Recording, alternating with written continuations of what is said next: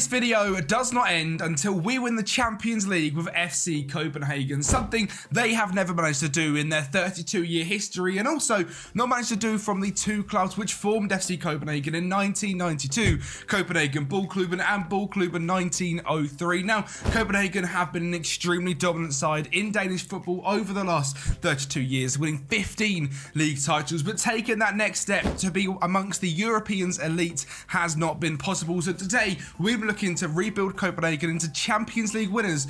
Not only doing that, we're also using the Moneyball method as well, signing players for cheap that have been smashing it in lower down divisions and seeing if we can make a super team here at Copenhagen. It's going to be difficult, but let's get into it. The squad here at Copenhagen is very, very strong. It is no surprise that we are the best team in the league. And we're looking at the profile. We've won it for the last 2 seasons in a row.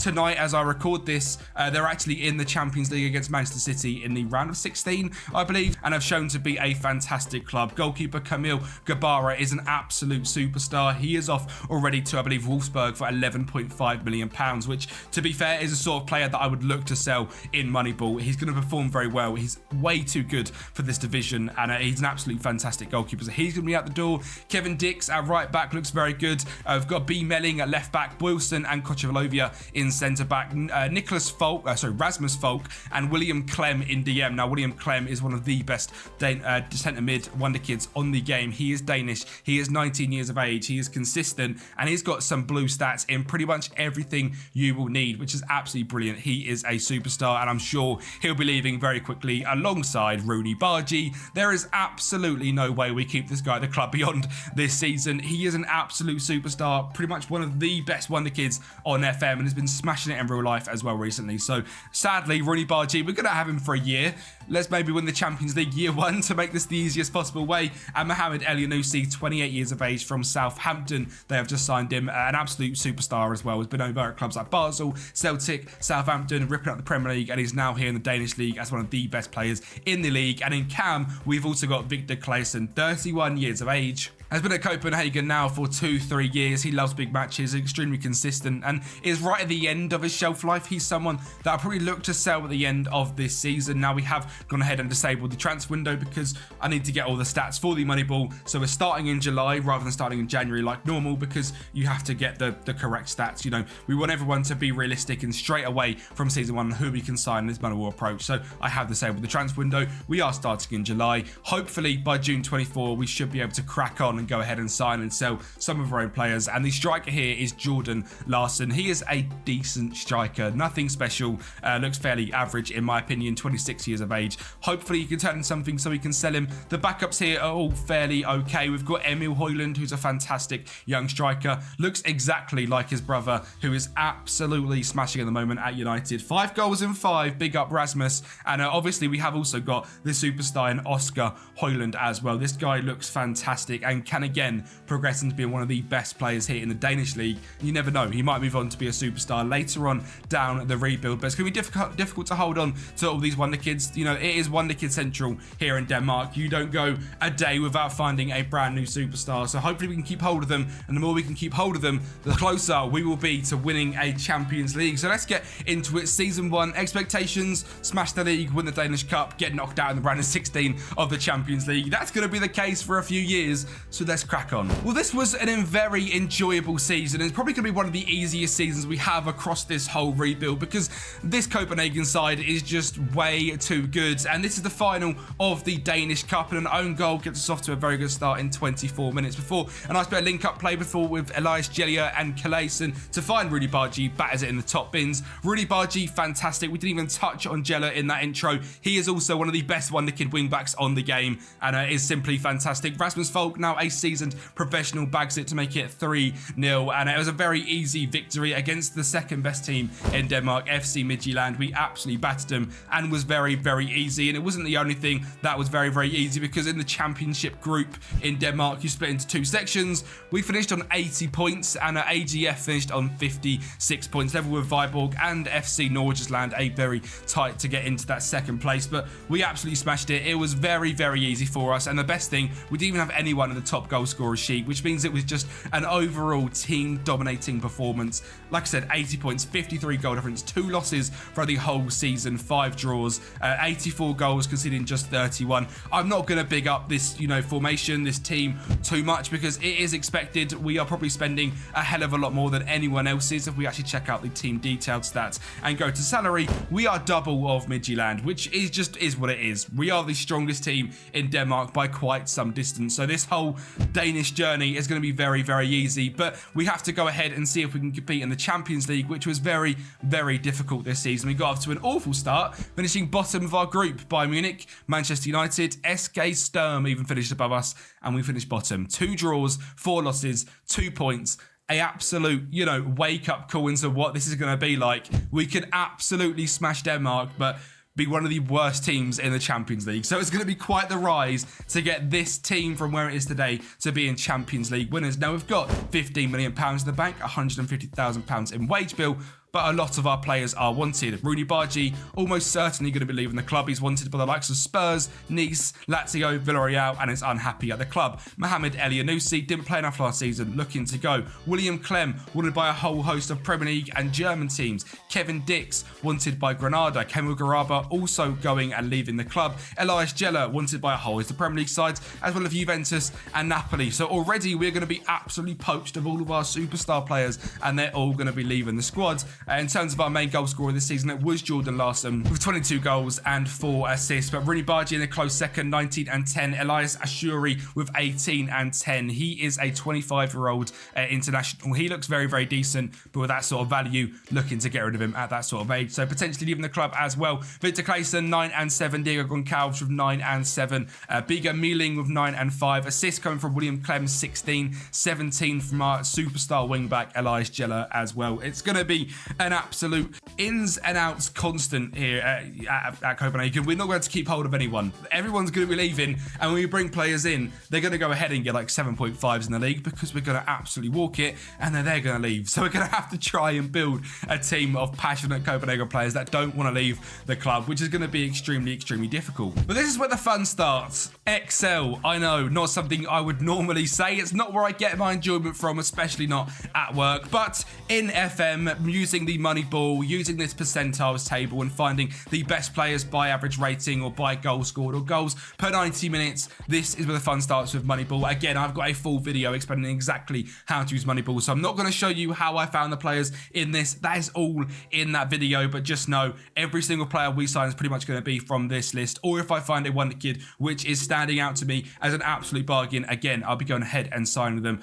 Again, most likely to be sold for lots and lots of money. But let's get right into it. Moneyball trying transfer windows for season 1. Well, it's taken me all the way to the 11th of August to get this all done, and the Danish league kicks off in the middle of July. So we've already had 3 games into the season, a 5-2 victory, a 3-0 victory, and a 1-1 draw. But the transfers we have made have been incredibly, incredibly difficult, and that's because a lot of our superstars have left. We all knew that Kamil Grabara was leaving the club to head off to Wolfsburg for 11.5 million. And we all had a big old feeling that superstar Rooney Bargi would also be leaving. He's gone over to Wolves in the Premier League, where hopefully he absolutely smashes it. I might try and check on him in 5 years' time and see how good he's got, because he is a superstar. And our other absolute superstar in William Clem has left the club to go to Mallorca, which is a very weird and annoying move. I'd have liked him to go much higher than this, but he wanted to leave the club. He refused to stay at the club, and he's gone for like £4.5 million.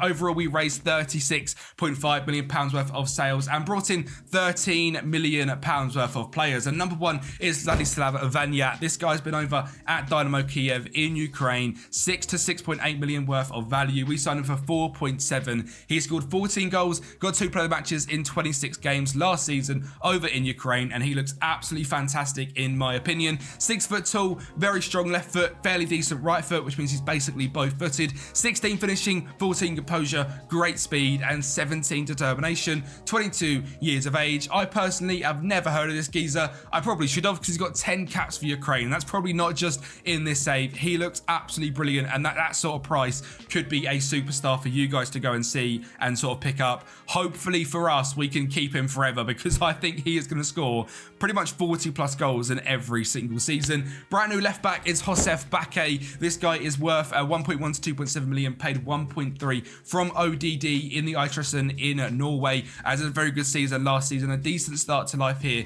over at Kobenhavn as well. As a 3-star player, 3-star potential, but was playing very well, needed a backup left back. He's consistent, he likes big matches, he's quite good at crossing and dribbling and can tackle as well. So as an attacking left back, that's pretty much what I need from you, Joseph. Please be a superstar. Our second signing from Ukraine, from Dynamo Kiev, is Maximin Diachuk. This guy is not a Ukrainian international, but is very aggressive, is very brave, has the holy trinity of defending, of 15 marking, 14 heading and 13 tackling, and very, very good in terms of his physical attributes. Signed for £3.5 million, dropped to 7.13 last season. Hopefully Diachuk can be a superstar for us in years to come. Probably just a backup for now, let's be honest, but someone that is going to come into the team and be a starter is Frank Canute. This guy looks absolutely brilliant. He's had 2 caps for Senegal. He is 25 years of age. We signed him from Partizan for 425,000, where he played 30 games, got 12 assists and dropped to 7.24 last season. You can see he's not up to the fantastic start here at Kopenhagen, but hopefully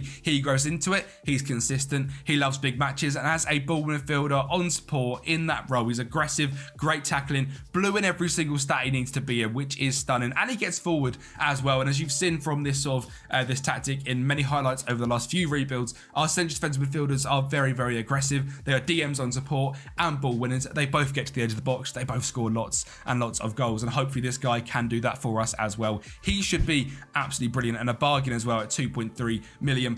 Sebastian Hulsner is our next signing, a backup centre-back signed for 1.2 million. Very good over at IFK Gothenburg last season. They signed him from AGF in Denmark for just 350k, had 2 very good seasons and quadrupled their money.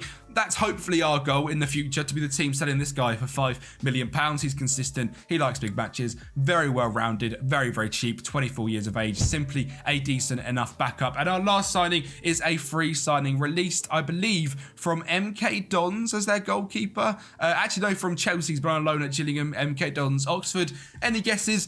Probably not. It's Jamie Cumming. This guy is 24 years of age. He's a 2.5-star goalkeeper and our replacement for Kamil Grabara. Now, his stats last season, albeit down in League One, were absolutely brilliant. 39 goals conceded in 45, just below the 7 average rating, but a very, very good performer nonetheless. 16 natural fitness, 16 reflexes, just 24 years of age, loves big matches, consistent. I think that's an absolute bargain. And certainly given the fact we sold Kabara for 11.5 million, he's going to come in and be our starting goalkeeper with Kevin Dix at right back, Diachuk, Vavro, Mealing at the back 4, Falk and Kanuate as our backup DMs, Ashari, Jordan Larson, Diego Goncalves and Vladislav Vaniat up front. We have managed to keep hold of Elias Jella, so to be honest, he's going to start 99% of the games at right back. You can see he's not wanted, and I'm not going to absolutely push him out the door. If we're going to sell him, I want 10 plus million for him, so he is staying at the club for this season.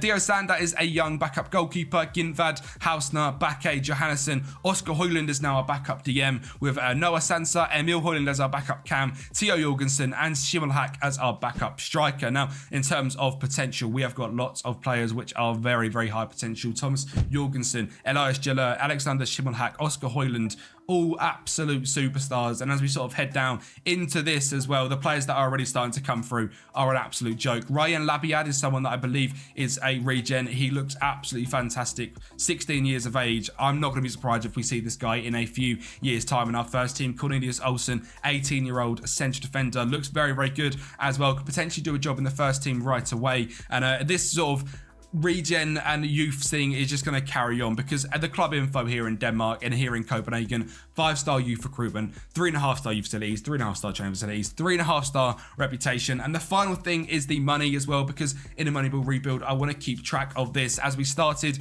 we were around £44 million.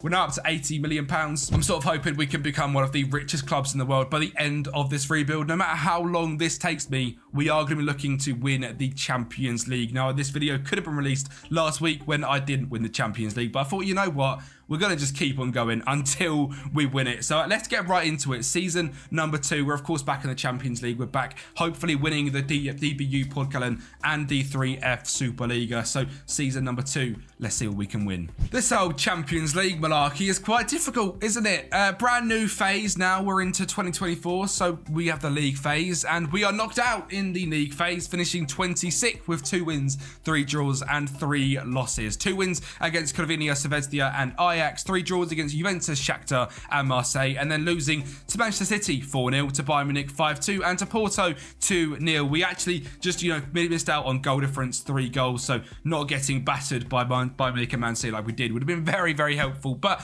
sadly, we are out of the Champions League again in the league phase. Like I said, this isn't going to be an easy task, and just going ahead and winning the Champions League is not going to be something we do lightly. Winning the DBU Podkallen and the league is going to be very, very easy. 6-3 victory in the final against FC Midtjylland again. A Jordan Larson hat-trick, Elias Scheller goal, Rasmus Falk goal, and Diego Goncalves goal. Midtjylland were decent, but nowhere near good enough. And in the league, they weren't even the second best team. Of course, we absolutely smashed it. 71 points this season. Quite a drop-off from last year, but with a lot of players going like Rooney Barge, etc., it's to be expected. Brøndby, the second best team, Midtjylland in 3rd, and Nordsjælland in 4th. Now, Diego Goncalves this season was an absolute superstar. They signed him just a few years back from SL Benfica for £2.6 million, and this season he dropped 23 goals in 26 games with 7 assists for 7.51 average rating off that left-hand side.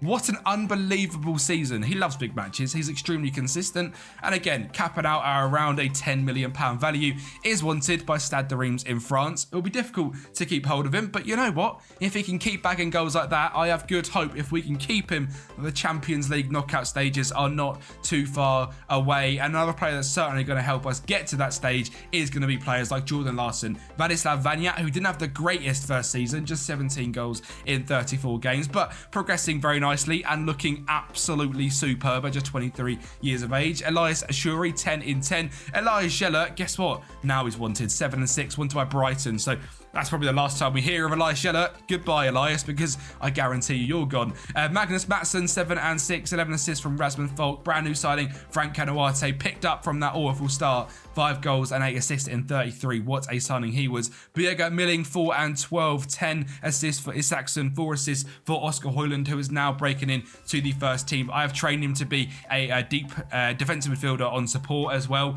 He can't play that before this, so we have trained him to play in that position, because realistically in this 4-2-3-1, he's not quite good enough to be our attacking midfielder on attack, but as a defensive mid on support, he has got some very, very good stats, and I think he can grow into this role very, very well. Just 20 years of age. He is wanted by the likes of Strasbourg and Brest, but hopefully we can keep hold of him. And where's his brother, Mr. Emil? He started just 1 game this season, wasn't very good, to be honest. Might go out on loan, might end up being sold. Certainly doesn't have the potential of either Oscar or Rasmus, because they are both absolutely fantastic. Sadly, Emil isn't quite going to reach that level, it looks like, here on FM, but you never know. One day we could have a front three of Oscar Højlund, Emil Højlund, and Rasmus Højlund all at United. Wouldn't that be good fun? Transfer budget, we're never going to spend it. £35 million. Again, £300,000 in wage budget. Finances are up to £93 million. I'm not going to show you the finances every single year or the transfer budget, because to be honest, we're never going to be spending the full budget. We have got way too much money for the sort of caliber of players we can bring in, and obviously with it being a money roll rebuild, we don't want to go out and spend 25-30 million pounds on a player, because simply here in Denmark their value caps out at around £12 million. I haven't really sold anyone so far for more than that, and even a player like Diego Goncalves, who has dropped that many goals in the league, his budget is 9.5 to 11.5, so there is definitely sort of a limit of how much you can sell players for. So let's get into it. Season 3. Well, as expected, Diego Goncalves has left the club. He has gone over to Al Riyadh to earn £35,000 a week. It's simply something we cannot compete with. He's now got a value of £29 million. We managed to sell him for just 7.25, which is so frustrating. But once this club like Al Riyadh come in for him and you say no, Players kick up an absolute stink. So goodbye, Diego Goncalves. Thank you for a fantastic season last season, but hopefully, you know, we can recover from losing him. Backup right back Kevin Dix has left to go ahead and join Girona as well. He looked very, very good in the last few years. He's been a backup to Liege, but selling him for £4.6 million at 28 years of age makes a good amount of sense. And our only other major signing is Hunor Nemeth. This guy is an 18-year-old Hungarian youngster, which we sold for £3.1 million, which, to be honest, to me, just doesn't look good enough to break through. And apparently he's got a value of 11 to 16 million pounds. He just doesn't look good enough in my opinion. He's extremely consistent, but we've got players like Oscar Højlund, which hopefully we can keep at the club for a long, long time. And I don't think Nemeth is going to break through past them ones. And just one final thing, speaking of the Højlunds, Emil Højlund has at the club. He's gone to Genoa in Italy, so hopefully you can follow the path of Rasmus and go ahead and smash it. Good luck, Emil. Elias Jalert has stayed at the club. Again, not enough bids to come in. We did go ahead and sign a superstar in Danilo Vega. He's got 2.5-star current ability, 3-star potential, because I was absolutely sure Jalert was going to be leaving the club. He dropped a 7.07 this season, a 7.05 in the season before, and is just a fantastic young right back for an absolute bargain from Rijeka over in Croatia. He is consistent. He is very, very quick. He's also 6 foot tall, big and strong, and very, very good defensively. And very good on his right foot as well. Plays 1-2s, moves the ball to his right foot before attempting to dribble. I like him a hell of a lot, and he gets down the wing. And just £2.5 million was the most expensive signing. There's only two more, £1.8 million and £1.6 million.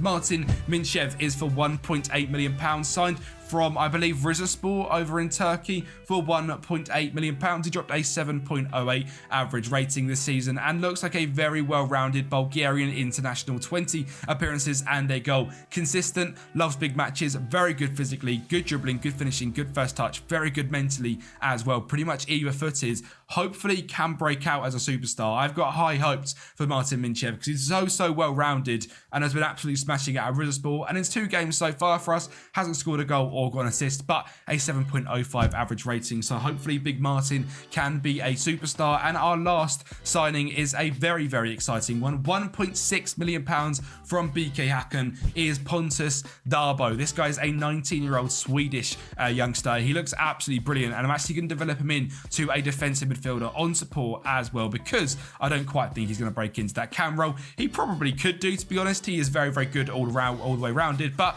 we have got him trading this DM role, so he is more versatile. He can play very well in centre mid, and as a DM on support, like I've said, our defensive midfielders are extremely attacking, so he will certainly be very good there. He's consistent, 5-star potential, £1.6 million is an absolute bargain. Dropped 7.0s and above in the last 3 seasons, being a 17-year-old, 18, and now a 19-year-old. Incredible start to his career. Hopefully, you know, Champions League lights is where Pontus Darbo becomes into his absolute realm. Our best team is looking like so. Jamie Cumming in goal. Elias Jalert now as a 4.5-star player at right back. He is still wanted the likes of Brentford, Leeds, Inter, and Leipzig, but he's unhappy because he no longer feels wanted at the club, because I keep offering him out, because I can't be keeping a player like him at the club, but he never accepts any contracts. He just loves it here at Copenhagen. So we're going to keep offering him out and see if he goes, but I'll be honest, it's now the 3rd of August. He's not going to be going anywhere. Dennis Vavro and Sebastian Hulsner are now our 2 starting centre-backs. Hulsner, who we signed in Season 1. Birka Milling as our left-back. Kanatoe as our DM, next to Oscar Højlund, who is now our best DM at the club. Larson at right wing. Pontus Darbo in cam, Elias Ashuri at left wing, and Vladislav Mania up top. A very exciting Season 3 coming right up. Probably a Danish league and a Danish Cup to go ahead and win again.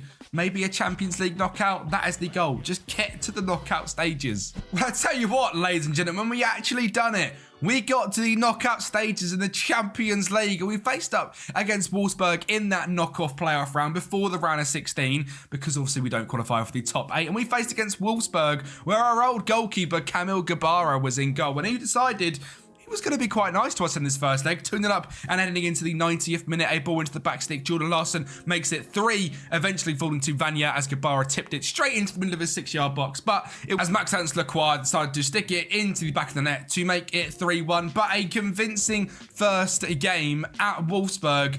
We might not only get to the knockout playoff round, we might win it. And of course, we've all seen how good that Danish crowd can be, and we take it back to our home stadium, and a goal from me kneeling in 31 minutes. Gets us off to a fantastic start for Jordan Larsson. Knocks it back to Pontus Darboe, back into Jordan Larsson, drives into the box, blasts it in to Vladislav Vaniat, who makes it 2-0. 2 red cards in this game, 1 for each team. 2 injuries in the 88th minute in this game, but only one team is going to go ahead and qualify for the round of 16 of the Champions League. I'm absolutely buzzing. We have not got knocked down the league phase, and we've also completed a goal of winning a game in the knockout playoff rounds, and we are into the round of 16. And what better place to go than go ahead and face up against the best team in the world, Real Madrid. Where of course they come to our stadium and get off to a fantastic start with Antonio Rudiger poking them a goal ahead. We get a red card, but that doesn't faze us as Pontus Darboe knocks it home to make it 1-0. An absolute limbs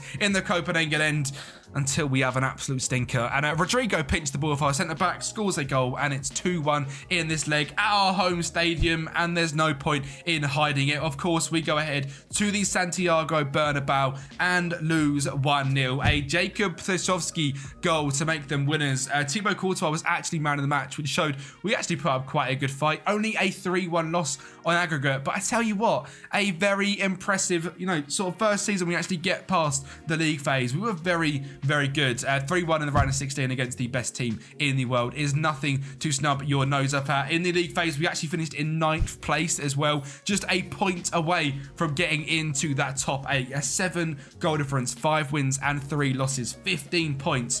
We're getting there, ladies and gentlemen. We are getting there. We are building a superstar team here at Copenhagen. And of course, we go ahead and win the 3F Superliga again. Looking at the championship group, back to 80 points, which is beautiful. 2 losses, 5 draws, 25 wins. It is 5 titles in a row for FC Copenhagen. Hopefully, we can keep adding to that ridiculous streak. One thing we're not going to be doing is adding to our Polken streak. We actually lost in the 4th round of this one to Odell Bense in the penalties, which is very annoying. FC Nordjylland went ahead and won it, and we broke our streak of 3 in a row, but we have to give someone else a trophy. So FC Nordjylland, so you're not absolutely starved of trophies, there you go. So a really good season, to be honest. We won the league, we got to round 16 of the Champions League and done very well there. Vladislav Vaniat had an absolute breakout year, 41 starts, 30 goals and 3 assists. He is superb, and my favourite thing, he's not wanted either. So hopefully we can just keep him in the club for absolutely ages and he can be a superstar. Jordan Larsson, 19 goals and 10 assists, has been very well rounded and very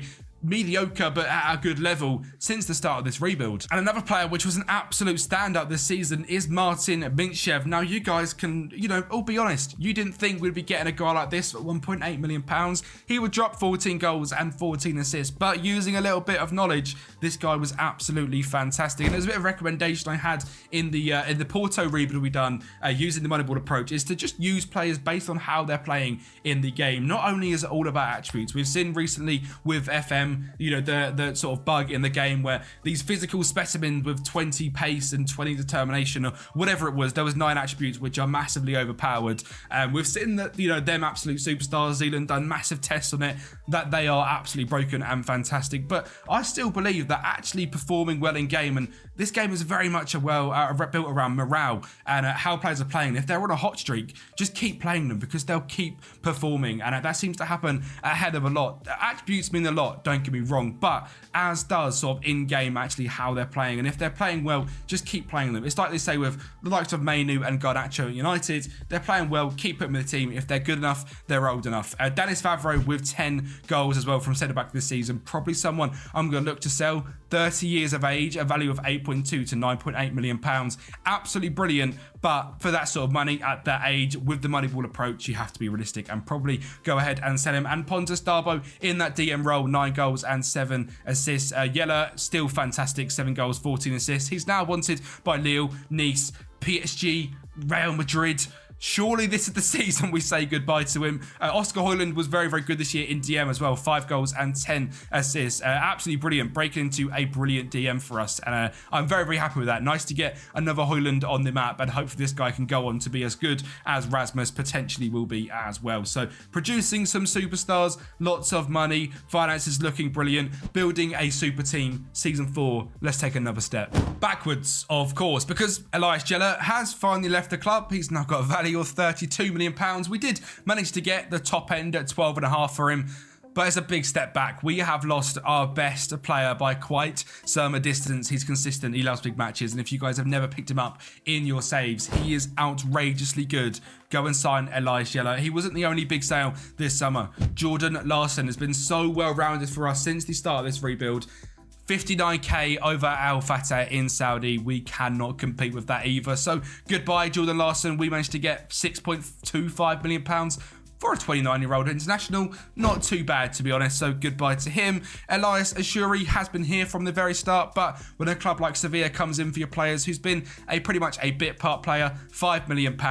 Goodbye, Mr. Ashuri. Thank you for your services. And another big sale is Baja Milling. This guy's now 31 years of age. Has gone to Al Qasida. Guess where? In Saudi Arabia. £2.1 million, earning £76,000 a week. We just simply can't compete with this Saudi money. So goodbye, Baja Milling. And it made this sort of summer window very, very difficult to go ahead and bring in some players, which were going to be of the quality of the likes of Larson and Gillett. Our number one signing is Fredrik Adrar. This guy has been signed from Stormskrat over in Norway. £1.1 million. Dropped to 7.2 last season, as well as a 7.34 in the season before that at 18 and 19 years of age. I've got no idea what we can turn this guy into. He's very good off the left or in cam, but doesn't quite have the finishing. He's also got a weak right foot, so as an inside forward, he's not going to be the greatest, but for the value he is at, I think a player like this, I had to go ahead and sign. He's extremely consistent, quite a cheap value, but the signing we made of £1.1 million was also very, very cheap. And I'm excited to see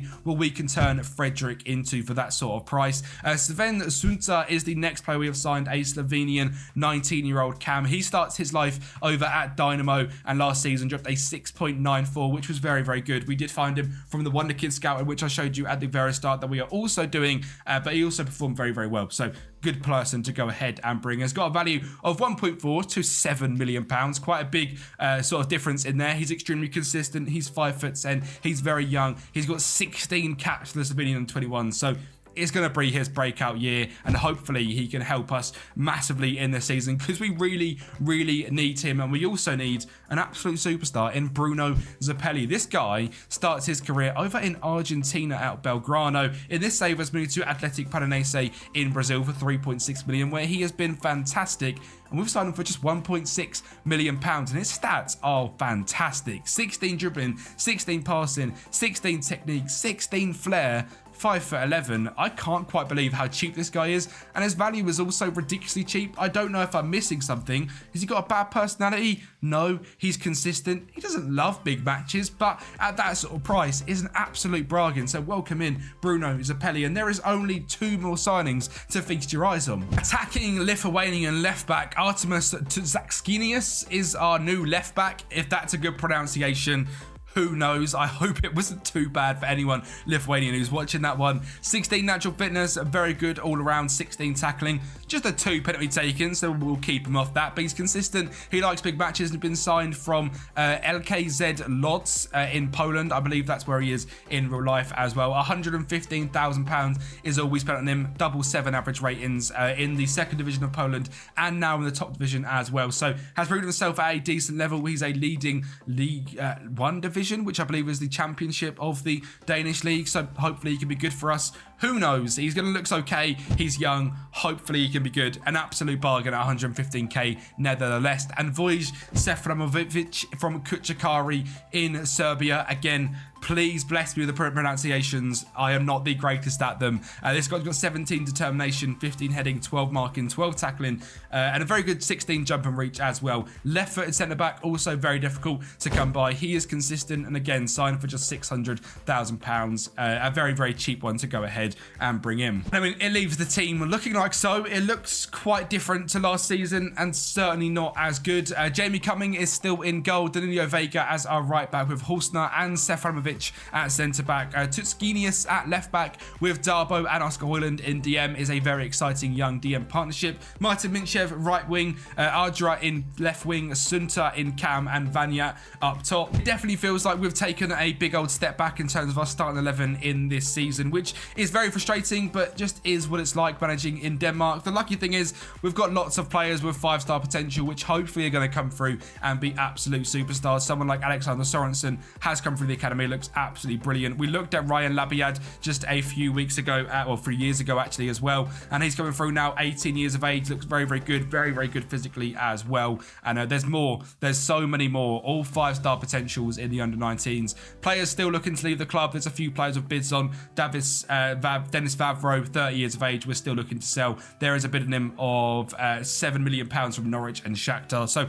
hopefully some more money coming in, but this is going to be a bigger test this season. Are we even going to win the Danish league? I'm actually not confident. Well, maybe I should have been more confident in my team, because we've finished 5th in the Champions League phase with 8 games, 6 wins against the likes of Borussia Dortmund 4-1, Ajax 7-1, Dynamo 3-1, Besiktas 2-0, Feyenoord 4-1, and Shakhtar 2-0. What a performance in the Champions League. In just 2 losses, a 1-0 loss to Bayern Munich, and away against Benfica, a 5-2 battering. But that means we don't have to faff about in the knockout playoff round. We go straight in to the round of 16 when we faced up against Athletic Bilbao, who, by the way, massive respect to them to get into this level as well, because we all know they're from the Basque region. They can only sign players from that region, which means, you know, their own personal rebuild is very, very difficult, but they are hopefully not going to stand in our way. Now, the first leg against them got off to a 2-0 loss, and we took it back to our stadium, where Pontus Darbo got us off to a fantastic start in just a minute, and just a minute later, being 3 minutes on the clock, Danilo Vega, an absolute mazy run, gets us to level peggings, 2-2 at this stage. Joseph Bakke finds it into Sven Sunter, back to Joseph Bakke, to Martin Minchev, who gets a ball into Sven Sunter, who was an unbelievable signing to make it 3-2 on aggregate. Pontus Darbo finds Danilo down the right-hand side. He's going to go ahead and whip it in to Sven Sunter to make it 4-2 on aggregate. We are absolutely smashing it, but Athletic Bilbao were not done that. A misplaced pass. Alex Berenguer smashing it into the back of the net to make it 4-3. Oscar Højlund down the left-hand side finds Joseph Bakke back into Frank Canoate, and he batters it home for 5-3. And in the 89th minute, Athletic Bilbao make it a close affair. Just a goal difference as Yare finds Ase Velabra. But guess what? It wasn't enough, and we are through the round of 16 again. A 5-2 victory against Athletic Bilbao, meaning we're into the quarter-finals of the Champions League in Season 4.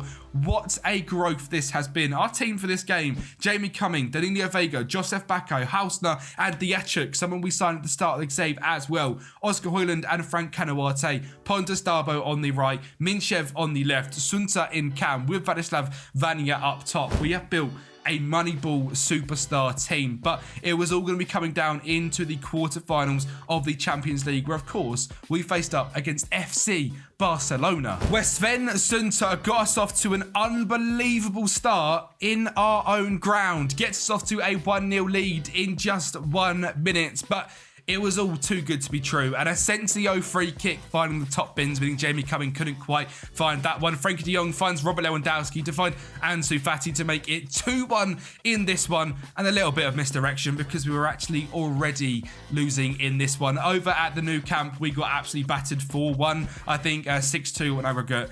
A little bit disappointing, but the quarterfinals of the Champions League is very, very impressive. And we also went ahead and went back into our favourite competition, the DBU Pokalen, and went ahead and got back our trophy, a 4-1 victory against AJF. We smashed the Champions League. We get back our Pokalen, a fantastic victory, a brace from Oscar Højlund, Danilo Vega in the goal, and that man Sven Sunter again with the goal to make it 4-1. And of course, if we're going to go ahead and do that one in the Champions League and win the cup, we're going to go ahead and win our league as well, which is wonderful to see. 69 points, again, much closer, but keeping up our streak of trophies, 6 in a row. I am absolutely buzzing. We have gone ahead and actually got to the quarterfinals of the Champions League with FC Kobenhavn. I can't quite believe it. There is still quite some way to go. 6-2 on aggregate to Barcelona is a big old defeat, but we are showing ourselves to be one of the better teams in Europe now. We're getting there. We're building a superstar team using this Moneyball approach, and I have to just show you,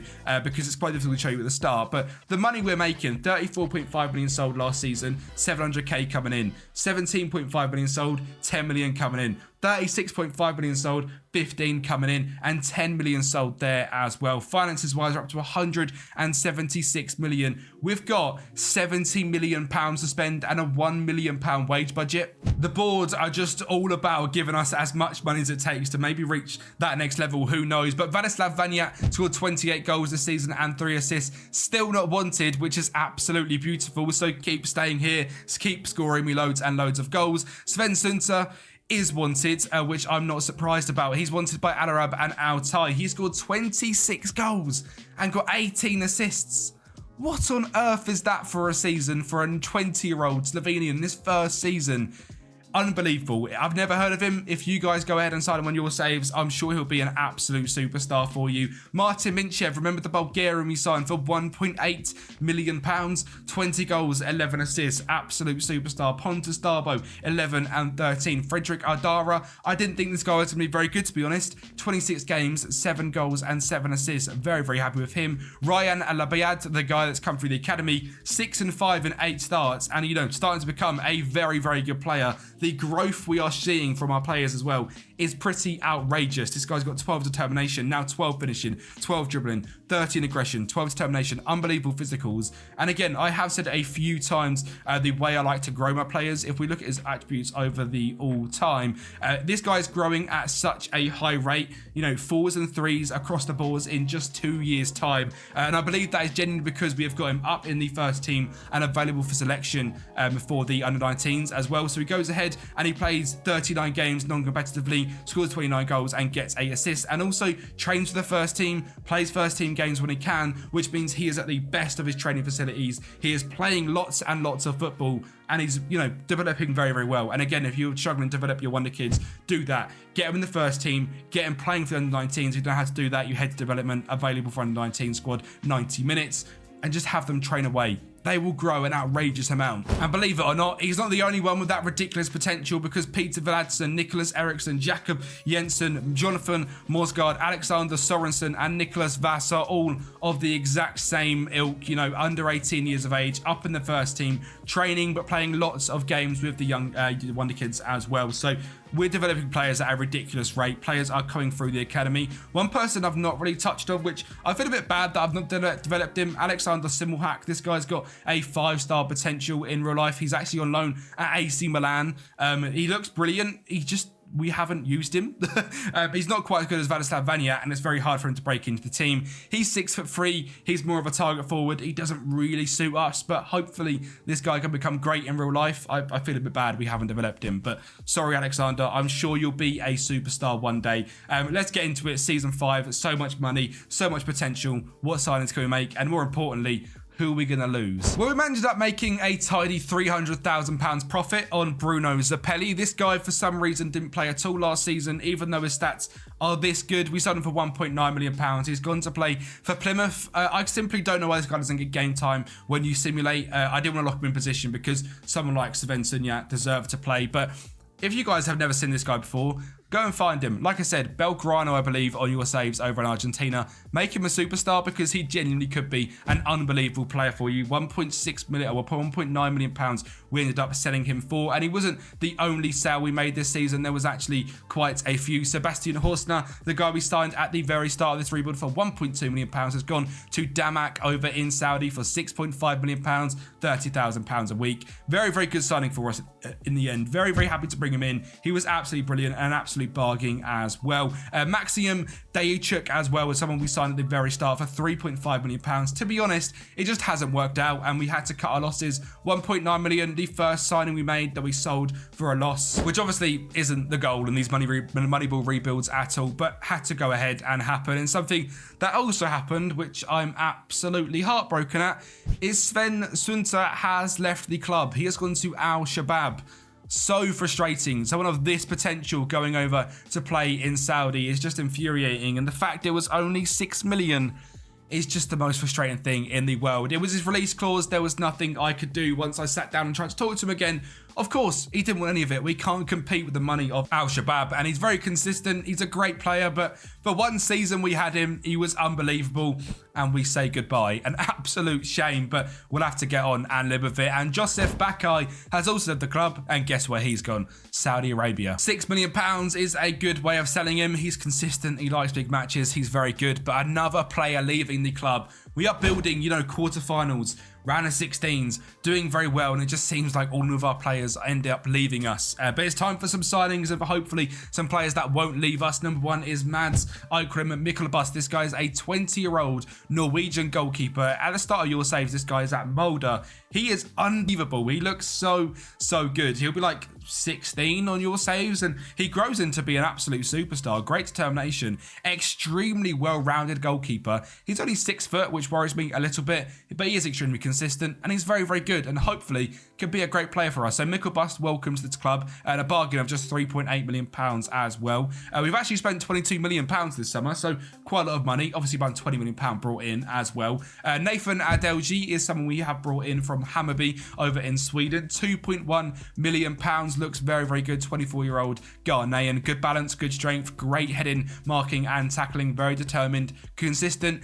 Hates big matches, but hopefully will be good for us. And he's not the only centre-back we went ahead and signed, of course. So we've gone in and brought in Vieri. He is a Brazilian youngster, just 22 years of age, signed from Gramao from the Brasileiro SI in the top division of Brazil. Very good, very well-rounded, left-footed again, which I do like indeed. Was actually quite expensive at £7 million, but I think he can grow into being an absolute superstar, and capped at under 23s for Brazil, so he must be quite good. And speaking of quite good is Daniel Sand. This guy looks absolutely outrageous. 16 finishing, 15 composure, 20 jumping reach and 13 heading at 6'3". I just couldn't not sign him. He's 5.25 million from AGF in Denmark. If we didn't sign him, he was going to become a thorn in our side. He's had 2 ridiculous seasons already, scoring 16 goals and 14 goals here in Denmark. He is just absolutely outrageous. And to be honest, I don't know what's going to happen to Vladislav Vaniat, but this guy is a superstar. I'll show you the team with preliminary lined up in, but Daniel Sand is going to have to play. £12 million value, outrageous striker. Hopefully can take us to the next level, as can hopefully Julian Aoude. This guy's an Argentinian left back that can hopefully replace Josef Bakai. This guy starts at LA Galaxy in your saves. Very good young left back. He went to Portland in this save, and we just signed him, and in 2 games so far, he's got a goal, he's got an assist and a 7.75. So far looks like a very successful signing. He's consistent, he absolutely loves big matches, and is just 24 years of age, so still got that resale value which we love to have. But it seems to me like Swedish wonder kids are the way to go. So Isak Vural from Hammarby yet again has come in to the team. This guy starts actually at Fenerbahce, I believe, and he's moved to Hammarby in this save. £1.7 million that we spent on him, and my god does he look good. Again, very well rounded. Just an outrageous player in every single ability he's got. A replacement for Sven Sunjat. He probably won't be as good, but hopefully he can be something like him. Very cheap, 3.1 to 4.6 million pound value. Hopefully doesn't get poached in season 1 like Sven Sunjat as well. I've been scarred. I just hope we can keep hold of him. And my last signing is a regen, signed from Radniki in Serbia, is Nikola Petrovic. This guy again looks very good. 17 determination, 16 flair and 16 leadership, 14 dribbling, very good physical, 6'4", an absolute specimen. He just isn't very consistent at all, but should be very good for us. Dropped a 7.24 with 14 assists just a season ago, and hopefully can be a superstar for us. It started very well for us, an assist in a game, 7.7 average rating, so hopefully he can be brilliant, and it leaves our team looking like so. Mikkelbust in goal, Danilo Vega, Julian Aoude, Vieri and Adelj as the back 4, but this is where it starts to change a little bit. We've got the same 2 DMs of Holland and Darbo, but the front 4 is now Minshev on the right, Isak Vural in cam. Vaniat has been unbelievable up front, but we're now going to move him to left wing so Daniel Sand can come in and be our superstar striker.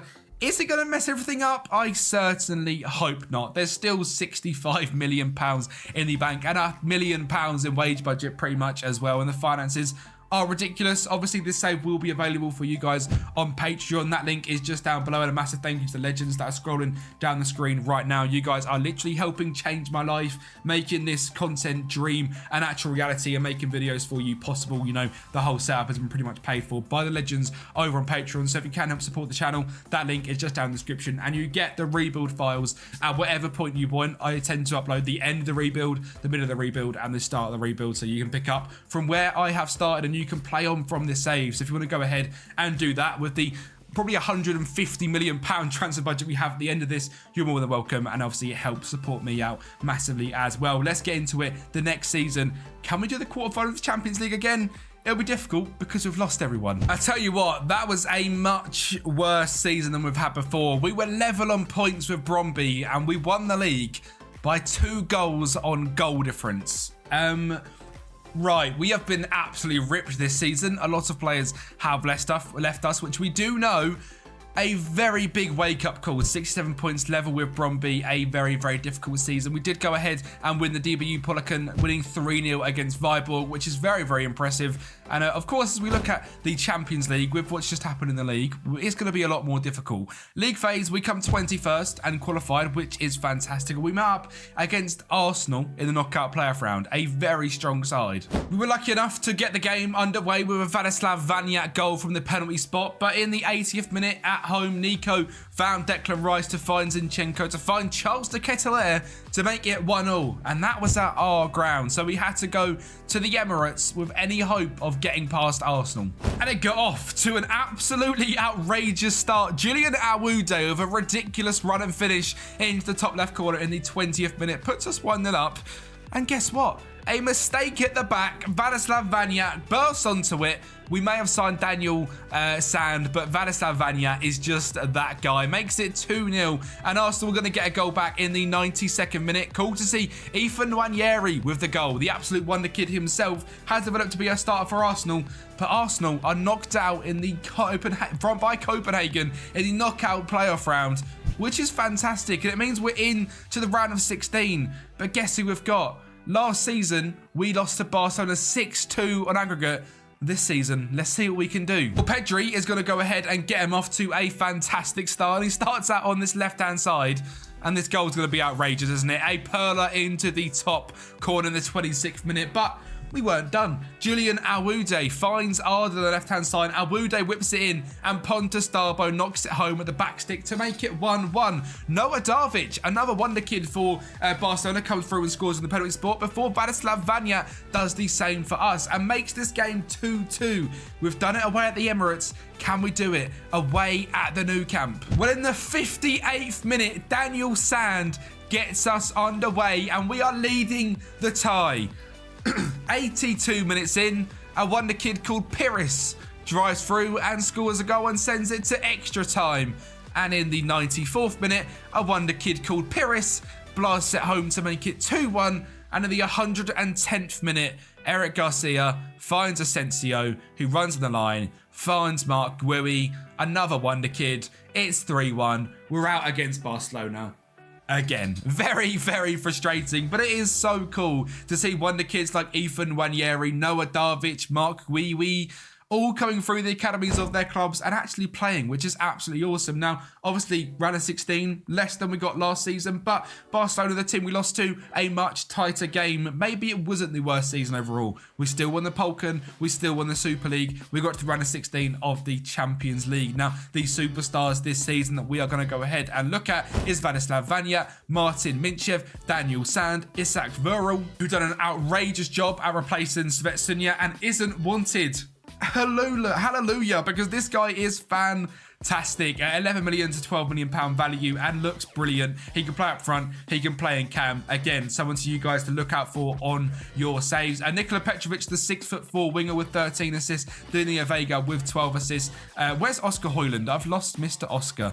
He's down here, 8 starts, 23 off the bench, has sort of fizzled into a bit of a backup for us, but £9 million value, might end up leaving the club. He's played 96 games for Copenhagen. I think you'd take that if you offered them that in real life right now. Hopefully he can go on in real life and become a superstar. But the next season, let's take another step, shall we? Hopefully not backwards like the last couple. We've sold our first regen. Christopher Egg is someone that looks absolutely brilliant. We haven't really seen much of him here at Copenhagen. He's played 23 games, got a goal and assist last season, and Stade de Reims come in for £8 million, and it makes sense to say goodbye to someone that performed at an okay level. Could be a superstar, very good determination, passing, technique, bravery, natural fitness, but £8 million for someone which is probably going to be a backup for us. Yeah, we'll take that. Goodbye, Christopher. Thank you for the £8 million.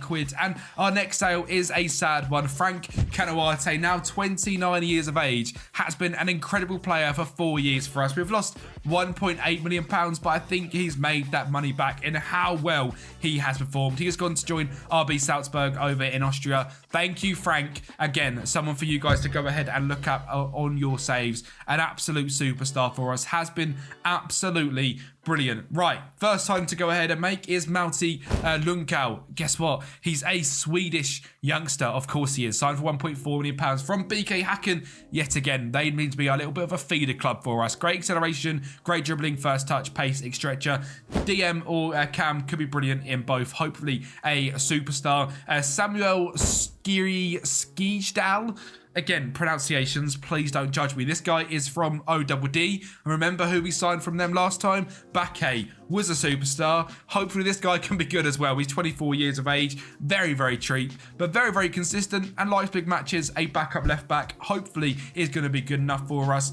Andre Santos from Chelsea is our next signing. What a signing this is. An absolute coup. And guess what? He was free. We found him because he just dropped a 7 average rating for Blackburn in the Championship and was interested in coming to Copenhagen. £22,000 a week. He loves big matches. He's consistent and a very, very good signing if you ask me. He's had a cap for Brazil and just looks absolutely brilliant. And for a free transfer, we will 100% take Justin Santos into the club. Justin Chi is our second Justin. Justin Santos? His name's Andre. Justin Chi is on my mind. Brand new centre-back, American, 9 caps for the USA. Looks absolutely brilliant. Very well rounded. Can play right back or centre-back. Is going to be a centre-back for us. A bit on the expensive side at £6 million, but with this well-rounded stats, being 6'1", very, very fast, right back, consistent, is expected to pay that sort of money. And we even went ahead and spent more than that on a brand new CDM or cam in Obed Vargas. This guy's come through the Seattle Sounders Academy, which is quite exciting.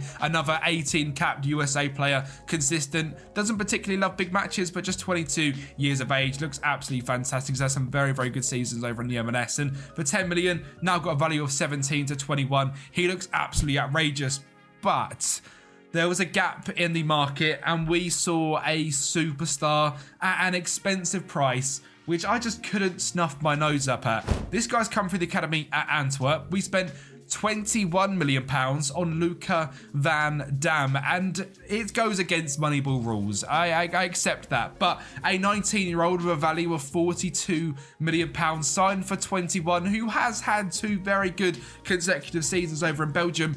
It's too much money to spend. I accept it. But when he's this good, with that good pace, either-footed, 15 dribbling, 17 bravery, 16 technique, 6'2", comes into now front three of Borislav Vanya, Daniel Sand, and Luca Van Dam. Very, very exciting, and our team is looking a hell of a lot stronger than it did at the start of last season. Mikkel Bust in goal, Danilo Vega, Justin Che, Adjerj, and Justin Awude as our back four. Darbo and Andre Santos in DM. Borislav Vanya, we're training to be a right winger. Varel in cam, Van Dam at left wing, and Daniel Sand in up top. The potential here at the squad, again, absolutely outrageous. It always will be. Full of 5-star players come through the academy, which are all absolutely ridiculous. And just to show you, the under-19s is the exact same. The B team is full of older players, which you can't really go ahead and sell, which is annoying me because they're not getting enough value.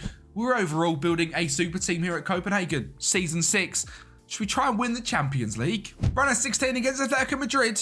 Yep, we smashed that too. And we got extremely nice in the quarterfinals as well, where we faced against Nice. Martin Minchev found Pontus Darbo to make it 1-0. And in the away leg, we're going to go ahead and grab a 2-0 lead. Minchev finding Awude at the back stick, who gets it in to our brand new superstar Van Dam. And away in France, a fantastic start. A 2-0 league.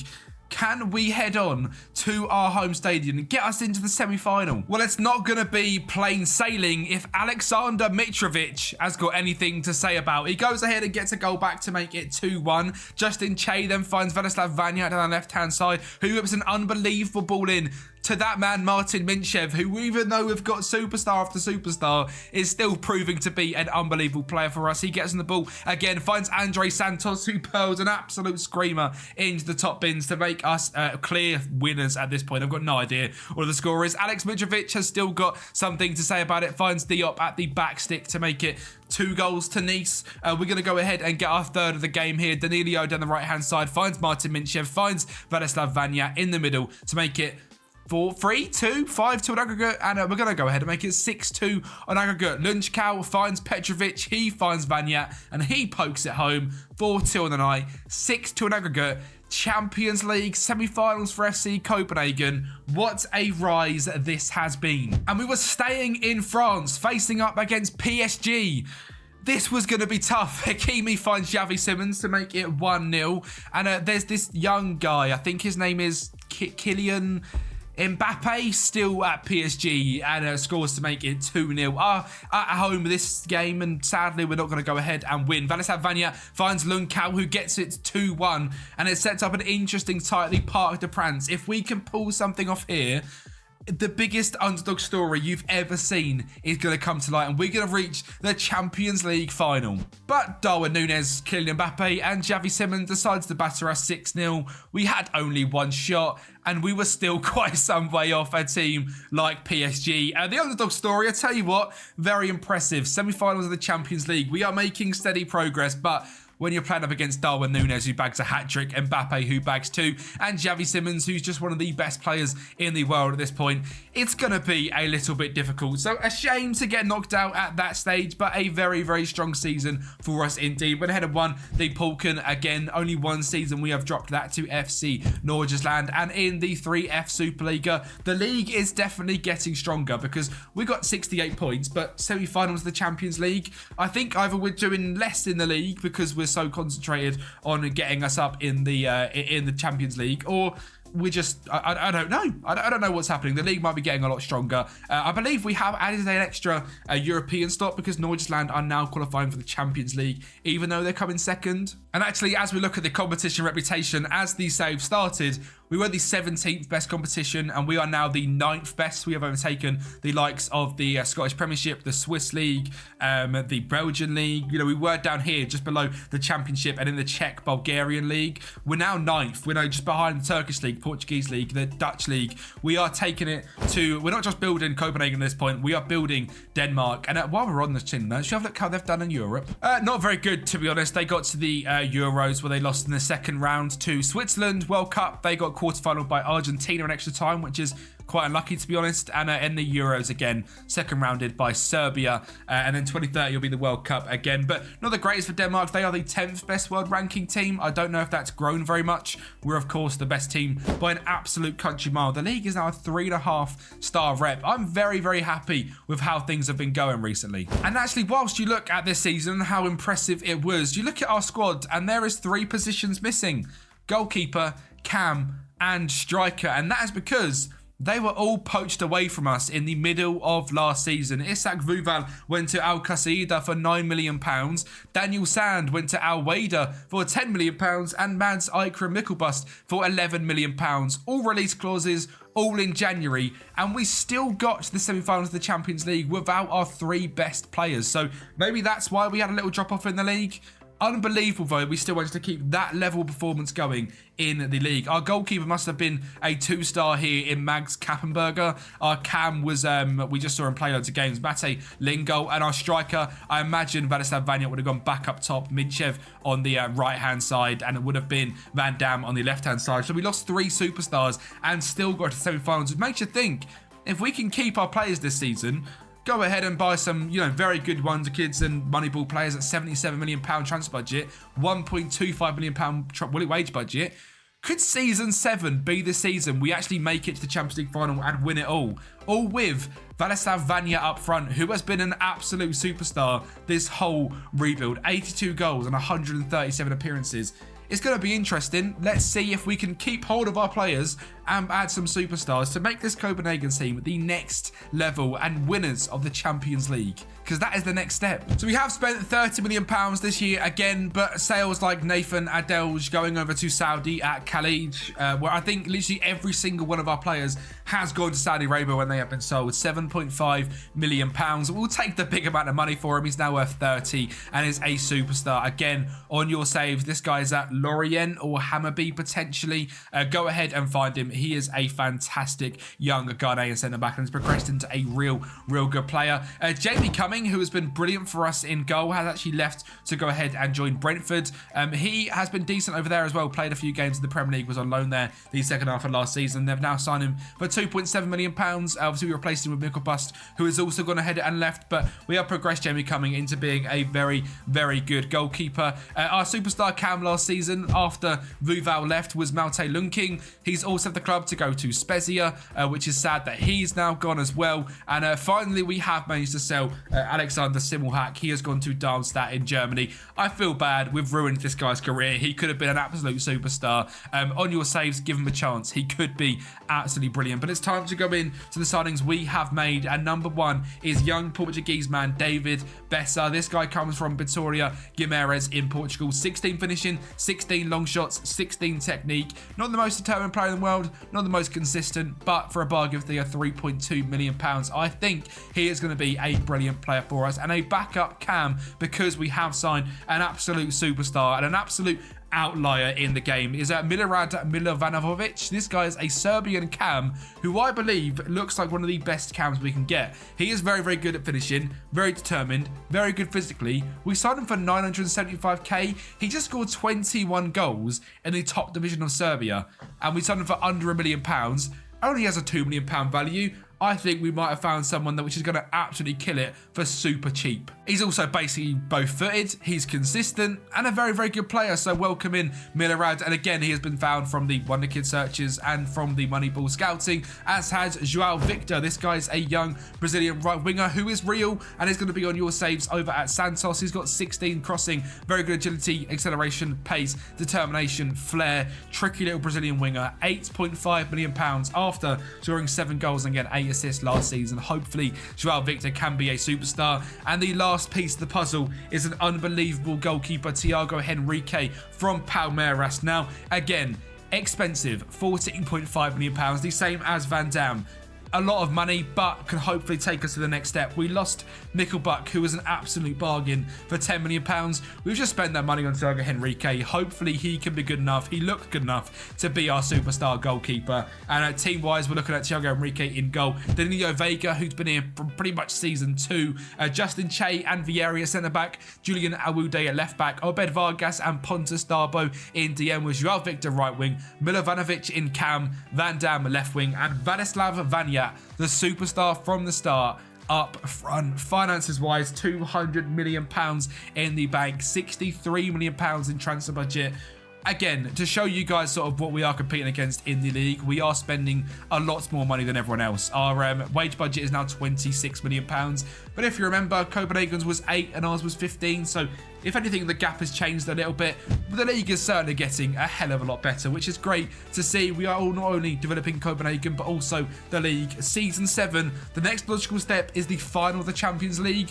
Let's see if we can do it. Well, the league phase didn't quite go as well as it did last season, and we end up in the knockout playoff round, where a 0-0 draw away against Atletico Madrid bring us here to Denmark, where Petrovic gets off to a great start for Nketiah, finds Buani down the left-hand side for Atletico Madrid, and he makes it 1-1, and the time is in the balance until that man Martin Minchev from the start has been a superstar for us, blasts it home, and Van Dam finds Justin Chade on the right-hand side. He gets down to the byline and he finds Martin Minchev again to make it 3-1, and we get past Atletico Madrid, and that man Martin, again being an absolute hero for us, sets up a round of 16 tie against a team we've not faced off as of yet, and that is the German giants FC Bayern Munich, where they're of course going to get off to a fantastic start. Kjaergaard down the left hand side gets it into Schmidt, who blasts it home to make it 1-0. But the Kopenhagen boys were not finished there. Kjærgaard finds Fatin Chani, and Eriksson intercepts that, finds Vladislav Vaniat, the guy from the start, to make it 1-1 in this tie. Justin Che finds David Besser, finds a great reverse ball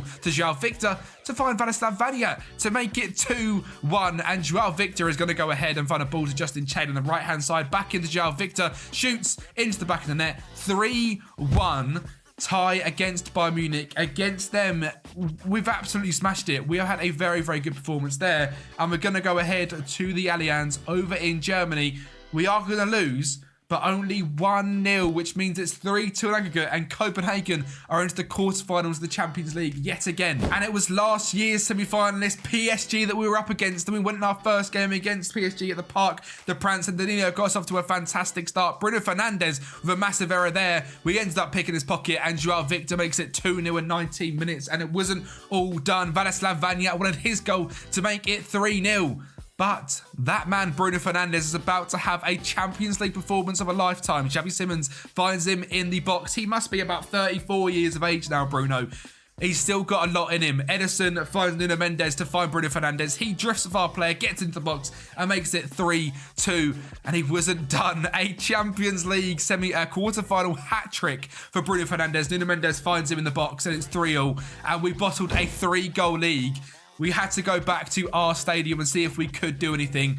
It was going to be hard because that was absolutely heartbreaking for us. To be 3-0 up and bottle it was extremely, extremely difficult. And it was made even harder by Ousmane Diomande getting PSG off to the perfect start with a backstick header. But they got way too confident, and Donnarumma decided to pass it straight to Vladislav Vaniat to put us 1-0 in this leg, but it wasn't done there. Kolo Muani goes ahead and makes it 2-1 in this leg. But again, there was a lot of fight left in us. 56th minute, a ball in. Danilo Vega heads it home, and the game went all the way to extra time, where Vargas on the ball finds Olsen, a regen to the left-hand side, to Petrovic, to Vladislav Vaniat of all people in the 108th minute, makes it 3-2, 6-5 on aggregate. We're into the semi-finals against Liverpool, where, believe it or not, we kick off at Anfield of all places, and we're going to have a performance like no other. João Victor makes it 1-0 in 12 minutes. Petrovic whips the ball into the back stick, and Vieri heads it home for 2-0. A cross from Danilo finds Petrovic the edge of the box. He finds Jensen to Vladislav Vaniat for 3-0. Liverpool are going to go ahead and get a goal back. Mark Gurhey finds João Neves to find Dominic Szoboszlai on the right-hand side to make it 3-1.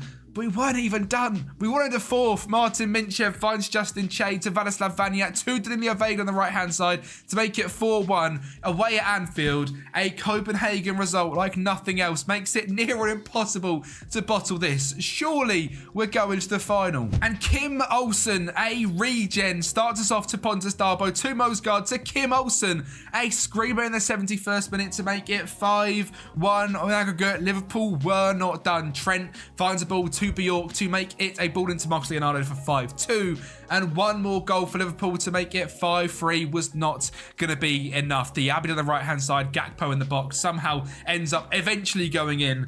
5-3, a Champions League final for Copenhagen. I can't believe we have built this team using the Moneyball approach, signing some of the kids into the stage where we are in a Champions League final. It is absolutely ridiculous. But guess who we're going to face up against? We lost once to them in the quarterfinals, once in the round of 16. It's that team, FC Barcelona. And we're going to get off to a great start in 15 minutes. Petrovic on the left-hand side is going to get into the box and finds Vladislav Vaniat for 1-0. He is my new absolute hero. Rafa Leao finds Vajlev to Farre, finds Pedri, who finds an unbelievable ball to his best mate Gavi, and he pokes it home for 1-1. Could we bounce back? Vladislav Vaniat can bounce back. He gets a brace in the Champions League final and a fantastic start for us, and Julian Awude on the left-hand side is on the ball, finds João Victor in the back stick for 3-1 to Copenhagen, and Barcelona had no response until the 90th minute, where Koundé finds Pablo Torre, back to Koundé, into Vazelj to make it 3-2. But it was too much, too little, too late. FC Copenhagen, Champions League winners, 7 seasons, and it's all down to this man, Vladislav Vaniat. What a player, what a signing. We've actually gone ahead and done it. We've won the Champions League with Copenhagen in 7 years. 44 goals in 48 games, this guy. I've never heard of him until this rebuild. best believe he is going to be one of my favourite players of all time on Football Manager, Vladislav Vanya. And to cap it off, of course, we went ahead and won the league again. That is 10 in a row now, I think, for Copenhagen. 9 in a row for Copenhagen. 66 points. Vanyat with 22 goals. Pontus Darbo, Liege Vega, and Joel Victor as the top average ratings. Unbelievable season. It would be wrong if we didn't go ahead and win the DVU Pokal in this one as well. A 3-all game against Brøndby. Went ahead and won it nevertheless. We dropped one trophy in this against Norges Land, which was very annoying in 25-26. But a ridiculous team we have built. We have won the Champions League. I actually can't believe it. Vanyat with 44 goals absolutely carried. Pontus Darbo 17 and 8. Luca Van Dam 16 and 10. Martin Minchev, I just kept signing players to make a better right winger. We could never find anyone better. This guy just kept performing, kept scoring, kept smashing it. Martin Minchev, what a player. 12 goals, 11 assists. Joel Victor, 11 goals, 25 assists. Also absolutely brilliant. Signed from, I believe, Santos in Brazil. He is real. Go ahead, find him and sign him. He's brilliant. Danilo Vega, so cheap at the start of this rebuild. Signed from Rekia. Has been fantastic for us. Replaced Elias Gela like it was nobody's business. A superstar Portuguese right back. Nikola Petrovic was a very good region. We signed Julian Awude, was the Argentinian left back. 7 goals, 11 assists. Absolutely brilliant. I can't believe we've done it. 7 seasons, the year's 2030. Copenhagen are Champions League winners. 7-time back-to-back Denmark League winners. And 6 trophies out of 7 in the Polycan. If you have enjoyed this Moneyball rebuild, go ahead and watch the Porto one down there. Thank you for watching, and I'll speak to you next time. Partizan Belgrade share their wonderful city with arch-rival Crvena Zvezda. The two stadiums sit just 400 metres apart, and it is known as one of the most violent football rivalries in footballing history. So today, we're going to be looking to do what Partizan Belgrade have never managed before, and what Crvena Zvezda have. They have won a Champions League trophy, while Partizan Belgrade have not. They both sit on 16 Super Leagues. So today, the goals of the rebuild for Partizan Belgrade is to overtake arch-rivals with the Serbian Super League and to win their very first Champions League, all while doing this using the Moneyball approach and using their fantastic Wonder Kid farm with their 5-star youth facilities. So welcome to rebuilding Partizan Belgrade. Now, there is some standout players already at Partizan Belgrade, but you can see the age profile of the squad as a whole is pretty much above 25, getting on towards the 30 mark, which when you look at the club info screen with that ridiculous 5-star youth recruitment, 4-star training facilities and 4-star youth facilities, we should be able to turn that around and blood in some fantastic wonder kids. And if you look at the under-19s, there's already some of them here. It is filled with 4.5-star and 5-star wonder kids, which throughout this rebuild you will see them blooded into the first team, because this rebuild of Moneyball is going to be unlike no other. In other rebuilds, we have often had a lot of money to go ahead and spend. We have built the finances up to a big amount, and the clubs already have sort of a European foundation, whereas with Partizan Belgrade, they do not at all. There is just £9 million in the bank. Their wage budget as a total is £69,000, which is less than what we spent over at Werder Bremen on most players. The transfer budget as you start is £0, and as we get through into the start of season number 2, because of course we're going to be making no signings in this first season as there is no data collected for the Moneyball. The Moneyball approach is going to be difficult. We do not get a lot of money here in Serbia, so it's going to be trying to find players that are ridiculously cheap, which are smashing it in their leagues, that are, number one, interested to come to Serbia as well. So that is going to be incredibly difficult. So the youth is going to be a key part of this rebuild. There is some superstars here, and some which always props up Moneyball rebuilds that I have never managed to get my hands on is Saldania. He is a Brazilian striker with fantastic finishing, composure and pace. We have Serbian centre-back Zvezda Markovic with great consistency and big matches, as well as the holy trinity of 14 heading, 14 marking and 13 tackling, as well as fantastic physical attributes. There is also a few star names in here that are a little bit older, just like central attack midfielder Gayas Zahid from Norway. This guy is a fantastic creative central attack midfielder, and as you can see from his stats, he is a leading Super League player in Serbia. And we're not even going to be a team that can compete in the Europa Conference League. We have got that this season, but it is going to be extremely difficult. And to show you guys the exact task we are starting, the Europa Conference League is going to be very hard to get out of. As you can see, we didn't even qualify for the group stage. We got knocked out by Luzern, which is incredibly embarrassing and makes it incredibly difficult. We can't even get past the group stage of the green competition. Now, we are going to be looking to add to them 16 Super Leagues, but you can see we have not won the league title since 2016-2017, and that's because our arch rivals Crvena Zvezda have had a nice time of it since then, winning every single league title, and last season and the season before that, Partizan didn't even make it into the top 2. So it's going to be quite the task to even get to the top of Serbia and then get into the European places. You can see from the thing here, you got 1 qualification for the Champions League, 1 for the Europa League, and 3 teams qualify into the knockout qualification or the playoff rounds to get into the UEFA Conference League. So hopefully we can make it into these top 2 spaces, get a spot in the Europa League or in the Champions League. If we win the league, that would be absolutely fantastic. Crvena Zvezda are massive favourites, 3-10 on. We are 4-1, but we are clearly the second best team in terms of the media. The rest are all 33-1 and under. And to show just how clear they are over double our salary per annum. They are spending 6.62 million, while we are spending just 2.7 million pounds in salary per annum. So let's get into season number 1. Well, the season started in emphatic fashion. A fantastic start to the season, going all the way unbeaten to the end of October, including a 4-2 victory over arch rival Crvena Zvezda, which I'm absolutely buzzing with goals from Sincija Sanchin, Zandar Savinia, Janko Jironovic, and Alexia Kelčić as well. We then moved on into the winter months, November and December, also keeping unbeaten, just a 1 loss to Radniki at the end of October, and we carried that unbeaten streak on until we got all the way down to the Super League final phase, where we lost 3-1 to Crvena Zvezda in the game that did matter, as you split off in Serbia from the league phase into the sort of split relegation and promotion league phases, as in the second half and the top half. You go into a big competition where you play against the best teams and the worst teams play against the worst teams. We lost our first game in that, but that was that. We won every single game past that, and we ended up being Super League champions on 97 points. A simply fantastic season. Crvena Zvezda finished a whole 12 points away from us, and we broke a 7-year title streak for Crvena Zvezda with Partizan. A fantastic first season in the Serbian league. And it wasn't just there as well, because we also were simply fantastic in the Serbian Cup. We managed to get off to a brilliant start in the final here with Saldania, that man himself, getting a goal early on. Nacho then found Filipovic, who gets a ball into Saldania again, and I have to say, this guy is way too good for the Serbian Super League. As mentioned, he always props up in my Moneyball rebuilds as scoring a ridiculous amount of goals. A screamer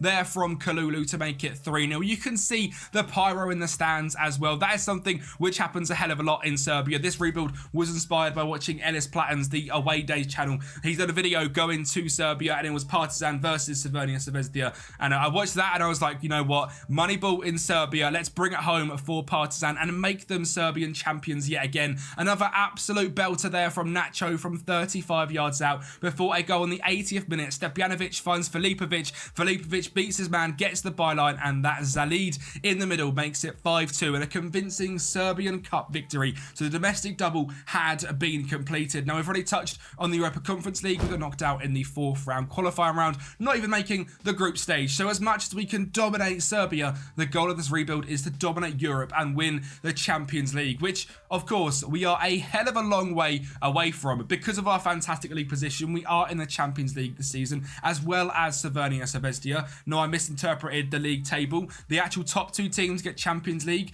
3rd and 4th have the Europa League, and 5th place get Europa Conference League as well, which is absolutely brilliant. The competition is currently sitting 12th in European League, so we're looking to hopefully try and make that climb up the table as well. But I am very happy with how season 1 has got on. Our star players this season, you will not be surprised to find out that Saldania was our top goal scorer, 28 goals and 2 assists. Simply fantastic. It is absolutely unbelievable. While Gaya Sahid got 18 and 8, Bibas Nacho playing in central defensive midfielder got 15 goals and 6 assists. He is on the older side of things, but is simply brilliant, as is Aldo Kalulu, 11 goals and 9 assists. 14 assists come from Alexander Filipovic as well, and 15 assists come from the left-hand side, Nikola Antic. So a brilliant season in terms of our players. But one thing that I am very worried about, is I have mentioned the finances before, is the money we've got. £483 to spend in wage budget and £690,000 in transfer budget. So finding players players which are willing to come to us at that stupid sort of value, and also having over a 7 average match rating and meeting the Moneyball requirements, is going to be difficult. And if I just show you the list of these players which are getting above a 7 average rating, there is not a single player here which we could be able to afford. Potentially Sarvisia from Hajduk. He's 27 years of age, so it would have to be on the lower side of that. There's players here like Michael Elise. Apparently he's interested in coming to Partizan. I'm sorry, Elise, you're worth 77 million. I couldn't bring you in if I wanted to. There is 502 players on this list. Hopefully we can sign a couple that come into this first team. As mentioned though, the Wonder Kids here at Partizan are going to be carrying us through. I have made a lot of them available for the under-19s and for Telepopic, who are like the second team here at Belgrade, so they can go ahead and get some game time while also training up in the first team. This is my biggest tip that I give you guys every single time I have loads of Wonder Kids. Bring them up to the first team so they can train in the better training facilities, and then get them playing in the under-19s and at Telepic or the second club, or if it's a B team, get them playing there so they get regular minutes. Like someone here like Dennis Tosic hasn't played a single game in the first team, but played a couple down in the under-19s. Someone like, I mean, if we go for someone maybe a little bit better, Eldin Bajramovic played 1 game in the Serbian Super League. He's 17 years of age. His stats are going up because he's training with the better players, but he played 29 games for the under-19 side, scoring 22 goals and getting 13 assists. So of course, he is now going to be up for first team contention because he's had a fantastic season, smashing it in the under-19. So that is my biggest advice when you have a whole host of Wonder Kids, is get them in the first team, get them playing regular minutes in the under-19s, but having them train with the better players. So let's get into it. A few players might be leaving. There is a few players that are wanted. Markovic is wanted. Slovenia is wanted. Saldania is wanted. Everyone else, not really got too much interest on them, which we'll take because we're looking to build a dynasty. So let's get into the summer signings for season 2. Well, I said it was going to be difficult, and we've only made 1 signing. That is Veldin Hodja. He is a 3.5-star current ability, 4.5-star potential ability, Croatian central defensive midfielder, and we spent quite a lot of money on him. £1.9 million, potential up to 2.3. He had a 7 average rating last season over at Rekia in Serbia, and a defensive midfielder was much needed to improve this team. We have also ended up selling a few star players like Aldo Kalulu for 2.5 million, Zander Savinia to Midtjylland for 2.1, Frank Canuarte has left to Westerlo for 1.2, Nathan Domina to Fortuna Sittard for 1.1, Alexander Kelcic for 425, and Alexa Jankovic for £275,000, as well as loaning out a whole host of players as well to go out and get some vital first team experience. The current squad is looking like so, with Jovanovic in goal, Filipovic, Markovic, Milicic and Antic as the back four, Hodza and Stepanovic in DM, with Mircetovic, Zardi, Tifrovanovic and Saldania up front. The backups are looking like Rajilaski, Roganovic, Nikola Simic, Petrovic, Simo Pavlov, Nacho, Dragovic, Jeremanovic, Aliohovic, Petrovic and Bazdar. Please do not slate the pronunciation. It is very difficult to pronounce all these names. I am not a very good pronouncer of names, as you guys let me know in the comments anyway.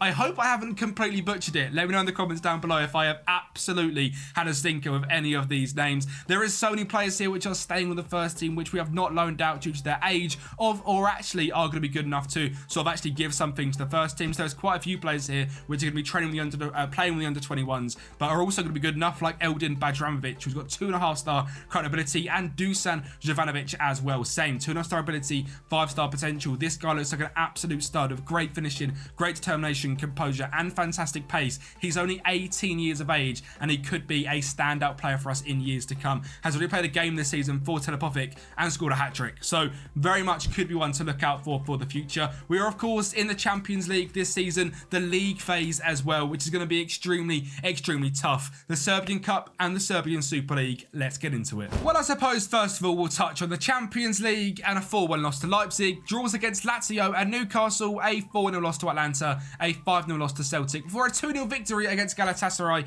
a 4-0 loss to Bayern Munich, and a 1-0 loss to Arsenal. Of course, meant we were knocked out of the league phase, finishing down in 29th position on 5 points with a negative 15 goal difference. we got absolutely battered. And this is just our first season in Champions League. We've got a long way to get into sort of the top 24, hopefully the top 8, and eventually Champions League winners. So make sure to grab some popcorn and strap yourselves in, because this is not going to be an easy rebuild. Let me know in the comments down below as well where you think we're going to be able to do this. Previous seasons, it took us 9 for Werder Bremen, 6 for Copenhagen, as a little bit of sort of, you know, a gist of where to put sort of the guesses. In between that, I would guess I would have been surprised if it's 7 or 8, because there is a fantastic youth facility here. It might even be sooner. The youth academy here is ridiculous. It just produces wonder kids like it's nobody's business. The semi-final of the Serbian Cup is where we got to this time, sadly losing out to Crvena Zvezda, who went on to win the whole thing, of course, beating Seljuk. Obviously a very good Serbian side, one that I personally don't know much about, but Crvena Zvezda are back to being champions of that. But it was certainly something we are looking to win in the rest of the seasons in this rebuild. We don't want Crvena Zvezda getting too many trophies. We need to be overtaking them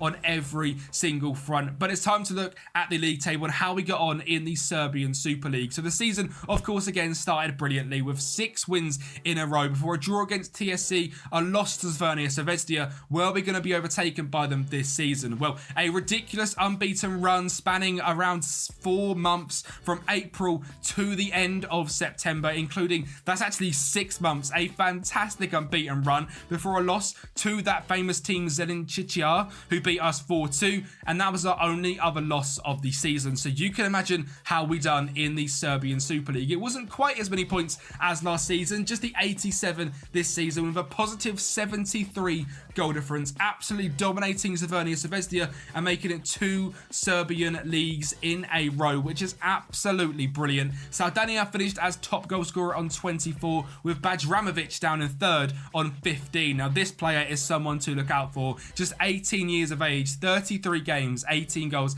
and 4 assists with a 7.1 average rating. He really could go on to become an absolute superstar. Also, Jovanovic with his second, well, joint top clean sheets with Omri Glazier from Crvena Zvezda. Bajranovic also top on player of the matches. Zoran Alilovic, the wonder kid central attack midfielder, with 12 assists. This guy we have signed as well on previous rebuilds because he is unbelievable. 13 assists and 2 goals in just 15 starts. He really is someone to go ahead and keep an eye out from, and will of course be taking that central attack midfielder spot away from Gayash Zahid when he does go ahead and leave the club. He is now 30 years of age. He did get 9 goals and 14 assists, but is he standing in the way? And with a value of around £5 million, is it a no-brainer to see if we can bring him in? The finances have blown up since we're getting into the Champions League. Over £30 million now in the bank, which is lovely to go ahead and see. And they've actually given us a fair old bit of money this season as well. Last season, just £600,000. This season, £12.5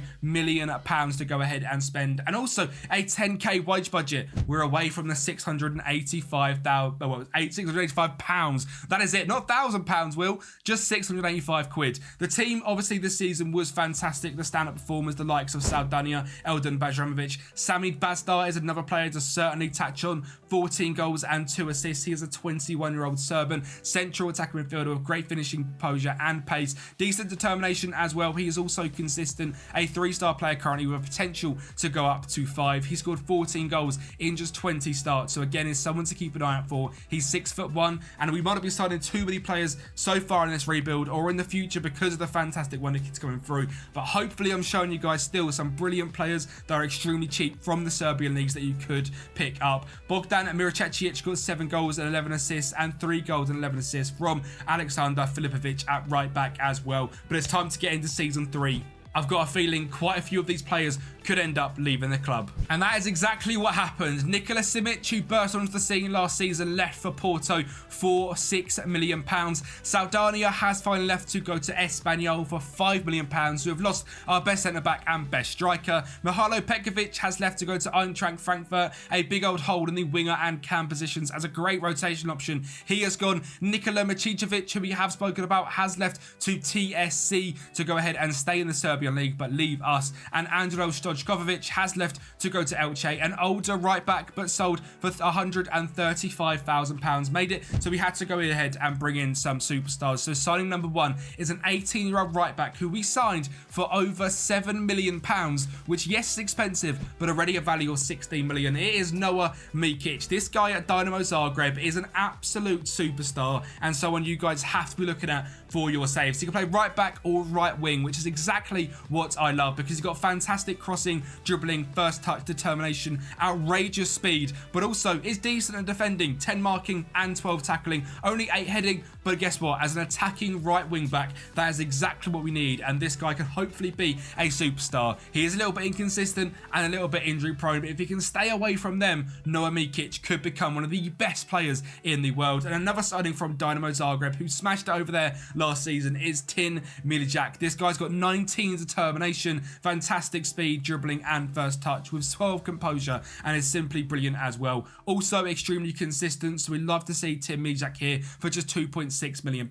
Staying in Serbia, a signing for 21 years of age of £230,000 is Stefan Obradovic. This guy's got great determination, heading, tackling and marking, and a brilliant jumping reach as well. So late on in games as our backup centre-back, bring him on, get him for the corners, and he could be a difference maker. He looks absolutely brilliant for just such a cheap fee of 230k. And our keeper has left, so we needed a brand new goalkeeper. And the best person I could think of to bring in was Filip Stankovic from Inter Milan. Now, this is a loan deal for 1 season. I know, boo, loan to the Moneyball rebuild, but it has an option to sign for just £1.8 million. And currently, he wouldn't sign a permanent transfer as he didn't believe in the club's financial constraints. So I am hoping this season we can again qualify for the Champions League, get lots and lots of money, and hopefully meet his £8,000, maybe double that to £15,000 in sort of wage requirements. That is my hope. I am praying we manage to bring in Filip Stankovic because he is a fantastic young goalkeeper. He played 4 games for Inter Milan last season, so come up of over 450 minutes, which is the requirements I set for Moneyball. Conceded just 1 goal and got 3 clean sheets in the Serie A alone. Yeah, that ticks some boxes for me. I'm hoping he can come in here and be one of the best goalkeepers in the league. He's already a leading player. He could become a star player, and I believe he is going to be good enough to reach that as well. So welcome Filip Stankovic. Now, I haven't actually mentioned the goalkeepers left because he's not out the door just yet, but Alexander Jovanovic, at 32 years of age, is going to be leaving the club. He has got bids in him from the likes of Watford, Montpellier, Cagliari and Almeria. We are also still looking to sell our superstar right back, Alexander Filipovic. He is out the door and he is looking to leave the club and join FC Metz, Cadiz or Swansea. And that is it in terms of the outgoings. Just a few of the older players taking a bit more time to go ahead and sell. Obviously made the save file a little bit too early. Stankovic in goal, Noah Mikic, Markovic, Petrovic and Filipovic as the defensive line, with Stejbanovic, Veldim Hojda in DM, Jermonovic, Zahid, Bajramovic and Bazdar making the front 4, with the backups looking like Mihailovic,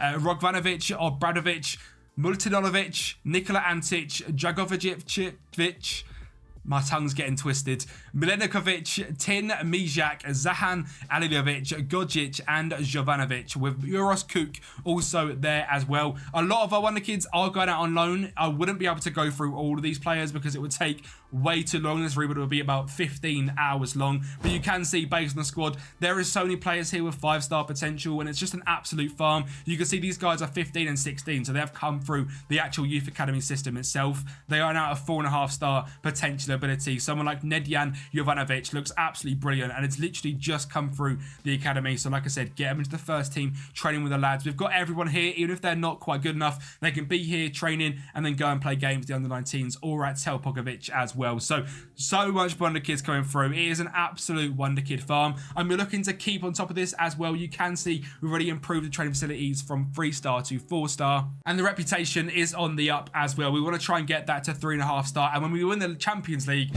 well, it should be at least 4-star as well. So looking to improve things within the board. I'd like to do that because this save is of course available for you guys on Patreon. A massive thank you to the legends on screen right there. If you guys are a Partizan fan or you want to pick up a save in Serbia where they are the best team, and to see if you can keep them there, the save file is available over on Patreon. It helps support me massively. It is £5 a month, but you have no idea the support it gives me. It is absolutely mental, the love and support you guys are given, and the guys on Patreon as well. A massive thank you and a shout out to you guys. Without me waffling, let's get into the Season 3 results and see if we can keep up this fantastic streak of winning the Serbian Super League, but also we need to go ahead and do a better competition in the Champions League. Well, ladies and gentlemen, here in Serbia, the league has dropped down in rankings, so we now have to go through the UEFA Champions League qualification rounds. We battered Zalgiris, battered HJK and Liege to make it into the league phase of the Champions League. We lost 4-3 to Celtic, we beat Ajax, we lost to Bayern, we beat Villarreal, we drew to Young Boys,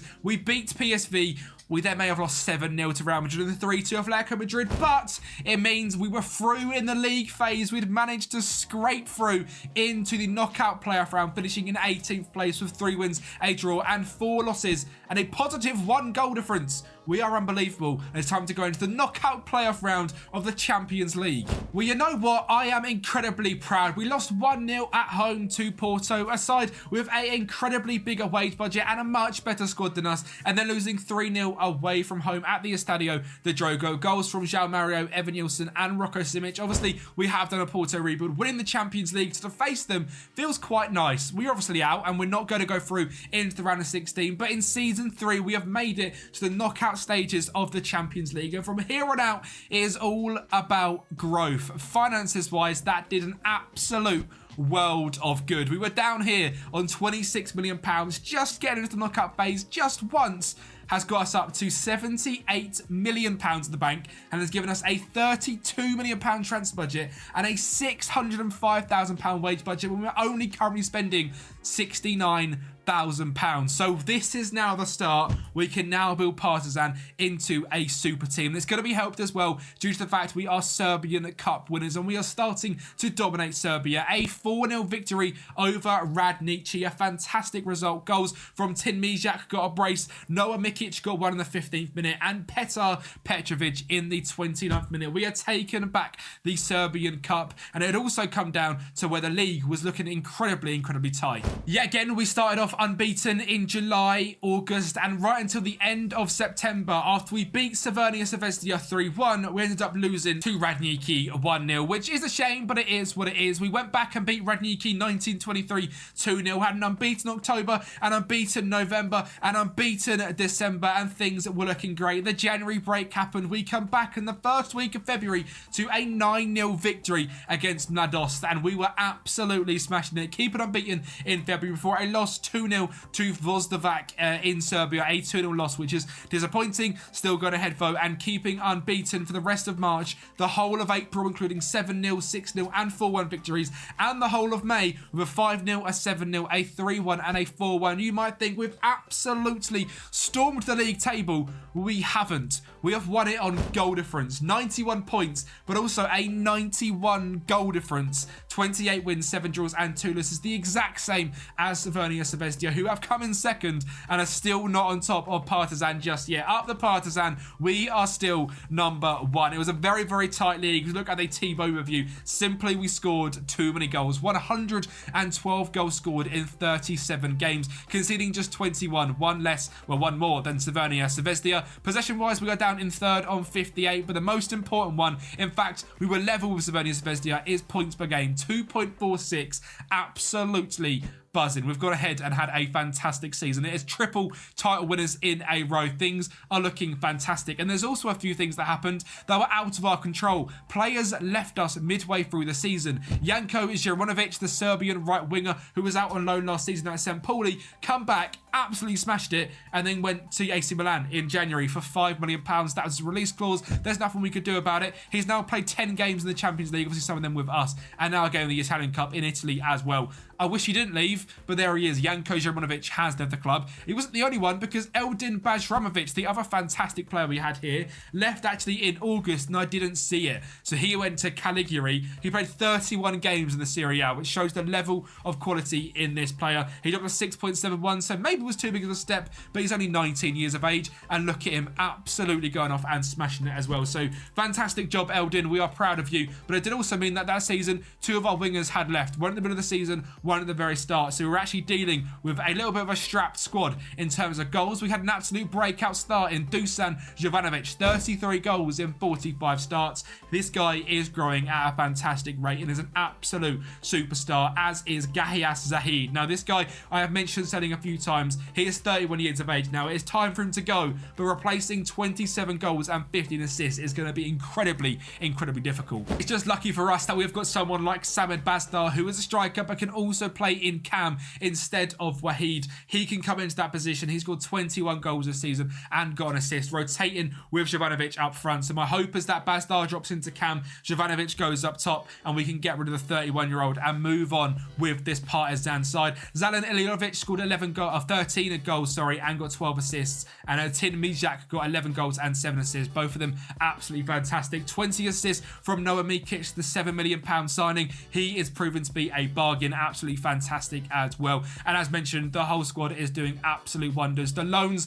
are doing great as well. Bogdan Mricijetic has been out on loan at Watford. He's coming back as a 3.5-star player with 5-star potential. So he's going to replace one of them winger spots. Nemanja Tifranovic looks very good. Vanja Rudlaski, the young goalkeeper, can also come in and be our backup. But luckily for us, our goalkeeping position is now sorted because Filip Stankovic has agreed to join us on a permanent transfer for 1.8 million. The gamble paid off. He got over a 7 average rating, 50 goals conceded and 58 starts. An absolute bargain for 1.8 million. Welcome in the Serbia #1, Filip Stankovic. We have still got another 32 million pounds to spend. We are now going to start spending some money and hopefully improving not just ourselves, the whole league, because somehow it's dropped from 12th to 18th, which is absolutely mind-boggling to me. I don't understand that can happen when we're now getting into European places, but it's now time to grow everything. We're going to be up in this squad at a ridiculous level. I do want to quickly touch on the fact as well, actually, that in terms of our salary, we are still nowhere near Crvena Zvezda. They are spending £14 million,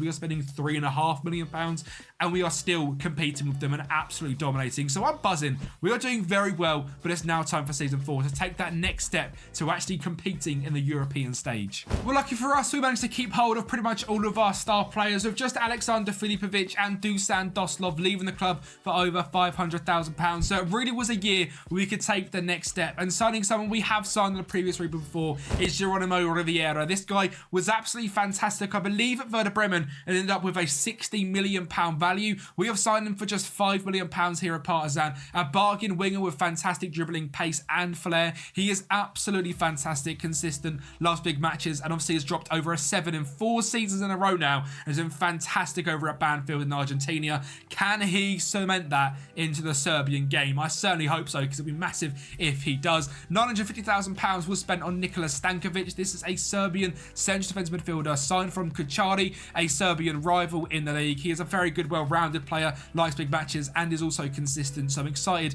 to see what he can do. Eliago Akyapov is from Russia, signed from CSKA Moscow. This guy's got great jump and reach, heading, marking, tackling, and determination, and was signed for a measly £2.5 million after having very good seasons over in Russia. A brand new cam to back up Bazdar is Bernardo Valim, signed from Botafogo. This guy's got some fantastic well-rounded stats. Before we actually signed him, the scout report was a hell of a lot better. He is very consistent. He is only 20 years of age and has been doing very well in his first breakout season in Brazil with 6 assists in 9 games and 7.16. I'm just hopeful we can translate that into being a solid player over here. And keeping in Brazil is Wonderkid centre-back from Santos in Gé. This guy is a goal-scoring machine from corners with 18 jumping reach, 6'6" and 13 heading. Also with solid defensive stats, physical stats as well. £5 million after, again, 2 fantastic seasons was a no-brainer. And finally, bringing in Congolese winger Benny Makwana from Policia over in Ukraine for £675,000. A bargain with fantastic pace, determination and dribbling.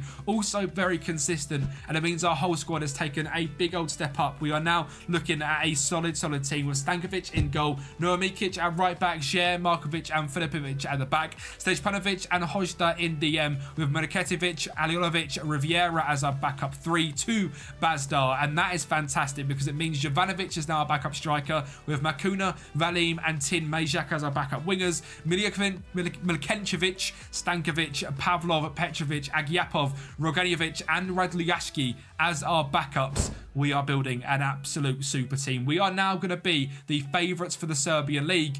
Nearly. We are very, very close to Zvezda Sofia. I was fully expecting that to say we're favourites. We have got it to now being a proper two-legged race. Obviously, we are 3 seasons in a row, and last season it coming down to both having 91 points. We have now overtaken them on total titles, which is fantastic. It is just that Champions League we need to go ahead and collect. So can we do it in Season 4? Well, it was a case where we had to go through the knockout playoff rounds again in the Champions League. We matched up against Romanian side Fadul Constantinia, beat them 4-0 in the first leg and 2-0 away from home to take on Victoria Pleasant. We're a 6-2 victory at home and a 4-2 victory away from home. Sets us off into the final playoff round against AEK with a 2-2 draw away from home and a 5-0 victory at the Stadion FK Partizan. Meant we were qualified for the Champions League group stage. Now, St. Gallen, we beat 4-0 before a draw against Marseille. A 3-2 loss to Manchester City, a valiant effort indeed in October in our third leg, meant a win, a draw and a loss to kick things off. We then beat Benfica 3-2 and KRC Genk 8-0 on the European stage, a 1-0 draw to Lazio, a 4-0 loss to PSG before a 4-1 victory against Barcelona. An unbelievable league phase show. We really were going to be a very difficult side to get past. Meant we were 10th in the Champions League qualifications. 4 wins, 2 draws and 2 losses. And we still had the knockout playoff round and we got drawn up against Red Bull Salzburg. The first leg was away from home at snowy Salzburg and Kempi get them off to a fantastic start, dribbling through the team and firing it into the back post. And we were a goal down heading into the second half. A ball to the edge of the box, a strike from Riviera makes it 1-1, and just 2 minutes later Hodja drives the ball, finds Bazdard on the right hand side. He beats the Salzburg winner to find that superstar striker Jovanovic in the middle to give us a 2-1 lead, and we did not turn back from there. But Vadim loses the ball, it drops to Hodja who finds Geronimo Vieira and an absolute screamer in off the crossbar to make it 3-1 before 4-1 comes quickly along. Markovic to Bazdard, back to Hodja. The DM sit on the edge of the box ready to fire it into the top corner, and that is exactly what he does. Kempi then drives on a counter-attack for Salzburg, finding Amari Forson, who then finds Diambu and scores a fantastic goal of their own to make it 4-2, and another goal for ourselves. Riviera down the left-hand side, beats his man, drives to the edge of the box, whips it in, Jovanovic is there, Schlager caught in no man's land. 5-2 away from home in the Champions League knockout playoff round.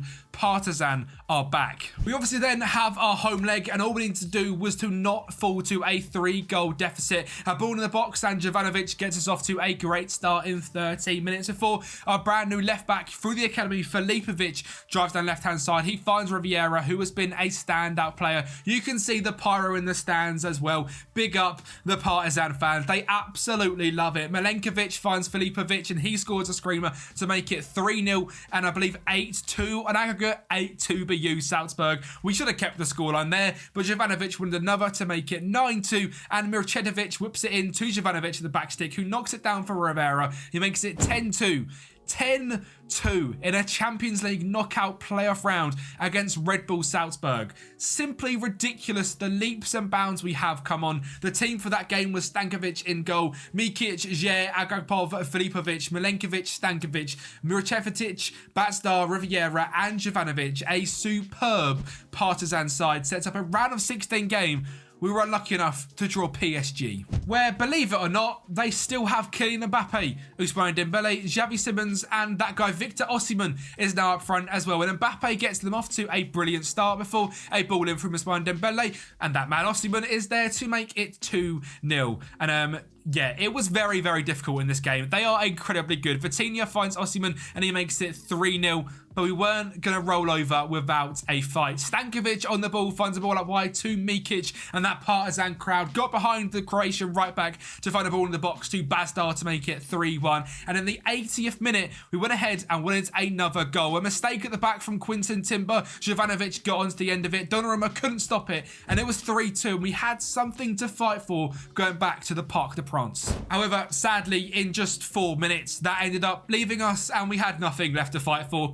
Mawani made it 1-0 inside 4 minutes, which was absolutely gutting. Before the 51st minute, a counter-attack from PSG, Xavi Simons find Victor Osimhen, who's going to go ahead, make it 2-0 and 5-2 on aggregate. But the round of 16 for Partizan What a fantastic Champions League campaign that is. We are actually looking like a team which could compete in the Champions League. The absolute battering of Salzburg gives me hope for next season. Could be, you know, if we have another good summer, we don't lose everyone, and we manage to keep winning the Serbian Cup and the Serbian Super League, we could actually build to being a Champions League side a lot sooner than expected. We are going to go into that Serbian Cup. We got into another final. That is 3 finals out of 4 seasons. We faced up against OFK Beograd, who were a team that, to be honest, I've actually heard never of. We had 32 shots in this game. They had just 4. And our first goal come in just 33 minutes. A ball up wide to Mikic, who beats his man and makes it 1-0. Borjan could not keep that one out. And the pyro started already. It's everywhere. It's even in their area.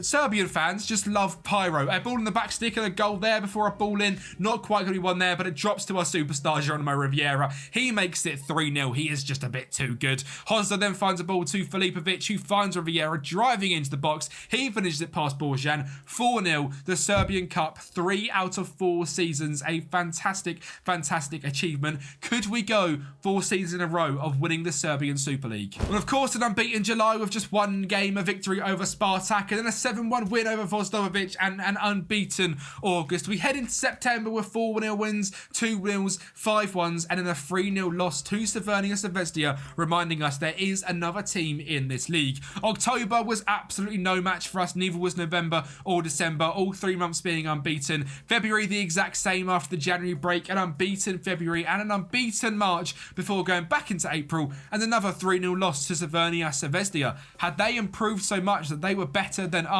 Well, I don't know, but we won every single other game in April and also the rest of the games in May, which meant the league table was surely going to be close. We obviously couldn't beat Crvena Zvezda, but had they fallen short in other games? Yes, they had. We lost 2 games all season, both to Crvena Zvezda, but they lost 2 in the other games, but drew 7, where we just drew 5, and I got 95 points and a 74 goal difference. And that man, Jovanovic, you aren't going to believe the stats. He played 42 games, got 42 goals and 4 assists as a 21-year-old Serbian striker. Go ahead and find him on your saves. Look at them stats. They are going down a little bit for some reason, but he is simply outrageous. He is someone to pick up, someone to find, and someone to use. And obviously, even though he's had that season, is so cheap. So make sure to find him and go ahead and pick him up. Samed Bazdar, again, had a brilliant season, this time in central attack midfield with 47 games, 26 goals, and 16 assists. An absolute brilliant young Serbian central attack midfielder. Noah Mikic, the right back we signed a few seasons ago for £7 million, has kept that £7 million value, but has got 27 assists this season and 10 goals. We were unbelievable. We were actually so good this season. Jovanovic, again, is second on average ratings with Bazdar there as well. Noah Mikic, second on assists to Lazar Nikolic. And Mirotevic, the guy on loan at Watford last season, scored 20 goals, got 22 assists in 48 games. We have built an absolute force, a fantastic side, and the board have given us £43 million to spend and £595,000 in wage budget. Now, obviously, because we are doing the Moneyball approach, it's quite difficult to not go ahead and spend loads and loads of money. I'm making sure the salary is still nowhere near Crvena Zvezda. They are over 2.5 times our salary in terms of what we're spending. So we're still loads down on that, and finances, we're above £100 million in the bank now, which is fantastic. So I'm not worried about how the club is actually doing financially. I'm just worried that no players are really getting much value. If we sort this by the general info and look at much value, Samed Bazdar has got £7 million of value. Riviera, who this season managed to get 18 goals and 18 assists, has got a value of £6.6 million. So I think I'm going to have to kind of try and sign some players around that £7 million value, and just hope the more we dominate Serbia, the more we dominate, well, sort of get good in the Champions League, the value goes up with it, because it seems to be capped because of the league's reputation, which is a bit disappointing. It's a bit of a bug in the game, I would say. Obviously, a player which is scoring goals in the round of 16 and winning 10-2 in the knockout playoff round, they should be worth more than £6 million when they are putting in performances on the European stage. I mean, look at Salzburg's players. Some of them are worth absolute crazy money. So I'm going to have to try and find some players around that sort of value with that big transfer fee we have got. We can't go out and sign a superstar. It's going to come to finding some more bargains. So let's get into Season 5's transfers. All right, we're going to get absolutely torn apart because Noah Mikic, our superstar right back, has left the club for £15.75 million. Bogdan Mirochetovic has left to Damak for 5.2. Filip Stankovic Stankovic, our wonderful goalkeepers, left to Lazio for 3.8. Matija Stejpanovic to Al Tali for 3.6. Svestia Markovic has left for 2.1. And Nikola Stankovic for £1.9 million. We have been cleared out and raised £28.5 million in that window, but we have lost some of our best players, which is absolutely infuriating. And it means we've got to go ahead and replace a lot of players, including our goalkeeper. Our new signing is Egil Selvic. He is 29 years of age, which is the very top of what I'd want to spend, but he was the only player of some supreme quality that I could sign for around £3.8 million that fit in with the Moneyball criteria of absolutely smashing it over at Rosenborg after moving from Haugesund in Norway. He has moved to the big team like he is going to be here, playing for the best and hopefully keeping us the best as well. A fantastic signing for just £4.5 million. A £1.3 million signing in Dusan Stojanovic. This guy is a very good young centre-back with decent potential, decent ability, very well-rounded. He's 26, so some good experience. Signed from Jagiellonia over in Poland. Vladimir Lund Larsen is our brand new superstar centre-back. He has 4-star ability, 4-star potential, great bravery, jump and reach and heading. This guy looks absolutely brilliant. Was signed for just £4.5 million from Molde over in Norway, and I hope he can be brilliant as well. A brand new CDM is Antef Sungui. This guy signed from Fortuna Sittard. He is starting his career over FC Dordrecht, I believe. If you are starting a brand new save, this guy is a great centre-back / CDM, which is where we're going to be using him. He's consistent, loves big matches, and was signed for a total of £4.6 million. You see what I mean by the whole Serbian thing of there not being much value? His value is now 2.7 to 5.8. I don't know what's going on there, but it's very, very annoying. We've then got a brand new right back, because obviously our best player in the whole team has left, and the only player I could sign is Motika Konyonovov from Kolosh in Ukraine. He starts off at Dnipro.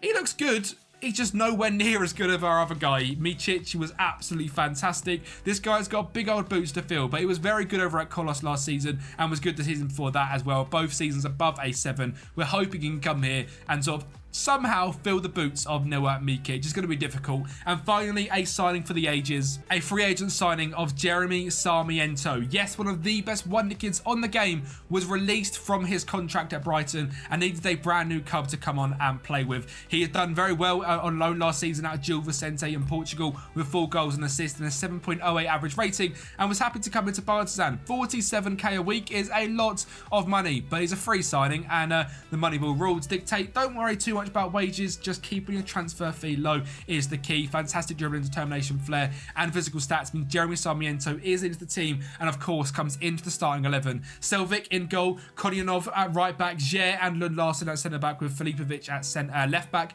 Nikolic, who's a wonder kid through the academy next to Suwangui in DM, with Sarmiento, Bazdar, Riviera and Jovanovic as our front 4. Radlowski, Rogenovic, Stojanovic, Petrovic, Pavlov as our backup defenders, with Hodsta, Milenkovic, Godjic, Bernardo Valim, Stam Anikovic, Vividovic as the backup attackers. Very difficult to say all of these different names, and I haven't touched on it again maybe for a season or two, but the Wonder Kid farm just carries on. It is simply ridiculous. We've got so many players out on loan. We've got so many players in the under-19s that are just so good. It's difficult to keep on top of, but it's also quite fun watching all these Wonder Kids go away and grow and become superstars. But Season 5 is the season. I think we can make a real charge for the Champions League this season based on how good our performance was last year. And well, regardless of last year, we had to still go into the Champions League knockout playoff rounds, and there was only one leg as we now go into the 4th round. It was against Molde, and we won 6-0 on aggregate. 2 dominating performances. Going into the league phase, we're a 3-1 loss against Porto,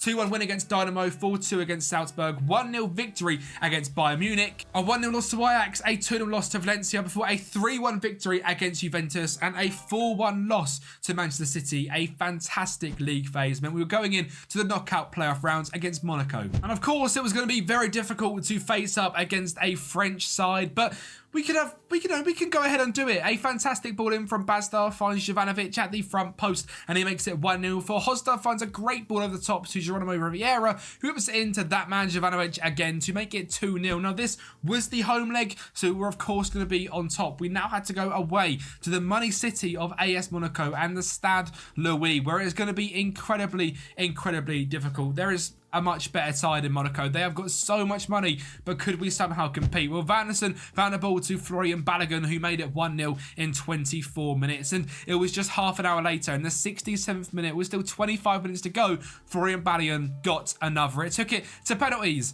where Sungi got off to an awful start and missed the first penalty before Balogun missed the first penalty for them as well. I've got no idea how that happens, but it does. The two best penalty takers miss, and Hodza puts it in for us before Fofana puts it in for them, making it 1-1. Jair then from the penalty spot for us makes it 2-1 before Magasa makes it 2-2. We're then going to go ahead and get a ball in from Bernardo Valim to make it 3-2, and a miss from Bolo Torre. Selvik saves, and we go ahead and score the last penalty through Kobenhavn, and we go through on penalties 4-2 against AS Monaco.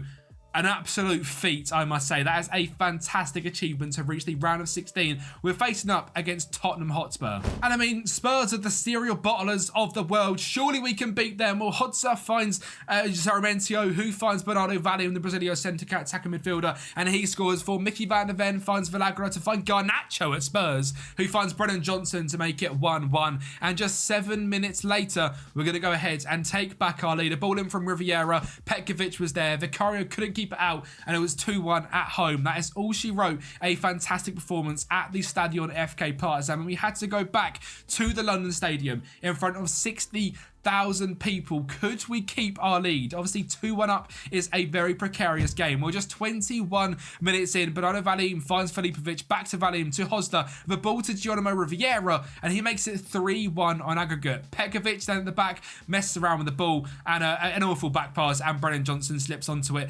He misses, and then Foden balls back to him, and then he scores to make it 3-2 on aggregate, 3-3, mate, 3-2 on aggregate before Geronimo Riviera finds Bazdar. He makes it 4-2 on aggregate in the 76th minute, and we are through against Spurs. We have beat the Premier League money. Somehow we have done it. We've knocked out Monaco, we have knocked out Spurs, and next up is last year's competition, who we got knocked out in the round of 16 against PSG. Was it going to be the same this year? Well, it took all the way to the 92nd minute at home at the FK Stadion for Bazdar to score a wonder goal, a solo effort, and makes us 1-0 victors at the FK Partizan Stadium. A fantastic goal, and if you look at the stats, it was actually very even as well. The same shots, we had more on target, they had a better XG, but we scored the all-important goal and a 1-0 victory, taking it back to the Parc des Princes. Remember, they've got the likes of Mbappe, Osimhen. This season, they've signed Jamal Musiala, Xavi Simons, but we are Partizan. Sungi on the ball, finds a ball down the line to Sarmiento, who makes it 1-0 and 2-0 in aggregate in 51 minutes. Was he offside? No, he wasn't. Simicast finds Musiala, who finds Osimhen to make it 1-0 in the 76th, making it 2-1, but that's all she wrote, and we are through to the semi-finals of the Champions League, who knocked out Monaco, Tottenham and PSG, and who stood in our way next was another team who love to bottle it. It's Arsenal. And again at home, they were petrified by the Stadion of Partizan, and Kobenhavn finds Bernardo Valim in 53 minutes to make it 1-0 before a Geronimo Riviera free kick finds Bernardo Valim. It's deflected, it drops to Lund Jensen, and he makes it 2-0 here at home. We're winning in the semi-finals of the Champions League. I've got no idea how this is happening, but we are somehow going to be facing up against Arsenal away at the Emirates. A win, well, not a 2-goal loss, and we are going to the Champions League final with Partizan, and Inter Milan was going to be the final if we could do it. Saka makes Arsenal 1-0 leaders after a ball from Odegaard. A fantastic start for them, making it a 1-goal league. Petrovic then finds Sarmiento to find Riviera on the edge, who finds Lund Jensen, back to Petrovic, and he scores to take back our 2-goal lead. But that was going to be wiped out incredibly quickly because Arsenal, they're a decent side. Florian Wirtz finds Gabriel Jesus to make this just a 1-goal lead, and then they're going to get another one to make it 3-0 in aggregate. Declan Rice eventually finds Saka and he puts it past Selkovic to make it 3-3, and the game was all tied up, but this is Partizan. Kobenhavn down the right hand side finds Sarmiento. He's going to get a ball in the box to Jovanovic to make it 4-3 in 58 minutes. Half hour to hold on, or was it half hour to get another goal? An awful defensive mistake, and Jovanovic bears down on goal. The audacious chip over Ramsdale. 5-3 on aggregate. Partizan are in the Champions League final. And as mentioned, it's Inter Milan who stood in our way. It wasn't Real Madrid, Bayern Munich, Barcelona. It's Inter Milan. And while they're no pushovers, we have beaten more difficult teams in this Champions League run. So Riviera, in just 5 minutes, gets us off to a fantastic start before Samuel Lino for Inter Milan drives down the left-hand side, finds Takefusa Kubo, it misses him, misses Lautaro Martinez, and Mikel Elise makes it 1-1. The guy who wanted to come to us a few years ago is trying to ruin our dreams, and Florentino finds Barella, who's really trying to ruin our dreams, and he makes it 2-1 in extra time. The 99th minute, Sarmiento whips it in, and Jair, with that ridiculous heading and jumping reach, makes it 2-2, and Kanuvu down the right-hand side in the 113th minute finds that man, Jovanovic. He pokes it home, and Partizan are Champions League winners. In just 5 seasons, we have turned the Serbian Giants from being the backup team to Crvena Zvezda in the league after 7 years of winning in a row, and they've got a Champions League, and we haven't, to making us 5 in a row champions. We'll get there in a minute. And Champions League winners. A fantastic run, and we have completed the rebuild. We are champions of Europe up the Partizan. A fantastic, fantastic season. I'm not going to long out the league too much. We absolutely smashed it. 94 points. As you can imagine, as European champions, we've done very well. We've also got the 2nd place in the league, now qualifying for the Champions League as well. And imagine that league table is about to absolutely blast up as well, because we have smashed the UEFA coefficient rankings, making us champions of Europe, which is mental. 27 goals from Bazdar in the league, 14 for Jovanovic. Bazdar, Sungui, and Sarmiento as the top 3 on average ratings. Bazdar with the most assists, Sarmiento in 3rd. Bazdar most player of the matches. Selvik with 19 clean sheets as well. I mean, this was absolutely incredible and so fun and such a good story as well. I'm absolutely buzzing to say we have done this. Bazdar 32 and 15, Jovanovic 22 and an assist, 15 and 17 from Sarmiento, Riviera 13 and 13, Valim 13 and 10, 6 and 12 from our brand new right back Konakov as well. And I want to touch on the transfers because £33 million out this season, £17 million in, £7 million out last season, £19 million in, but £26 million out, £11 million in, £8 million out, £1.9 million in. We have done so well to battle with our players being poached for such small money and bringing in players with now a balance of £181 million in the bank, £54 million in transfer budget as well. On the club info screen, we're now up to 5-star training facilities, 5-star youth recruitment, 3.5-star youth facilities, and 4-star reputation. And we have taken over Crvena Zvezda. Now 21 Serbian League titles compared to their 16, and we're now both level on the Champions Leagues, 1 apiece. A fantastic rebuild up the Partizan. Thank you for watching. If this is your first ever Moneyball rebuild you have watched on the channel, there is a whole host of them down there. Thank you for watching, and I'll speak to you next time. AZ Alkmaar are one of the biggest clubs in Dutch football and are incredibly well known for their ability to develop young talent. They last won the Eredivisie back in 2009, and this season currently sit 23 points off league leaders PSV, who granted are unbeaten and are absolutely smashing it this year. And there's also the likes of Ajax and Feyenoord to contend with. So taking over the Eredivisie isn't going to be so easy, but as you know, as you clicked on this video, the goal is not only to dominate Dutch football, but to also win the Champions League using the Moneyball strategy of signing players, which of course we all know is buying players from lower down divisions who are absolutely smashing it, that you're going to trust to come into your team and hopefully smash it for you. So welcome to rebuilding AZ Alkmaar using Moneyball. Now we have to start this on the club info screen because we can see we have a 4.5-star youth recruitment, 4.5-star youth facilities, 4.5-star training facilities. So it'd be silly for me to not be using the ridiculous youth here at AZ Alkmaar. And as we sort this by age in the first team, as I've got all the fantastic wonder kids coming up, there is nearly only 21-year-olds and younger on the screen, just 2 that are 22 and above, a whole host of 16-year-olds, 17-year-olds, 18-year-olds, 19-year-olds, and 20-year-olds who are good enough for the first team right away and are going to be an instant impact. So this is going to be a Moneyball rebuild. We're going to be obviously looking to sign players that are smashing it, but also it would be wrong for me to come to a club like AZ Alkmaar and not use the ridiculous youth. So we're going to be doing a little bit of a twist on this one. We're going to be developing a lot of players through the academy. We've done a very, very similar thing with Kobenhavn, so if you enjoyed that rebuild, this is going to be pretty much the exact same as that, using the ridiculous wonder kids here at the club. Just like a few to mention, Keys Smith, for example, is 17 years of age, central midfielder who is extremely consistent, and by the end of this rebuild is going to be one of the best central midfielders in the world, and I'm very, very sure of that because he looks absolutely fantastic at just 17 years of age. And obviously he is not the only one because we have got an absolute absolute superstar striker who I'd be very surprised if pretty much everyone watching this rebuild has not heard of. That's Myron van Bredonde. This guy can play on the wings, but mainly for me, he is a striker. 13 finishing, 13 composure, and that pace at 20 years of age. While being consistent, he's already a good Eredivisie player. Trust me, again, it's going to be an absolute world beater by the end of this rebuild. But the most difficult thing is going to be keeping hold of some of these players, because obviously we're at a club like AZ Alkmaar. We can't expect players like Sugawara to stay at the club the whole time. Mijans, Cassius at right back, Penetra and Decker at centre back, Muller Wolf at left back. Van Bommel is an 18-year-old left winger straight into the first team. A lot of these players, very similar to Rudy Bargi at Kobenhavn, are going to be basically impossible to keep hold of past season 1, 2 and 3. So using the Moneyball is going to be absolutely pivotal to making this work. And if you haven't already seen the Moneyball video, I've got an exact guide on how to install the spreadsheets, how to search for players, all in a video that is hopefully, if I remembered, to be linked up there. So feel free to go ahead and click on that one after you've watched this video and you've fallen in love with Moneyball, because trust me, you're going to. The stories you can create using Moneyball are absolutely fantastic. But let's get into season 1. So for the current season, AZ Alkmaar are in the Europa Conference League, but we were unlucky enough to get drawn up against Aston Villa all the way into the semi-finals.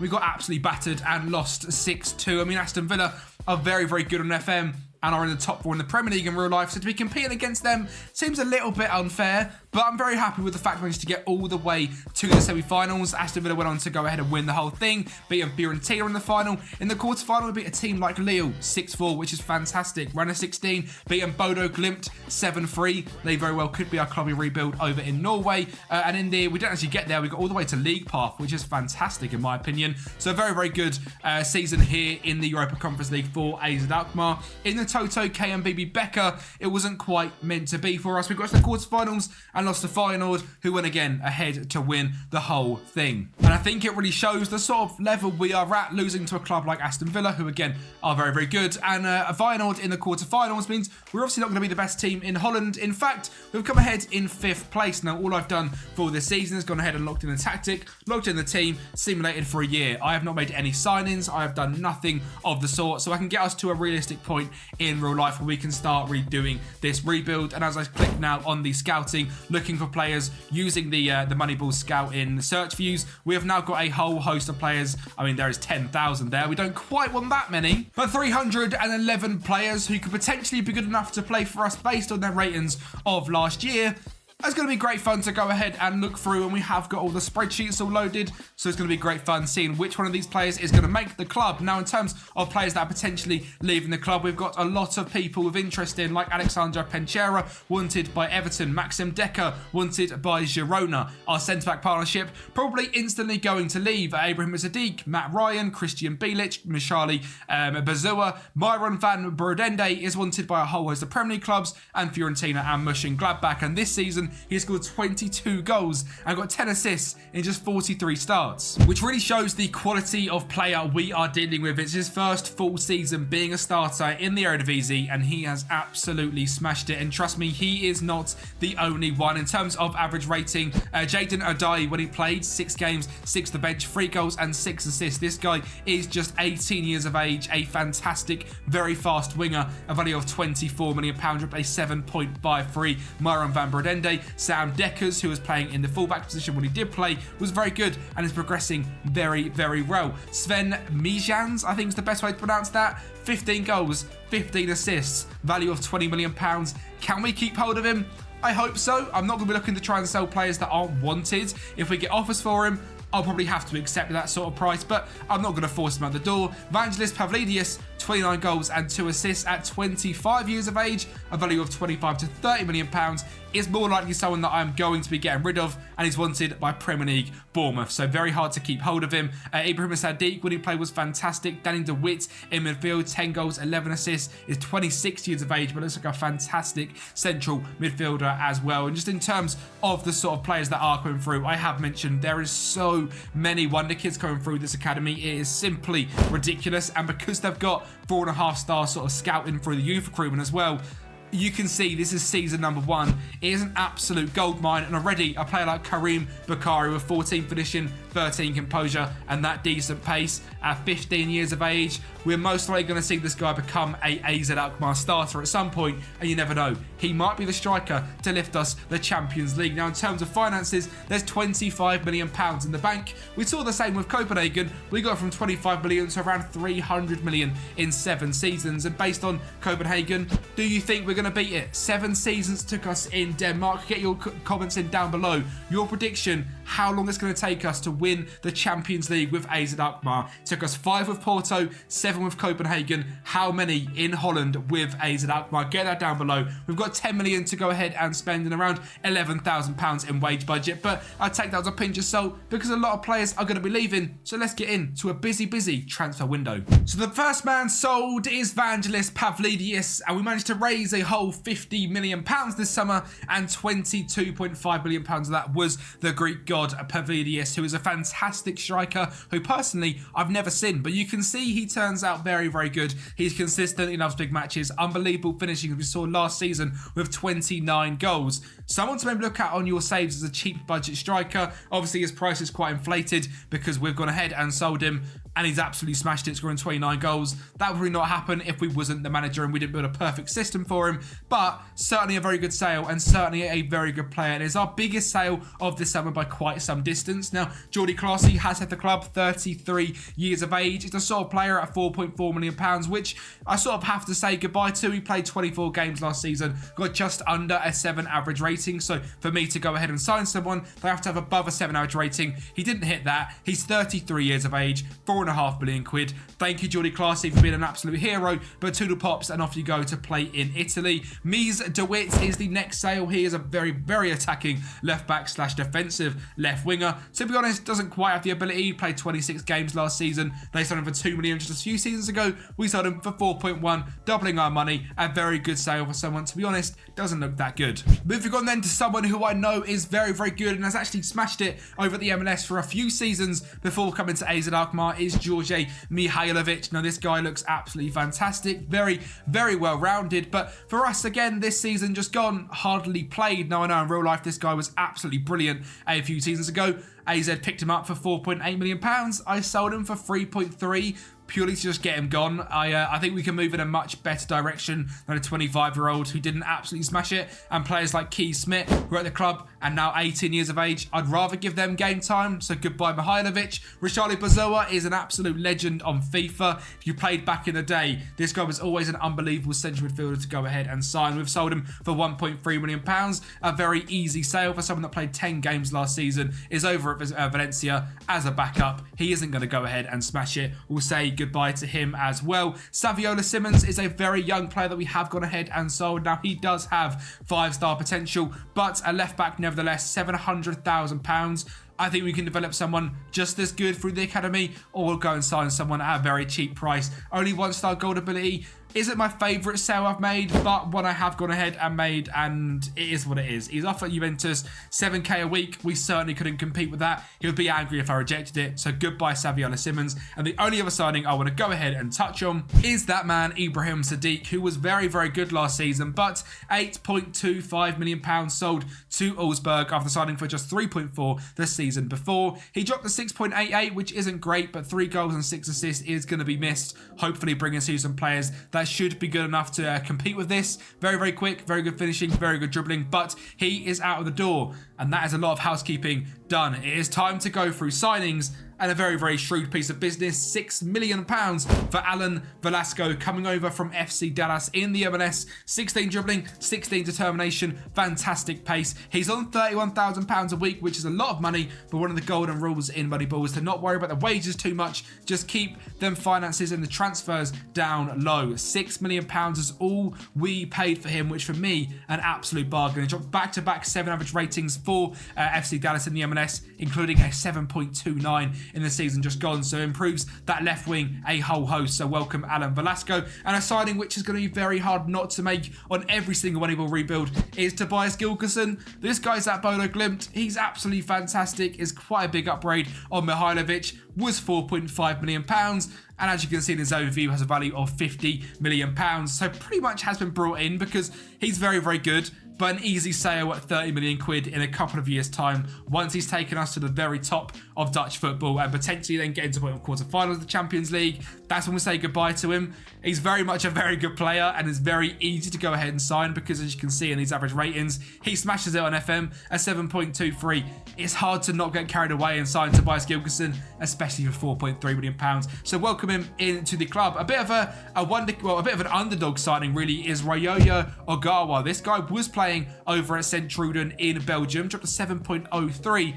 We picked him up for £35,000. An absolute bargain. Is a much better rotation option than Saviola Simmons, who we have just sold for 700k. A value of £2.5 million. He's very consistent. Signed from FC Tokyo after playing in Belgium. Looks very, very good. And a bit of experience and a very clever person to go ahead and purchase. And our last player of 4 is Theo Sander. This guy's been signed from FC Kobenhavn. Funny what a weird little world this is. He's 2.5 star, already kind of Eredivisie player. Potential to get even better. He's at pretty much the same sort of level as Matt Ryan, but Matt Ryan is certainly going to be our starting keeper, but certainly someone that can come in and challenge for Matt Ryan, who, like I said, is our starter, as you can see from this tactics screen. He's in goal with Sugawara dropping from right wing to right back, with Moller Wolf at left back, Penetra and Decker at centre back, with Danny DeWitt in CDM, being trained back into that position rather than central midfield, because he's actually a very good ball winning midfielder. If we look at some of the stats, this is for ball midfielder in central midfielder.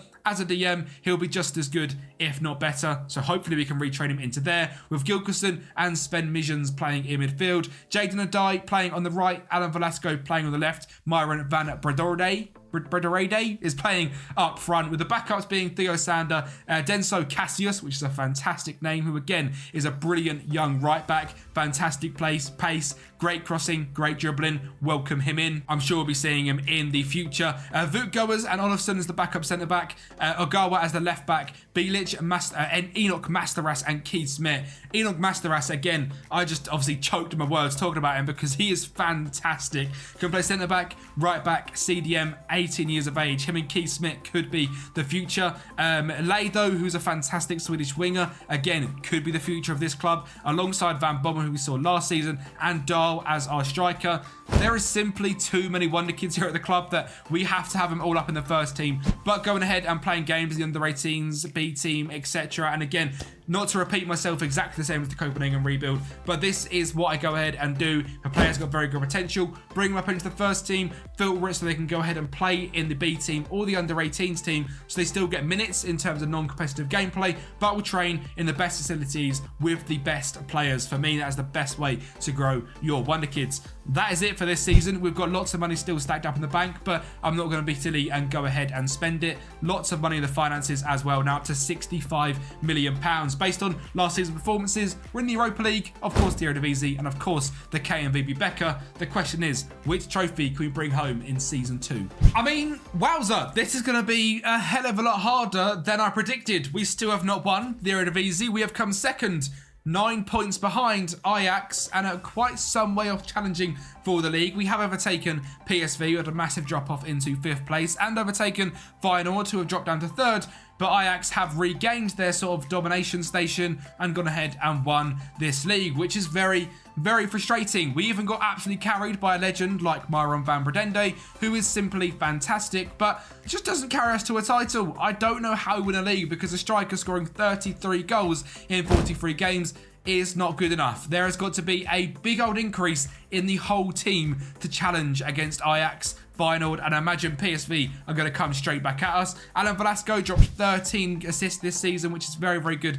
in the league. Overall, 21 assists and 14 goals in 47 games is absolutely brilliant for just £6 million, an absolute bargain. And other than that, there is not a lot to touch on in the league. We were simply not good enough. We didn't get anywhere near on the team stats. They scored more goals than us. NAC Breda conceded just 27. We conceded 32. We're 3rd on possession stats at 36, but the most important one, points per game, we are not at the top of that. And when we check out the data hub, things are looking quite good, but just not as good as Ajax, which is a very big shame. And obviously in the Europa League as well, we didn't go ahead and win this one either. Aston Villa, who went ahead and won the Conference League last season, got to the final and lost to Newcastle. We went crashing out to Sporting 2-1 in this one. In the semi-finals, they went ahead and lost to Newcastle before the final, where Newcastle come out 1-0 winners. So We're not going to win the Europa League or the Conference League. Hopefully, we don't play them again in this rebuild. I'd like to now stay in the Champions League, which does mean the top 4 here in the Eredivisie. That would be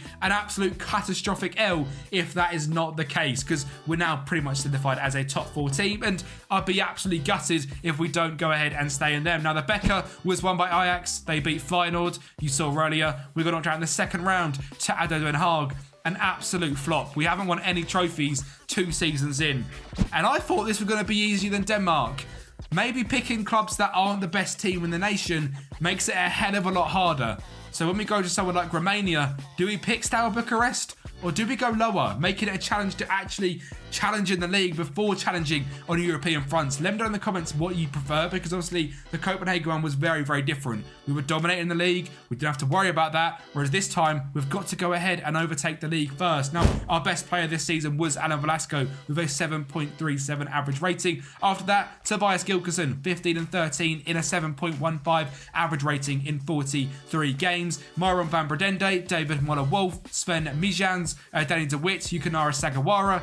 Fantastic team, but just not good enough to go ahead and win the league. And something I find very, very interesting is not a lot of them are actually wanted either. The likes here of Danny de Witt, Sven Mijans, David Moller-Wolf, Myron van Bredende. None of them are wanted. Tobias Gilkison is unhappy because he wants to move to a stronger squad, which is fair enough. He's got a value of £50 million and is the best player in the Eredivisie. So we probably will be saying goodbye to him after just 1 season, which is exactly why I signed him. 4.3 million signing, 50 million sale. Incredible business from Kempi. But none of our players are really interested in leaving. Alan Velasco, no one here is wanted, so it's a little bit weird and not really what I expected. We'll have to see what goes ahead and goes on in this transfer window. We've got £22 million to go ahead and spend, £90,000 in wage budget. I imagine some players will leave, but if it doesn't, I'm quite optimistic about our chances of taking that next big step, because these players are progressing at a very, very good level. And I mean, just to say, some of the wonder kids here that we looked at last time that are 5-star, but just a 1-star ability, like Keith Smith is now 2.5-star. Enoch Masteras, 2.5-star. Myron Bredende now 3-star. Ian De Jong is 1.5-star, but Jaden Adai, 2.5-star. These players are progressing at a very, very fast rate and are now good enough to play in the Eredivisie. I mean, look how much this guy's come on already at just 19 years of age. If we give him some first team football, this guy's going to absolutely smash it. I mean, in the division down below, playing for Young AZ, he got 14 assists and 6 goals and dropped to 7.36. I'm very interested in seeing what he could do in this first team. So I think let's get into it. Let's see what signings, if any, we bring in and what players go ahead and leave. Well, Season 3 is going to be very, very quick because there's 1 incoming and 1 outgoing, and that is it. Daniel Denisov is our brand new right back. He is very, very good in central defence midfield, but as a right back, I think he is also absolutely brilliant at bombing down that line, using that pace, using that aggression, and hopefully being very, very good for us. A signing of just £5.7 million, an absolute no-brainer. And the only reason he's come in is because finally we managed to sell Yukinara Segawara for £22 million to Newcastle. Tobias Gilkison, I have offered out 1,000,000 times for sale at about £25 to £30 million. The value is still showing us 54, but is wanted just all on loan, and I'm not loaning him out. If he's going on a permanent. As we go to the tactics screen, we'll look through these players. No one on the team is wanted, as you can see down here, other than Gilkison, who is not leaving. The rest aren't wanted. So I guess they stay and we develop them for another season. And then maybe when we become sort of a Champions League team and a team dominating the Eredivisie, then it'll leave us and it'll be a massive rebuild in a year or two's time. I'm guessing that is what is going to happen. So the team is exactly the same other than Denisov at right back rather than Sugawara. I'm not going to waste your time. Let's get straight into Season 3. Well, the equivalent of the Community Shield, which we are in for the first time this season, as Ajax won both Eredivisie and Becker. We lost 3-1 to Ajax, so this season to kick off was a very bad start. We already were on the down low, and we go to the Becker, and we also haven't won this. Meaning currently still no trophies 3 seasons in an AZ Alkmaar rebuild. This is exactly how you guys can tell these videos are all completely legit, because if I wanted this to be very easy, I'd probably be in the Champions League semi-finals by now. We are 3 seasons in. I haven't won the Johan Cruyff Scale. I haven't won the KMVB Becker. And I'm still the 3rd best team in the Eredivisie. Genuinely, I can't write it. I can't be bothered. We're 3 seasons in and we're still not won the Eredivisie. This is genuinely very, very embarrassing. We've got 83 points. Ajax got 83 points. And Feyenoord get 85 points. So the season we do absolutely smash it. So do Feyenoord and Ajax. I'm absolutely fuming because even this run of form at the end, we were ridiculously good this season. Our run into the end of the season, we were unbelievable. We beat PSV. We drew to Feyenoord. We're scoring a 91st minute goal. If we scored a win in there, we maybe would have won the league. Checking on goal difference, we definitely wouldn't have won the league because Ajax had 69. No dodgy comments, but still, very frustrating. Still third. Not won the Eredivisie. We need a big change. I've been sticking with very much the same team from the very start, and who has been here in real life? I mean, looking at Alexandra Pentraea, Maxim Decker, David Muller-Wolf, Tobias Gilkerson is now going to go. Sven Midjans, Alan Velasco, very good. This season dropped off quite a bit. He's got a value of 74 million. Trust me, give me 20 million, I'll take it because it's treble what I signed him for, so he will be leaving. Alan Velasco will be out the door. There's a lot of players here which just are not playing well enough, and they're now reaching an age where they have to be playing well enough or they're leaving. We go through the first team. Matt Ryan in goal is letting me down. He's 34 years of age. The back four are now all above sort of 23 other than Decker. Maybe it's time for them to go ahead and move on. Christian Bilic, 25. Sven Midjans, 26. Looking through here, Ogawa, we literally just signed, but Danny DeWitt, 28. Is it now time to move him on and try and get anywhere near £27 million? I certainly think that is a good thing to go ahead and do because we've got someone sitting here like Enoch Mastoras, who is probably just as good, 20 years of age, and I'm sure he's got a hell of a lot of passion and would absolutely love to be in the starting 11, just like Keith Smith. He is now wanted by Al Wada. We should be able to keep him because he's not going to be interested in going to Saudi at 20 years of age. So I think blooding the youth and making some more Moneyball signings rather than just the 5 we've made so far is going to be the play because this has not been the most Moneyball-y rebuild so far. This has been 3 seasons of me absolutely flopping at getting anywhere. Interestingly, Myron van Bredende is still not wanted by anyone. He has got a value of £30 million. To be honest, I'm not going to sell him for that. I want a lot more. He's scored 25 goals in 32 games, and for me, isn't the issue, but maybe he needs to be moved out to the wing rather than be our striker. Of course, our money is going up and up and up. £32 million in transfer budget, £600,000 in wage budget, £118 million in overall balance. I think it's time to spend some money and stop messing about because it has been a very poor start to this rebuild, and I wouldn't be surprised if I've lost a lot of you already. So thank you for sticking by. We have to just get in some transfers because I think this is going to be a big old window of a clear out, you know? So we're going to go ahead and kick things off by selling Alan Velasco. Now, this guy is fantastic on FM. Signed for £6 million. Was very, very good for us in back-to-back seasons. We took £27.5 million for him simply to reinvest into the squad and hopefully move on and maybe get Myron out onto that left wing because, to be honest, he was just not... Well, he was very, very good. He was unbelievable. I can't say he wasn't good enough because he was fantastic. But it's time to move on. We need a change. We need a shake-up and getting rid of Alan Velasco. He's one of the biggest earners at the club and one of the biggest stars of the club. Maybe is exactly what we need to go ahead and do. Trust me, he wasn't the only one. Sven Midjans, the 26-year-old Dutch midfielder, has moved to Leicester. Sold him for £26 million. AZ Alkmaar signed for £2 million from Sparta Rotterdam a few years ago. A very good sale. Again, it's been very, very consistent for us over the last few years, but isn't smashing it. And someone like Keith Smith, I trust to come into this team and absolutely smash it. So goodbye, Sven. Thank you for your service. I'll take your £26 million. Tobias Gilkerson just wanted to leave the club ever since he got it, to be honest. I don't know why he signed for £5 million.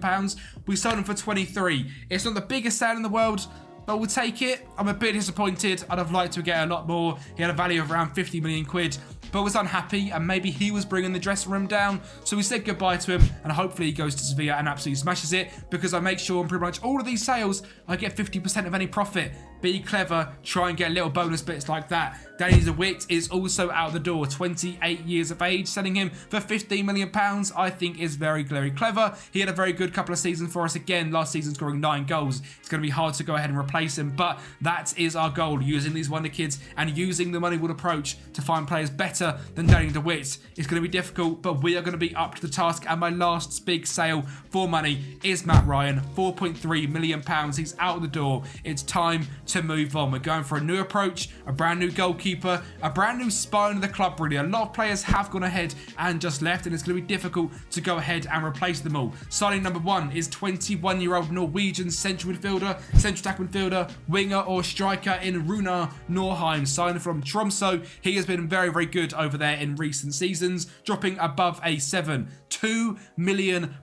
A young player, lots of passion. We're going to play him in central midfielder to be our advanced sort of centre mid on attack, and hopefully he goes ahead and smashes it. He's very consistent. He can do decent on his left foot, mainly right footed. He plays 1-2s. He's a tricky little player. Hopefully he's going to be an absolute demon for us, and he's also 6'1", which is a big old boy for his age. Alvaro Fernandez, not the left back for United. The other one is going to be our goalkeeper. This guy starts the career over at Huesca. He's gone ahead and signed for Wolfsburg on this save. He played very few games there, but what he did play, he was very, very good. And we signed him for £3.5 million. Which means for me, it's an absolute bargain. He is 28 years of age. He's not a young buck like Matt Ryan. He is 6 years. He's younger. He's very consistent. He likes big matches. Very, very well-rounded. I think is a big, big upgrade for an £800,000 profit in between Ryan and him. I think we've done very, very well there. Very happy with that signing. Our next signing is a player from Club America in Mexico, is Alejandro Zendejas, is my best pronunciation attempt there. He is an American central midfielder who's got very good consistency, can play on the left wing, the right wing, in cam for us. Again, it's going to be a pivotal part of this new look midfield. £9 million is a little bit more expensive, but it did just drop a 7.7 average rating in his last season in 12 games. I think he's going to be a superstar for us. He's consistent. Again, 28 years of age, a bit of experience, £9 million. Very good resale value, still of £25 million. If he smashes over the next couple of years, hopefully by then we've developed enough players for him to move on and us not to miss him. But right now, that is an absolutely key signing in Zendejas. A backup left winger in Adrian Puzburiek has come into the club. He is simply going to join and go out on loan because we've signed enough players. We've sorted out our team. I'm very happy with what we've got. And the next 3 signings are all ones which we have brought in for the future. Now, Adrian was absolutely smashing it over at Pogoń in Poland. £2.7 million we have signed him. We've given him back to Pogoń on loan, where hopefully he can develop his game a little bit. 2 caps of Poland at 19 is very exciting. He looks great, 5-star potential. Why not take a risk and bring him in? Our first regen signing of the save is 18-year-old Peter Kolic. He looks absolutely brilliant, and I don't believe these current abilities or potential abilities in the slightest. Because he's 18, he's got 18 determination, he's either-footed, and looks simply fantastic. I need to look at his recent performances over in the top division of Serbia. He dropped a 7.08 average rating. I think he's probably got 5-star potential and is going to be an absolute superstar for us over the next few years. I believe in him. Use the Moneyball. These are the sort of players you have to go ahead and sign. Your scouts might not think they're going to be superstars, but if you believe in them and they're performing in the match engine, they might just be that guy for your team that is going to unlock it all and win us the league. You never know. Christian McFarlane is our next signing. English left back playing at the New York City FC Academy. 3-star ability, 4-star potential, going back to NYCFC from the 6.99 average rating last season, which is very, very decent for a very young left back. Very good going forward, very good defensively, very good pace. Very happy to get him in for next season. And with a few tweaks to the tactic, making it a little bit less aggressive going forward and being a bit more smart with the boys, we have got a 4-3 system, starting off with Alvaro Fernandez in goal, with Danny Dudensov as our right back, Mola Wolf as our left back, Decker and Penetria stay as our centre back partnership from the very beginning, with Christian Bilic somehow staying in DM as well. Zendejas and Norheim in midfield, of Vlado on the right, Van Bommel on the left, and Van Brondende up top. The likes of Enos Masteras, Keys, Smits and Lars Schuten are all going to get lots and lots of minutes this season. They've all had very good rotation options in midfield. I think all 3 of them are going to be very, very good rotation options for these three as well. Someone like Enoch is pretty much good enough to be our starting DM already, so I'm sure he's going to get lots and lots of game time there. Jaden Adai also will get lots of game time, as will someone we've not touched on yet, Ernest Poku. He's got very good potential. He looks like he's going to be very, very good for us. £6.2 million. Very, very fast. Hopefully he can develop into a superstar as well. and the player that come through the academy in season number 1, Karim Bakari, is now 17 years of age, and our backup striker. I believe in him, and he's wanted by the likes of FC Yemen on loan, not by a big club, which is good. Hopefully he can stay and be a superstar for us. Of course, like I mentioned, we keep developing superstars. Some of them are down here in the under-18s, some of them are playing here in the B team, but they are all actually up in the first team training every single day, which is very, very exciting because Keith Smith is now 3-star. He's only played 27 games in 3 seasons, but because he's getting that experience out in the Eredivisie with the second team, he's developing very, very well. These stats have gone up a hell of a lot. If we check out the development and check the progress from the very beginning of all time, he's gone up in 3s in anticipation, 2 composure, 2 concentration. His mentals have gone up a lot. His technicals a little bit. Free kick has gone down. Couldn't care less. His physicals have also gone up a little bit, which is very, very nice to see. And everyone is progressing at a very nice level. This season, in terms of the Eredivisie, we're not going to be favourites in the season preview. We're the 4 favourites at 20-1. But I believe our team is good enough to go ahead and compete with this Ajax team. They've got the likes of Romsas, Brian Bobby, Kang and Lee, Alvaro Fidalgo, who's fantastic, Svan Mensverk, Kenneth Taylor, Dennis Wrench, Satalo, Harto, Window, and Jay Gorta in goal. Can we compete with that? I hope so. It's time to go ahead and make a stand. The Eredivisie, can we bring it to AZ Alkmaar? We got off to a very, very good start in the league. We bring you here to a game against PSV, with that man Keith Smith that I have been banging on about for the last 3 seasons is now starting and scores a lovely goal to kick things off for Belic. Finds a great ball there to Lardo. He hits the post. It drops to that man Smith again to grab a brace in just 15 minutes. Myron van Brugende finds Penetria at the backstick to make it 3-0. We weren't done yet. This is PSV, ladies and gentlemen, and Jaden Adive plays a ridiculous ball through looking for Smith, but Bredonde picks it up to make it 4-0. And of course, PSV are going to go ahead and get a goal back. A ridiculous solo goal by the GOAT himself, Dode Fofana, in the 93rd minute.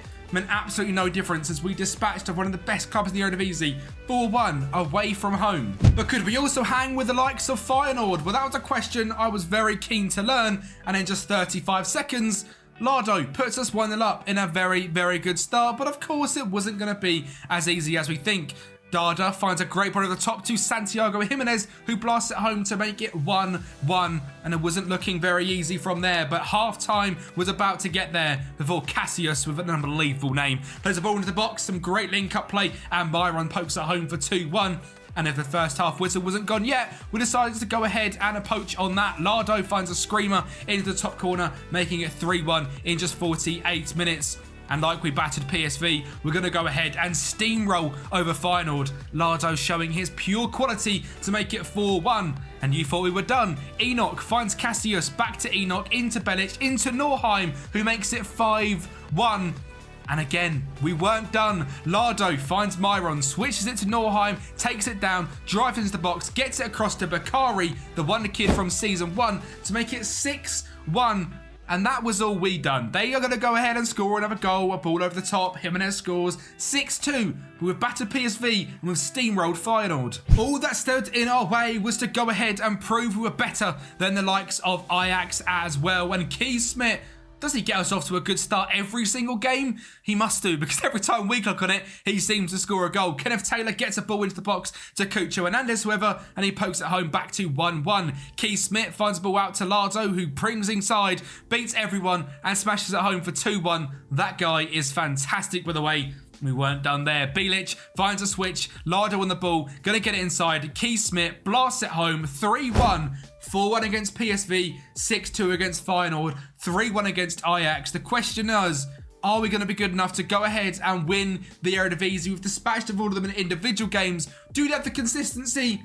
Yes, we do. Finally, Season 4, we've done it, all right? We've won at the Eredivisie. This has taken a lot longer than I thought to become the best team in the Eredivisie, but I guess it adds a different dynamic to the rebuild, as there's now another big old step to go ahead and take to winning this every single season, being the best team in Holland, and then competing for the Champions League. So get your popcorn. There is a long old way to go in this rebuild. And you can see in the average ratings list, we absolutely dominated. And there was one man at the top who we have not seen come through just yet. Jadon Adai. This guy had a real breakout season, 16 goals, 14 assists at 21 years of age in 42 games, dropped to 7.24. Now, sadly, he is wanted by Altai. There is booting him from Altai.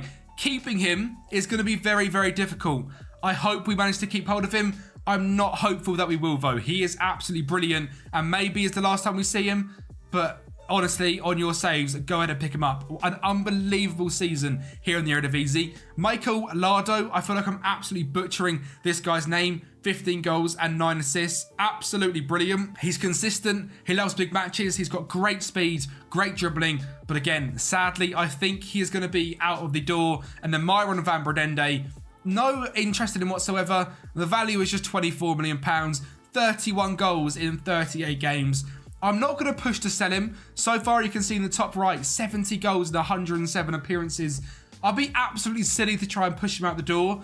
There's no interest. He will be staying here at the club and smashing it. Our brand new signing this season in central midfield, Alejandro Zendejas, also got 19 assists and 3 goals in 44 games and was absolutely brilliant and has kept that value even though he has aged a year. Alvaro Fernandez was joint top in terms of clean sheets. £19 million is his value now. Remember, £4 million will be signed for. An absolutely brilliant signing. But obviously, that is just the Eredivisie. You never know. Did we win the Champions League this season? We wouldn't think so, based on how we performed in the league phase. We went ahead and finished in 20th place with 3 wins. A 5-0 against Atletico Madrid, a 3-0 against Sparta Prague, and a 2-1 against Villarreal before a 2-2 draw against Celtic. Two draws, a 2-2 against Benfica, and a 1-0 against Celtic, and then a loss to Real Madrid 3-1, a 4-0 loss to Manchester United, and a 5-1 thumping for the likes of Nice. I mean, Nice, you've battered us and you've only got 11 points. You could have gone a little bit easier, lads. Then we go to the knockout playoff round, where sadly we drew against Arsenal and they got battered us 5-2, to be honest. We won 2-1 in the first leg before losing 4-0 in the second leg. So we might be the best team in Holland, but we have been absolutely pumped by Arsenal, who are probably 4th in the Premier League at this point. Let's be honest. 3rd. So, you know, there's a long old way to go. We are nowhere near winning the Champions League. And you wouldn't believe it, we've also not won this competition yet. I want to say naughty words, but I'm not going to. The semi-finals is where we got to, losing to PSV, who then ahead and bottled it against SC Hervenin. They've won the Becker before we have, and they actually won a trophy before we won a trophy.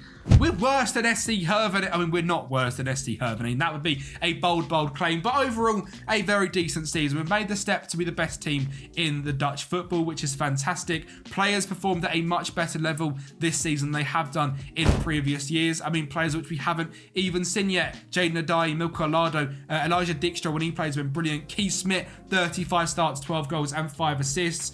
Enoch with 29 starts is now progressing very, very well. Alexandra Penetra, Karim Bakari, the first player we saw coming through the academy, 7 goals, 11 starts, and is just absolutely brilliant.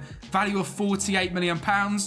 He's still only wanted on loan. Still no big clubs after him. Maybe we keep hold of him. And like I said at the start, maybe he wins us a Champions League. Money-wise, we have lots. £50 million, £1 million in wage budget. Very fun to go ahead and spend that. We're building the club up to a very, very big level. Probably the richest club in Holland by far at this point. I mean, in terms of our detailed stats in the league, I'm out of interest. Where are we in terms of wages? Because I always find that very, very interesting. Very, very far off the 4th best team, spending a quarter of the amount of the likes of Ajax. If we can keep it at this level and continue to dominate, it does show Moneyball and Wonder Kids is the perfect merge. And that's what I'm going to try and push with these Moneyball rebuilds, because Moneyball is very, very fun, and so is bringing fantastic Wonder Kids. And if I'm going to go ahead and win every single Champions League in every single nation on FM24, I'm going to have fun with it, and developing Wonder Kids is exactly how I will do that, and I'll be keeping it real. We'll be doing that throughout every single one. Regardless of where we are, developing Wonder Kids is what I enjoy on FM. It's going to be great fun. Season 5, can we now keep hold of these players? Now we're really on the world stage, and can we take a big step into strengthening the team even more? Well, we knew sales were going to be happening, so Jadon Adai was wanted by Altai last time we saw him, and he has gone. Sadly, very sadly indeed, because he progressed a hell of a lot last season and is going to be a big old miss. But welcome, well, say goodbye to Jay Nadai. £25 million that we spent on there, what we sold him for. Absolute heartbreak to see him gone. And Alexandra Penetra has also left the club. Now, he has been at AZ Alkmaar since 2023, the season we picked up from, signing for £3.6 million. Had a very, very good season last season. So, of course, the Premier League come calling, Burnley come calling, 50k a week. We can't match that. He's very consistent. He loves big matches, and your guy saves for 15 million quid even 4 years in is an absolute bargain. So go ahead and pick him up. He's also an absolute leader as well. So could be your captain of your club. Theo Sander sadly has not worked out. He didn't work out at Copenhagen either, to be honest. He's been a very, very, average backup when he's played. He's let in 3 goals. So now he's going to go be a backup at Frankfurt. I don't know how he's won that. He must have the same agent as Maxim Choupo-Moting. Thank you, Theo Sander. Sorry for the slander, but goodbye. Someone that really hasn't progressed and worked out is Ernest Poku. He's at the club on a free contract. Now, he just didn't ever progress. He's gone to Troyes in France, where he's probably going to turn into an unbelievable player and go to the likes of Girona and then to Manchester City and be an unbelievable player in the FM. But sadly for us, he was absolutely useless and has had the club on a free contract. A bit of a shame, because I know he can be unbelievable in this game, just sadly he hasn't turned out that way. Christian Bilic has left the club as well. He's gone to Parma for around £2 million. He was a rotation backup option. We've got Big Enoch in DM. We don't need him anymore. So goodbye, Christian Bilic. David Wooler-Molf was our fantastic left back, and he has gone to Sociedad for £14 million. He has indeed. He's been very, very good for the 4 seasons, but time to move him on. 25 years of age, value's not going up anymore. We'll say see you to him and try and bring someone in who is going to be younger and better. In fact, we've already done it in McFarlane last season, so we'll say goodbye to him.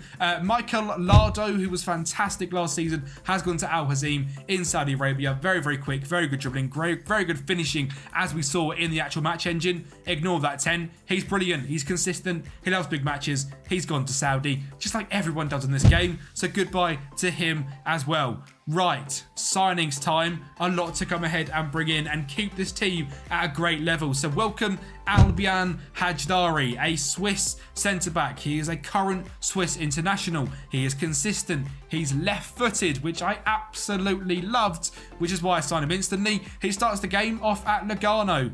Signed for Lazio a few seasons ago for £11 million after having 2 rotation options. I've gone ahead and saved him. He managed to drop a 7 average rating, which is how I saw him, just about with the skin in my teeth. And I'm very, very glad that we have, because he looks absolutely brilliant. And for a bargain of £6 million, he's going to be one of our best centre-backs for years to come. So welcome in Albion Hajari. Time to bring in a winger. And Gonzalo Moreira was that man, signed from SL Benfica. Incredible flair, incredible determination, incredible pace, incredible dribbling. Very good on his right foot, inside forward on the right vibes, consistent, looks brilliant. £11 million is all we've signed him for, and we spotted him because of this season over at Hull. A 7.04 average rating. Maybe we spotted him and left him on the shortlist, and he went back to Benfica. It wasn't great. I don't know how I found him. I imagine it was through the season before. I probably kept him on the shortlist. He looks very, very good, doesn't he? I'm very glad we've got him, because £14 million to £16 million in value, signed for £11 million already as a profit, and hopefully it's going to be very, very good for us. Looks like he'd absolutely tear up the Eredivisie, so welcome him in for £11 million. That is just £18 million so far. We're going to make that 19 with the youngster Arthur Diaz coming in, a very decent Brazilian centre-back from Athletic Paranaense. Just dropped a 7.1 in the top division of Brazil, and hopefully it's going to be brilliant for us. Very determined, very, very quick. Hopefully can be brilliant. Quickly moving on to a brand new backup right back / right winger. Very exciting combo is 27-year-old Ollie Didrik Blomberg, signed from Brann over in Norway for £3.5 million. Has been fantastic over the last few years, and I think as an attacking wingback he looks even better than a winger, because he's very, very good defensively already. Very, very fast, very good dribbling and getting up and down that right-hand side. He could be a king. Very consistent, loves big matches, a value of £14 million already. Ollie Didrik, hopefully you can be our man. We're going to save that signing because that's an unbelievable one for just 2 seconds time. A free one in Leopold Falter has come in. He is a Belgian left-back. Very good determination, very good pace. Backup left-back vibes. Free contract from Lyra Liese in the Amateur League of Belgium. how I found this geezer on that list, I've got no idea. But he's brilliant, and hopefully he's going to smash it for us. And of course, he was free, which makes it even better. Vanderson is another person we've signed on a free contract using very similar left-back vibes. 7.14 in the Joinville in Brazil. Lord knows what club Joinville is or where that even is, but he's been brilliant there as a wonder kid. Hopefully he can come here and be great for us as well. Very brave, very quick, very good going forward. Hopefully he can develop into something. Our next one is another regen from Gimnasia. He is Argentinian. His name is Santiago Crespo. Very good determination, very good pace, very good dribbling. Looks like a very, very good winger. Dropped no games so far, so I'm guessing it's been signed for the wonder kid searching. £1.5 million though is an absolute bargain, and hopefully he will be brilliant. One more signing before we get to the big boy is Thomas Kjærgaard. He was looking fantastic over at AGF in Denmark. We've signed him for £1 million, 16 finishing, 13 composure, 17 determination, great pace, tries to place first time shots. Mention a box this guy doesn't tick. He looks absolutely brilliant and he's 18 years of age, so he could develop into an absolute superstar, Ross. So welcome Thomas Kjærgaard. And finally, a player which you guys can go ahead and sign on your saves is over at Zenit St. Petersburg. £7.5 million for Brazilian winger Pedro. 16 flair, 16 dribbling, great pace, either-footed. This guy looks absolutely fantastic. Dropped 25 games in a 7.31 last season over at Zenit. Finally breaking through into that team. And my God, he looks like he'd absolutely rip up this league. So hopefully he can go ahead and do absolutely that, because these stats are very, very exciting. And for someone of just 21 years of age, he could be the next Alan Velasco we had. You know, the next superstar winger that comes in and sells for like £40 million. Hopefully that's him. It could also be Moreira, because both of them are in the first team. And our team does actually look like so, with Alvaro Fernandez in goal, Cassius at right back with McFarlane at left back, Hajdari and Voots Goers at centre back with Enoch in DM, Zendejas and Keys Spit in midfield with Pedro, Moreira and Myron van Bredende in the front three. Dario Gomez, who I believe has come through the academy. He has indeed, is a young goalkeeper with 5-star potential. Blomberg, Arthur Diaz, Decker, Falter, Denisov, College, Norheim, Van Bommel, Przorbiek, Bakari, El Jesus, Constantinia, Santiago Crespo, Kjærgaard, and a whole host of other wonder kids are here at the club. The age profile of our first team as well is looking very exciting. A decently older goalkeeper, a decently older midfielder, and a 24-year-old striker, surrounded by 21-year-olds and a 23-year-old defence. Very, very good. Backups, 20, 23, 18, 24, 19. Few 20s, 18, 19, 18, 18, 18. A few 20s need to be sold. 19, 17, 20, 21. It's ridiculous here at Alkmaar. It is literally a train for wonder kids to come on and then develop into unbelievable players. 4.5-star youth recruitment and training facilities just makes a great blend for developing players. Again, looking at the Eredivisie in terms of our season preview, last season 20-1, we smashed it. This season 10-1. Did we smash it? Well, of course, we kick this season off in the Johan Cruyff Scout against SC Hervenin, who actually get us 1-0 behind in 23 minutes.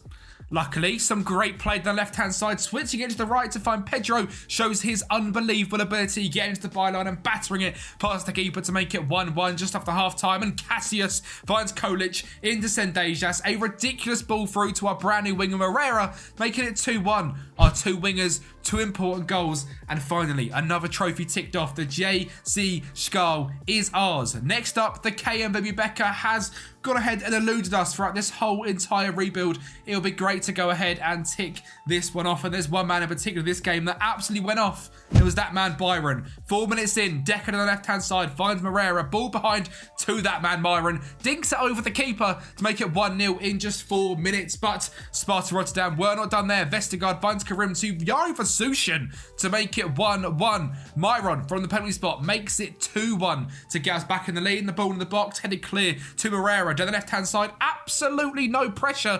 Finds a lucky cross into Bendunde to make it 3-1. So first half hat-trick. Our brand new centre mid Kolic, who the game didn't believe in whatsoever, with some great play. Eventually, Myron's through. He scored 4. It's 4-1. We are going to go ahead and concede due to a corner, which doesn't really count. It's a fake goal. Makes it 4-2. Myron with 4 goals, and we are winners of the Becker as well. Finally lifting that one. Could we go ahead and do the domestic treble?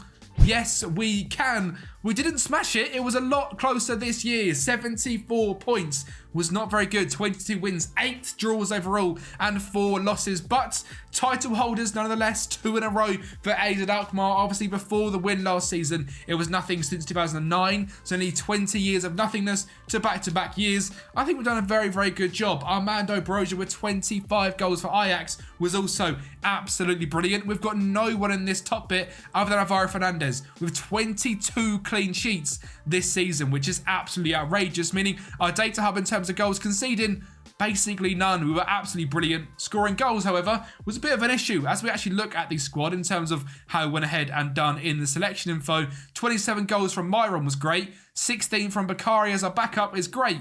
11 from Gonzalo Moreira. And nothing else from anyone. The midfield went quiet. The right winger was quite quiet. Pedro, 13 assists is good, but not as many goals. Peter College, our brand new midfielder, who was just £1 million, did do very well with 6.92 and progressing very, very nicely. In terms of Alban Hajari, our brand new centre-back, was brilliant. Runar Norheim was a very, very good rotation option. Best player this season, Myron. Only 5 players above a 7 is absolutely shocking to me, given the fact we've just won the league.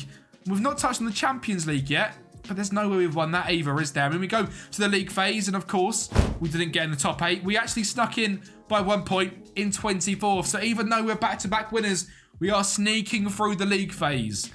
We're such a long way off from this Champions League. The knockout playoff round, we did get through, battering Juventus 5-2. We set up a double leg against Manchester City. Well, you know what? We didn't get embarrassed. We lost 3-1.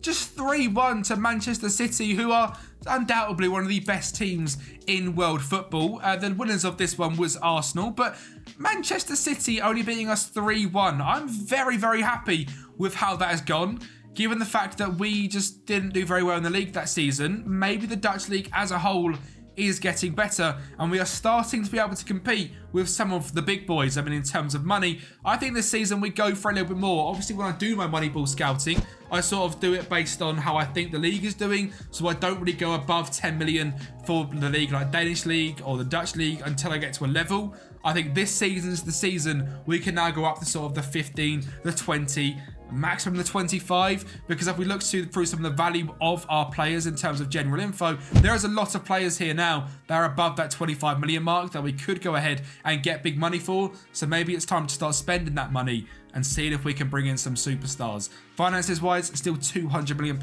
in the bank. A lot of players are not even wanted. There's a few that are, but hopefully we keep this team pretty much together and we can develop for another year and add in some stars. But of course, to bring in stars, we had to make some room in the squad. So we sold £50 million worth of players and brought in £50 million worth of players. And Daniel Denisov was sale number 1 to Al Wada in Saudi Arabia. £11.25 million has been in since season number 2, I believe, and has been very, very good as a rotation option in DM and our starting right back for many, many years. So very, very good player on this year's game. £6 million release clause as you get him is certainly worth going ahead and picking up in your saves. A player which he brought in just last season but didn't hardly play any games was Mr. Ollie Didrik Blomberg. He played just 18 games, didn't do very well at all. We've doubled it, 3.5 to 7 million, taken that Saudi money, and he's going to go over there and be very, very good.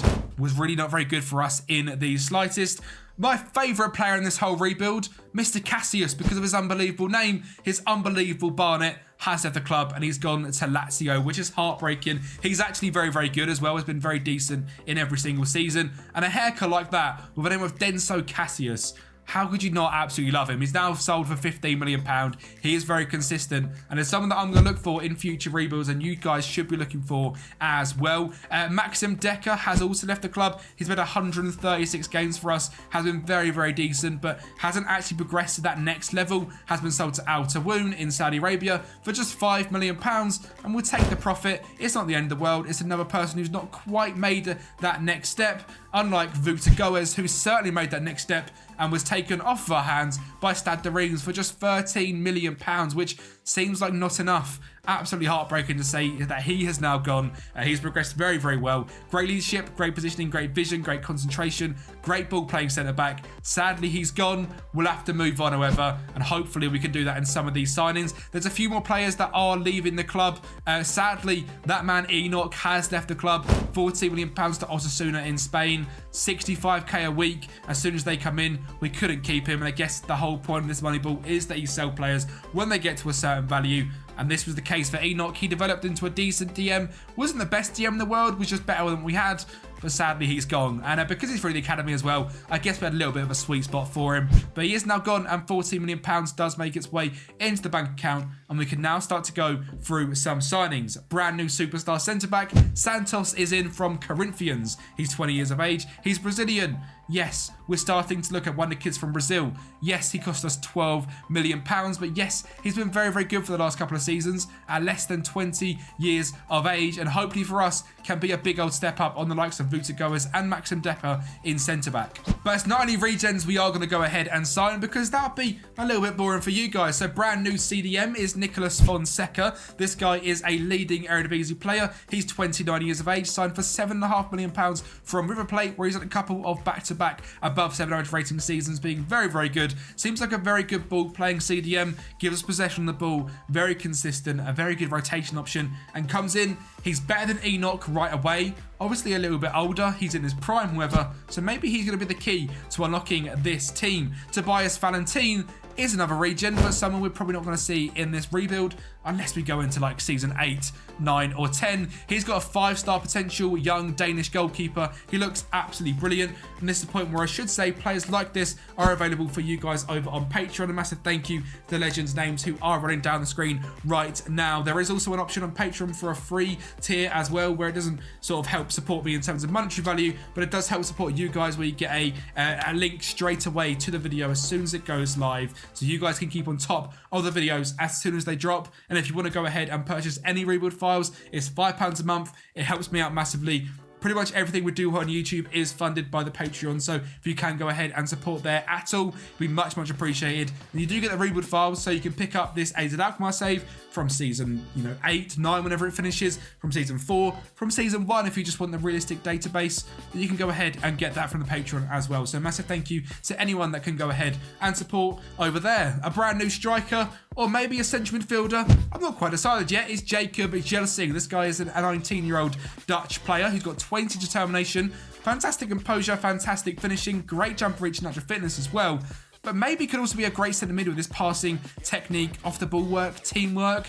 I'm not decided. I can't work out what I want to turn him into, but he does look absolutely fantastic, and he's just 19 years of age. Got 10 goals and 8 assists for the test last season in this league, dropping a 7.23. So being like, Man City would do, go ahead and sign the best players you can in your league, and that way they can't get anywhere near you. So welcome in Jacob for £12 million. Next signing is going to be one from Bodo Glimt, Norwegian right back Vila Olai Haugland, 18 years of age, great pace, great crossing, great dribbling, great defensive work. Very, very good. He's a regen, so I won't bore you too much, but he looks brilliant. But he's not the best right back we've brought in, because we've brought in Big Eric Rijks, who looks absolutely fantastic. He's got 18 determination, ridiculous natural fitness, great pace and stamina, great teamwork. He was £11 million, which was a little bit above what I would like to spend, but has been very, very good in the Championship or in the top division of Belgium as well. So he is proven. It's now time to see if he can do it in the Champions League. So welcome him in. He's consistent. He looks very good. But another regen, so I won't bore you too much. Someone again that is a regen is Manuel Schneider. Is at the point now where I have to sign regens for them to be very, very good. I know the money will approach. You can sign players that are like 28, 27, which I have mixed in as well in this rebuild.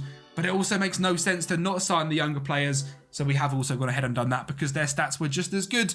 And if you can get more sale value out of them, I guess that fits the Moneyball approach. This guy was just £4.4 million from SB Rayed over in Austria with the 7.06 last season. A very good DM. Not quite as good as Fonseca, but the younger option. And he looks very, very good. And I believe the second to last signing is Noel Cernelius. Someone that's real. Huzzah! He's from IFK Norrköping in Sweden. He dropped a 7.09 last season, £1.3 million. A very good rotation option. Looks very, very good. Hopefully he can be great for us. And the last signing is Philip Rodka is another centre-back to replace Maxim Decker. Consistent, likes big matches, good speed, good defensive attributes, very determined. He is over at Dual Gardens when you start to save. Just signed from FC Basel, has been decent over there. It's time for him to be a backup here as well. Hopefully he can be good enough. The team is now looking like so.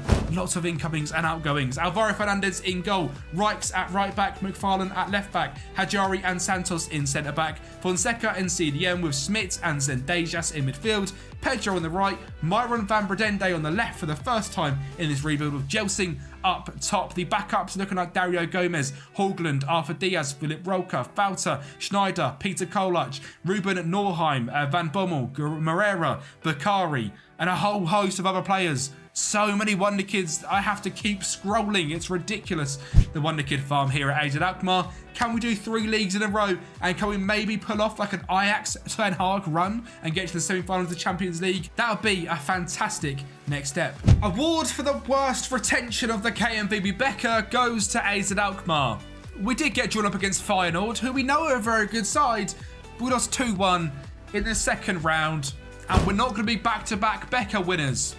And guess what? We're also not going to be back-to-back Johan Cruyff Schaal winners, as we played Feyenoord and lost 3-1. So maybe this season we're not the best team in the league, or was it just a dodgy start to the season? Because actually, as we head to the very important Eredivisie, we become back-to-back winners, 89 points, and absolutely smashed Feyenoord.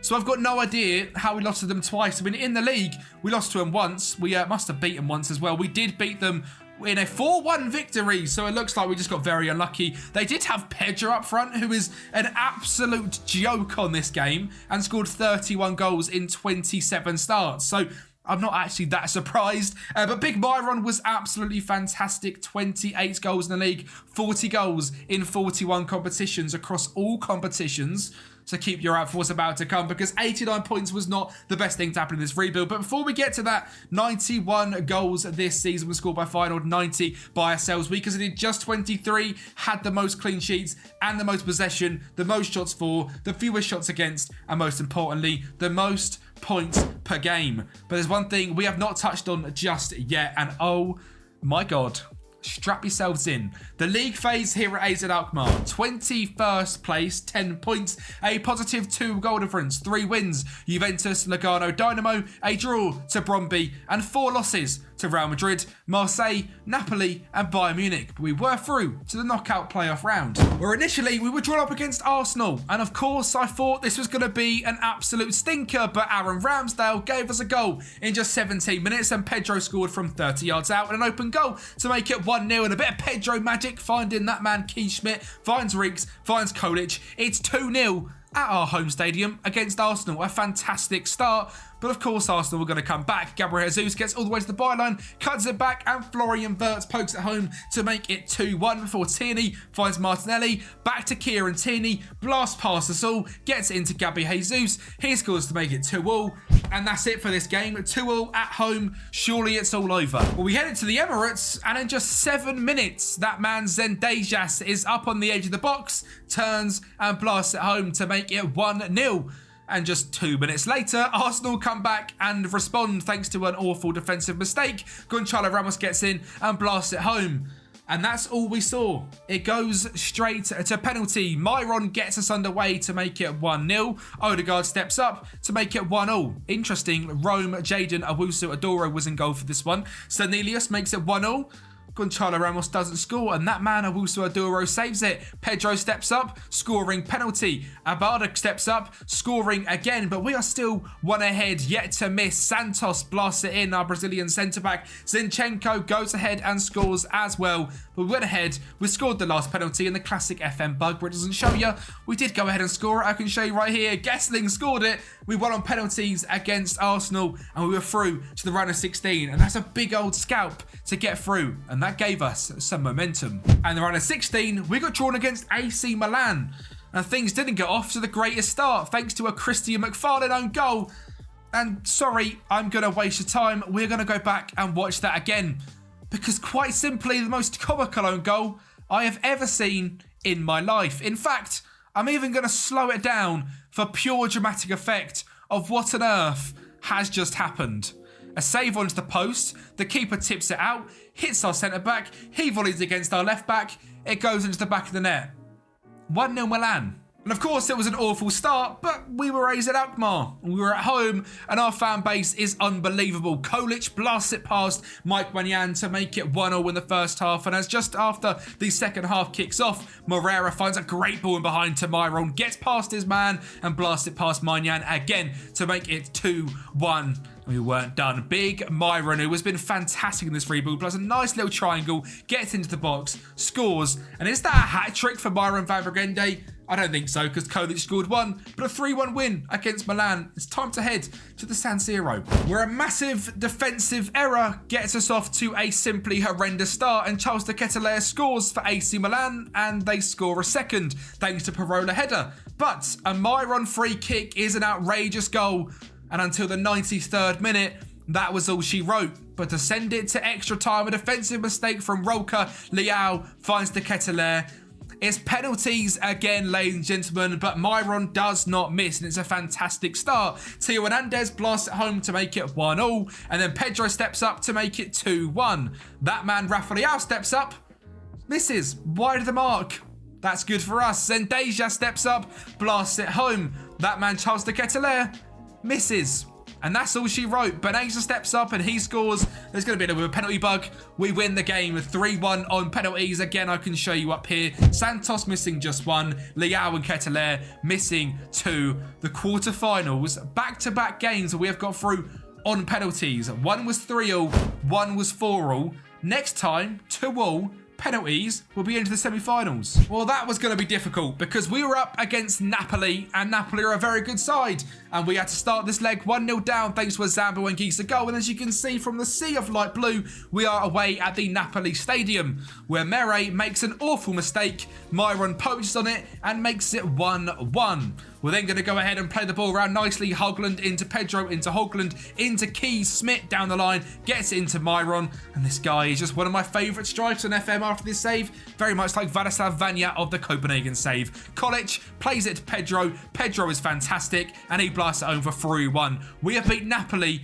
away at their stadium 3-1. Surely we don't bottle this now. We're going to be in the semi-finals. Or maybe not, because Arda Güler plays through Zambo and Gisa, and he scores instantly to make this game 3-2. Reeks finds Asef Kessin down to Christian McFarlane, into Myron, who is just that guy, and he makes it 4-2 in aggregate.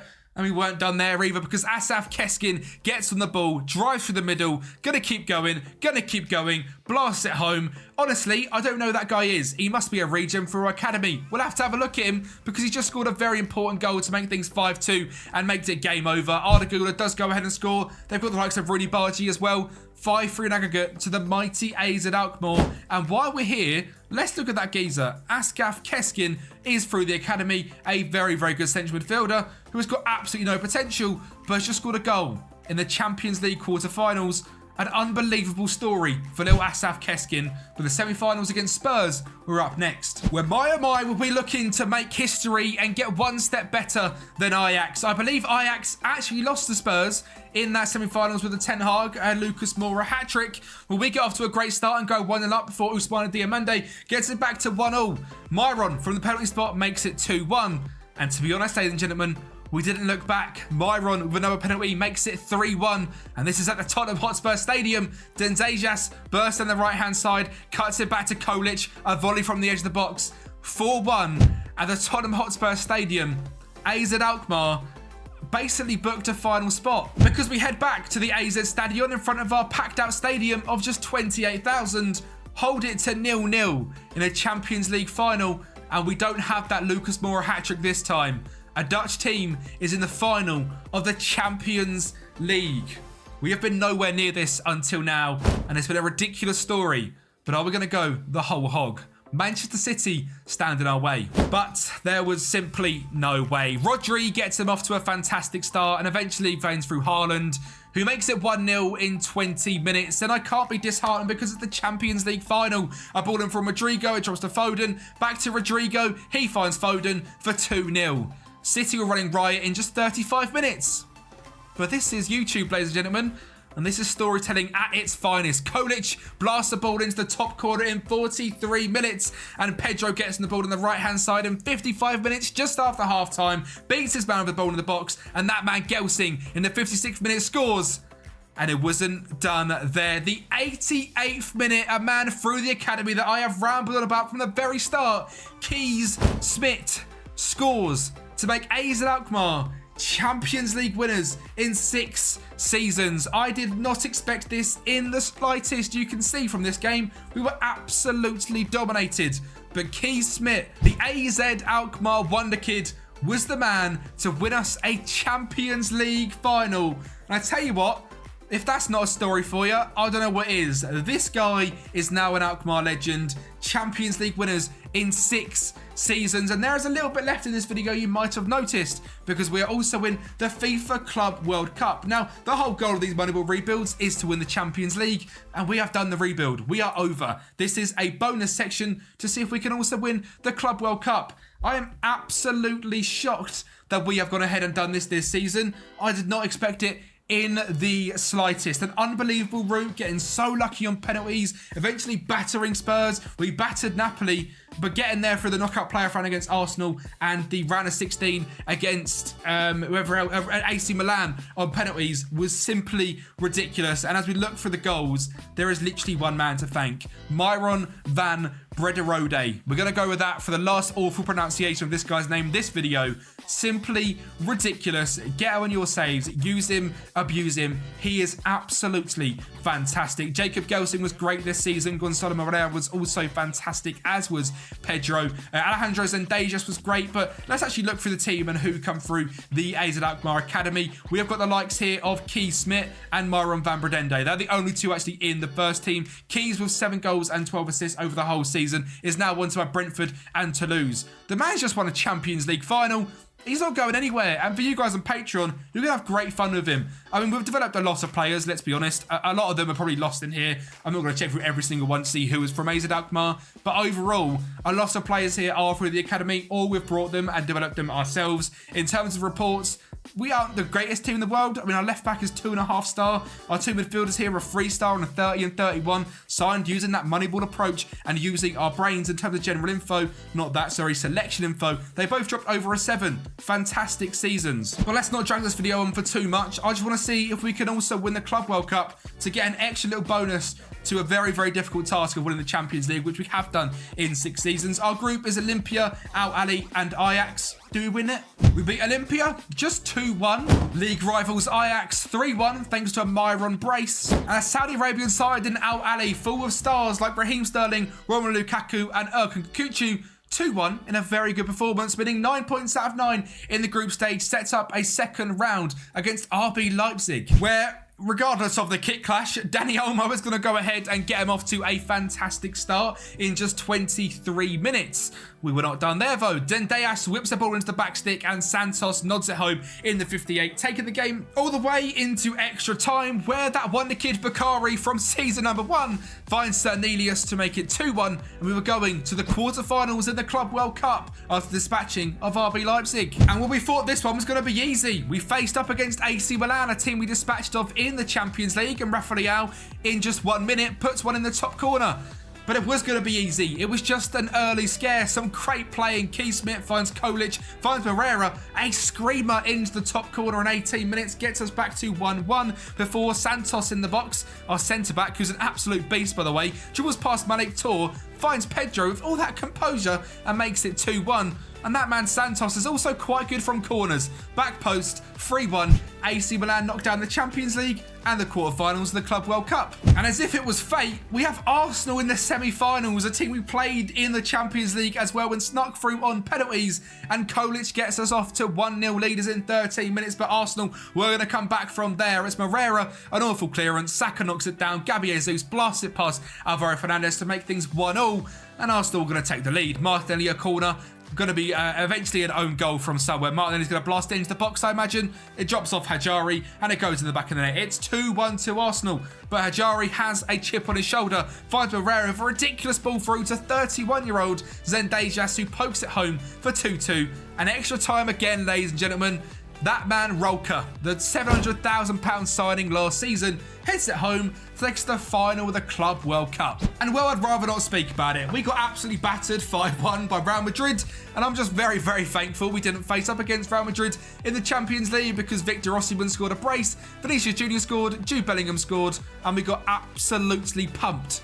So I guess we're not as good as Real Madrid, but we're Champions League winners, and that is the point in this rebuild. If you did enjoy this Money or a rebuild, make sure to like the video. This video down here is the Kobenhavn one. If you haven't watched that, what are you doing? If you enjoyed this video, you'll love that one. Thank you for watching, and I'll speak to you next time. Standard Liege are one of the biggest clubs in Belgian footballing history, lifting 10 Pro League trophies, most recently in 2014. But since then, it has been a downhill climb, and as far as 2022, they finished in 14th place. Last season, a recovery up to 6th, but this season, again, back down to 10th. So today, we're looking to rebuild them, but not into Belgian League champions, into much more than that. Champions League winners using Moneyball. And I've got to say, this season has been very poor. Football Manager predicts them to come in 5th place for the 23-24 season. And when I look at their team, I completely understand why. There's some big names in here like Musa Gineppo. We've got some fantastic defenders like Van Housen in on loan. Sawawa is one of their best wingers at the club, as is Yaboa. Jonathan Panzo is here.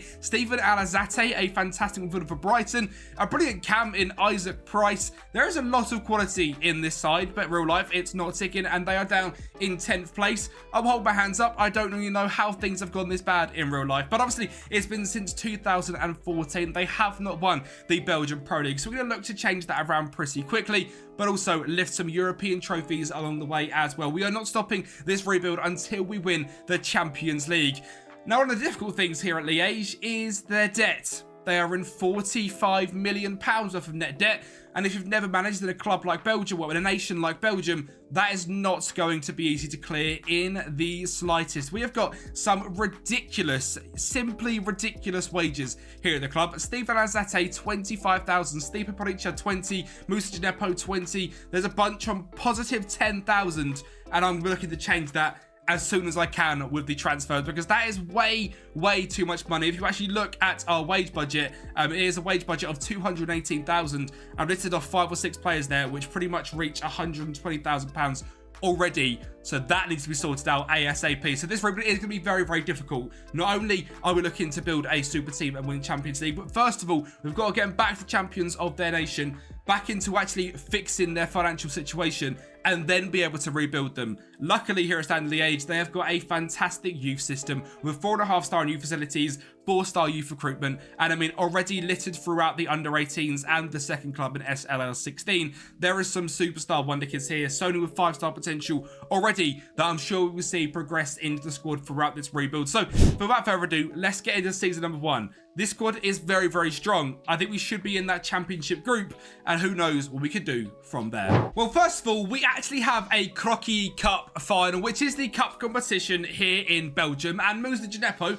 gets us off to a brilliant start, 1-0 up in 6.5 minutes, which is brilliant, and we're up against KRC Genk today, who are another dominating side here in Belgium. Federa gets them back to 1-1 on level peggings, but in the 63rd minute, we finish this game off with a 2-1 victory, a goal from Sawa at the edge of the box. And well, it wasn't the only trophy we won this season. We absolutely dominated the Belgian League in season number 1, and as mentioned, this team is very strong. But do not click off the video just yet, because there is a lot to explain on how this season went so well. So first of all, we were champions overall, 19 wins, 6 draws and 5 losses. A very good season. We won the championship group as well, because sort of about 3/4 of the way through the Belgian season, they split into a championship group, second phase and relegation group. So we ended up doing very well and winning the championship group, which does mean Champions League football next year, which is fantastic. But before I go into the squad, we're in a bit of a pickle. £200,000 in debt on the wage budget. Now, I haven't given out a single contract.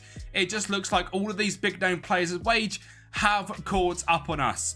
We are in the absolute bin. Now, of course, we have some players here that are here on wage, like Kemal Sawa, who was fantastic last season. 15 goals, 14 assists. We're paying him 17 grand, so he's out the door. Stephen Azate, who played 37 games, got a 7 average rating, which is brilliant.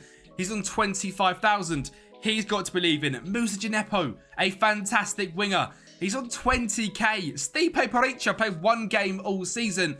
on £20,000 in wage budget. As we look through the squad and look at the players that performed at a particularly good level, if we actually just go through the appearances list and look down the wages, there is only one player in Suleiman Doumbia under £10,000, and he's going to be wanting a brand new contract pretty quickly. We go down here, 5 or 6 players. We have someone on 2k, someone on 1.3, and again, the wage budget is just absolutely in the mud, to the point where even a loanee here on £14,000 a week played 4 games.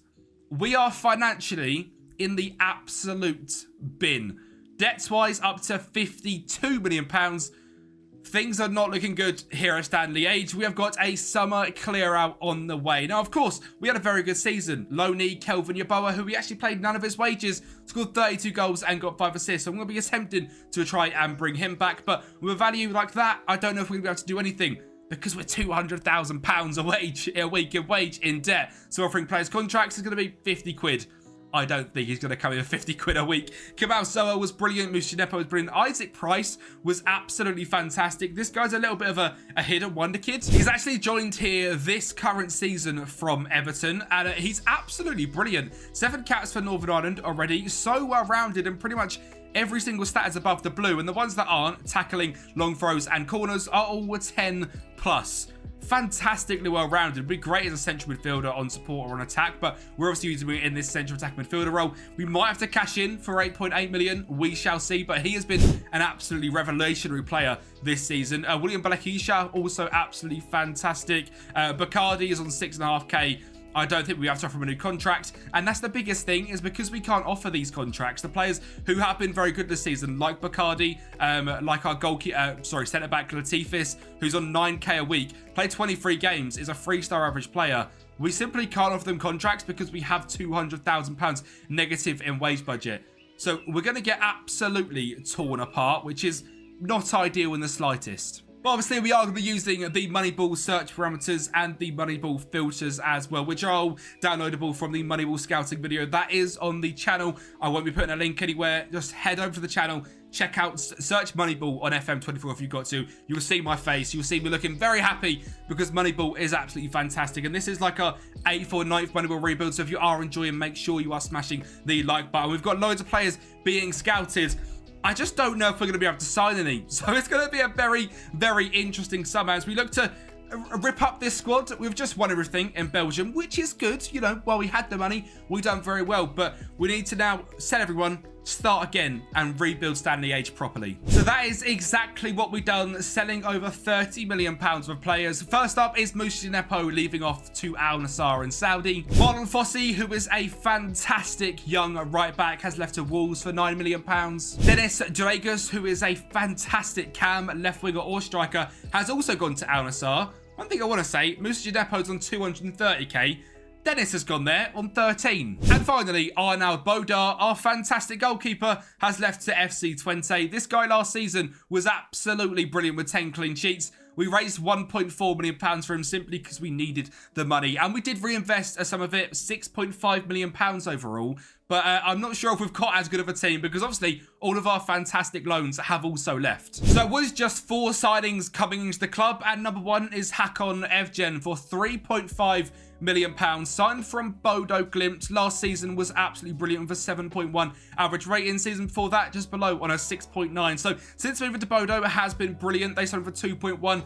£1.4 million more, and he is now here. He is a leading Pro League player with fantastic dribbling attributes, decent enough speed, and great determination as well. And he's just 24 years of age, and obviously value-wise, there's some serious upside. So maybe someone will look to sell for profit in the future, but a brilliant signing. Joel Allenson also comes in and joins the club. Now, this cost us £1 million, but we lost pretty much anyone that was good in central defensive midfielder, whether that was loans or sales. So Joel has left the club, which is a little bit of a shame. Oh, sorry, joined the club, which is a little bit of a shame because he's not fantastic. He's not exactly quick. He's not great on the ball. But he was the best out of a bad bunch that fit the Moneyball criteria. In a 7.13 last season at Holmstads over in Sweden. Hopefully that can sort of come to this division as well. Andrija Radulovic is a signing I seem to look at all the time. This guy can play left side or right side, or even if we need him to, at left back. He's consistent, loves big matches, 22 years of age, and cost us just £1 million. And finally, Jesper Sesse, 22 years of age, a Gambian international, signed from IFK Norrköping over in Sweden. This guy's a 3.5-star player already, is consistent, doesn't like big matches, but I'm not sure we're going to have many of them this season because the squad has dropped off quite a fair bit, and I've had to bring in some wonder kids from the academy as well just to make up numbers. So in goal is Heitnet, who I believe was our backup goalkeeper last season. De Wael is our right back with Ngoy, who is a fantastic wonder kid here at Stanley Liege, coming in at centre back. He is unhappy, he wants to move to a bigger squad. I've offered him out 15 times to see if anyone comes in and bids, and they bid like £3 million. His value's 90 million. There's no point in me selling him. Daikarix, who is another absolute youngster, is in as our other centre-back with Dumbia at left-back. Osman is a 1.5-star CDM who's 16 years of age.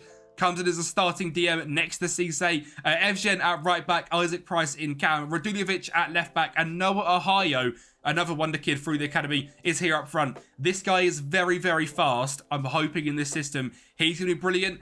And there's just more wonder kids littered throughout. Apollo Oliver, Lucas Nubi, and Carrera Rocha are two fantastic wonder kid centre backs as well. Shadron, Mateta Papa, Allenson, De Cruz, Makembo, and Temo, who we have seen in the rebuild previously. Sihan Sinak and Nganzi are all here as our backups. But the exciting thing is, when we saw this by potential, there is some great potential here at the club. The youth facilities last season pulled out some absolute bangers, so hopefully they can progress well. Our backup left back's brilliant. Our backup winger, and Lucas de la Cruz, is fantastic. Osman, who has been shoved into the team, has unbelievable potential. And Noah Nkembo and Temo is always lights out good on this game and turns into a superstar. So hopefully we get that version here as well. Hugo Correa Rocha, Rabbi Matemba and Pepper, Johan Nganzi, Sanak, Nubi, Ohio, and Nathan Ngoy are all 5-star plus potential players. So there is a lot of potential with this club, but for this season, it's going to be difficult to, number one, not lose every single game of the Champions League. Number two, retain our Belgian Crocky Cup. And number three, lift this title again, because we are now 7th favourites. But luckily, the finances are looking better. £90 million in the bank and only £13 million in net debt. So we've done a good thing overall with the squad and clearing everything out. You can see the wage budget got halved down to £126,000. So that is pretty much why we can't sign anyone else. I've got no money in the wage budget. I've still got £1 million left in transfer budget, but I mean, there's no point in me trying to sign anyone. So that's that in terms of the team. Let's get into season 2. Right, let's get this one out of the way. The Champions League this season was always going to be extremely difficult because everyone's left us. So we finished in 33rd. We got one win against Savernia Savestia, who become lower than us on the minus 18 goal difference. We got a draw against Frankfurt, who actually did qualify, which is great.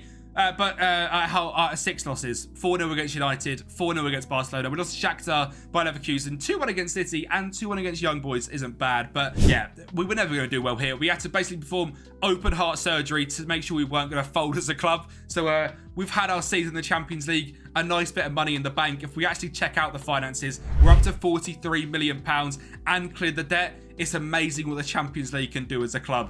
I don't know how we've got here, but it's worked out quite well. And our retention of the Crocky Cup actually went a little bit better than expected. We got all the way to the 8th round, which is okay. It's just before the quarterfinals, so not too bad. We got knocked out on penalties by Royal Franks Boran, who are in the 2nd division, and they come 8th. So a little bit gutting to lose to them, but overall not a bad season. And all things considered in the Pro League as well, considering we have just performed complete open surgery. 2nd place overall in terms of points on 64. When it comes down to the Championship group, we lost to a lot of the big teams and do come down in 3rd. Antwerp are champions, even though in the league table, they were like 16 points away from us and we're absolutely rubbish. But in the big games in the Championship group, they absolutely smashed it. In the Championship group, you start with 50% of your points from the main league and then play against all the big teams only for like 10 games, I believe. If we check out the schedule, 10 games, you play both the teams twice. And you can see here against the bigger teams, we did get battered and eventually obviously come down in 3rd place. But it does mean the Europa League, which is maybe a little bit better for our squad. And in terms of development as well, I think we've progressed very, very well. If we check out how the players actually done on the pitch in terms of average rating wise, players that played, Isaac Price, a 7.2, 14 goals, 11 assists, now a value of 34 million. I'm going to be trying to cash in over there, that's for sure. Tom Glicenti, when he played in his 11 games and 8 of the bench, was absolutely brilliant as well. Same for Thiago Paul da Silva, 11 games, 7.08. Suleiman Doumbia, who was our starting left-back, 37 games and 11 assists. Jesper Sesse, our signing the Gambian central defensive midfielder, 7.03. In terms of average rating, 7 goals and 5 assists. Remember, was a bargain of 975k, now value of 6.8. Hakon Evgen as well, a 7.01. So all of our signings pretty much coming up clutch and doing bits. Gilles de Varley, the 29-year-old right back with 8 assists, just a 7 average rating as well. Allenson, the 31-year-old I signed, 6.97, 40 games. Props to Joel Allison, he was brilliant. Raduljevic got 10 goals and 8 assists. And in terms of our top goal scorers this season, Noah Ohio, the wonder kid man with superior in terms of pace, was absolutely fantastic. 22 goals and an assist. Decent value on him now as well. If we do get any offers, he will be leaving the club. Stipe Baricha, we just couldn't sell last season, so we're still trying to sell him. He played 5 games, got 6 goals. For the life of us, we could not get him out of the door. But given the open heart surgery we've just done, you'd think we'd have loads of money, especially what's in the bank.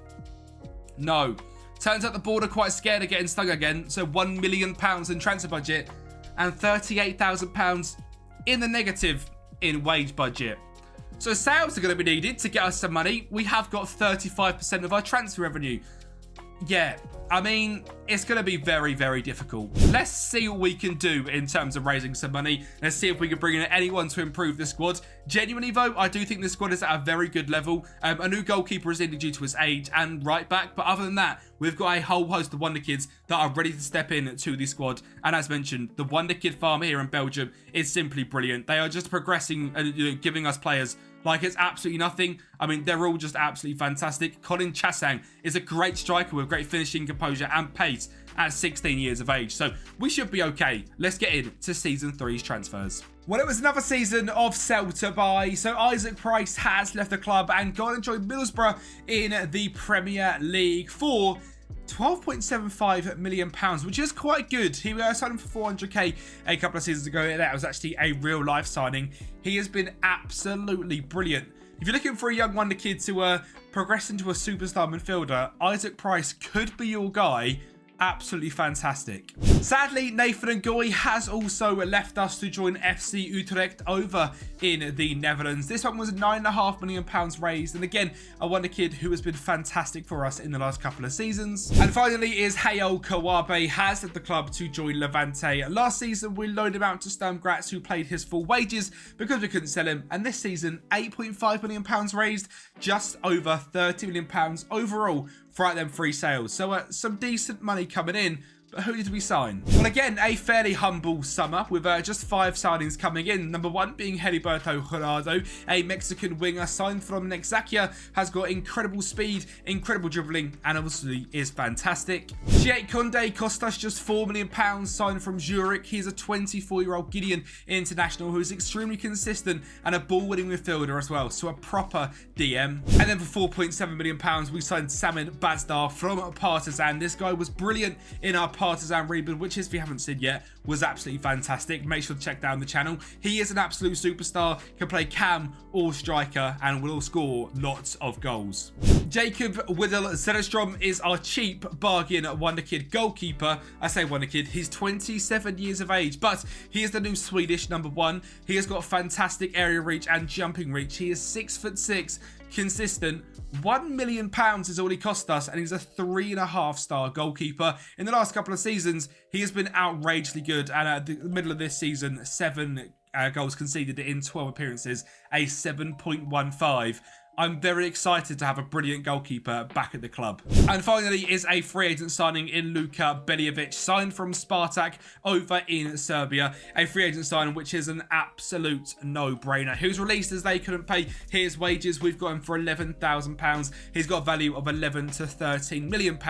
And again, for free. And of course, he slots into this team as well in that right wing position, as does Vidal Zetstrom in goal, Diwali at right back with Correra Rocha and Nubi as our 2 centre backs, with Doumbia at left back, Koundé and Sesse in CDM, with Bailovic, Gerardo, Evgen and Bazdar as our front 4.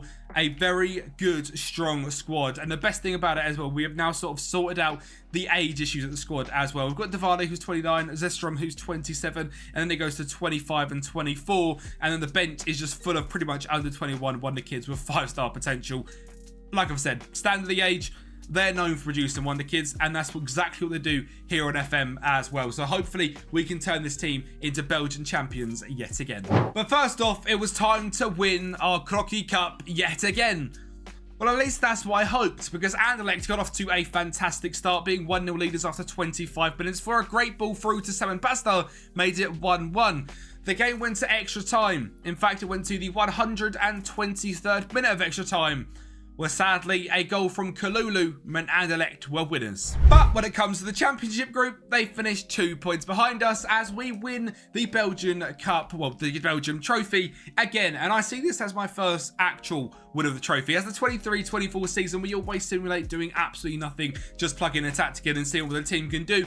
They won that. We have done open heart surgery on that team. We have raised all of the money to clear all of the debt, rebuilt a squad in 3 years using Moneyball, because if I show you the transfer history, £45 million sold there, 15 in, 30 there, 6.5 in, and nothing the season before. So using Moneyball, we have open heart surgery this standard team, turned them into Belgium champions. If we check out the league table, we actually finished down in 4th place, but when it mattered in that championship group, we won it all on 50 points, which is fantastic. And Sam Bastar in his first season comes in as the top goal scorer in the league. Tom Glicenti as best average rating, with Suleiman Doumbia in 2nd place there as well, which is absolutely brilliant. In terms of player of the matches, Noah Makembo in Temo has come into the squad, and he is quite good. 45 games, 18 goals, 11 assists. And when you look at this guy's stats, you're thinking he's very, very average.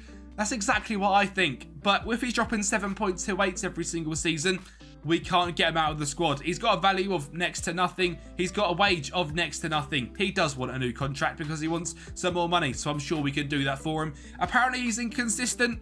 This sort of form shows me completely otherwise. This is one of them players which in the match engine just perform incredibly well. And hopefully we can keep Noah for as long as possible, because not many teams are going to come in for him because he's got a poor reputation. But if he's going to score us 18 goals a season, Noah will be an absolute superstar. And of course, he wasn't our top goal scorer this season because Samad Bazdar come in at number 1 with 23 goals and 1 assist. Andrija Radulovic, our first season signing for £1 million, scored 11 goals and got 4 assists as well. Luka Banovic as a free agent was absolutely brilliant. Hadrito Gerardo was decent, 8 goals and 9 assists, cost us £6 million, and I'd expect a little bit more, so maybe he's not going to be the superstar we hope, but still very, very good. Nico Gilson was a wonder kid striker that's come through, 9 games, 5 goals and an assist. Shiet Conde was great. Gilles Diwali with some great assists. Suleiman Doumbia, another 15 assists this season as well. And in terms of average rating, the number 1 was Suleiman Doumbia, 7.35. Again, if you're looking for a left back that's incredibly cheap in your saves, Suleiman Doumbia could be your guy. We obviously got the Europa League to talk about as well. We'll get there.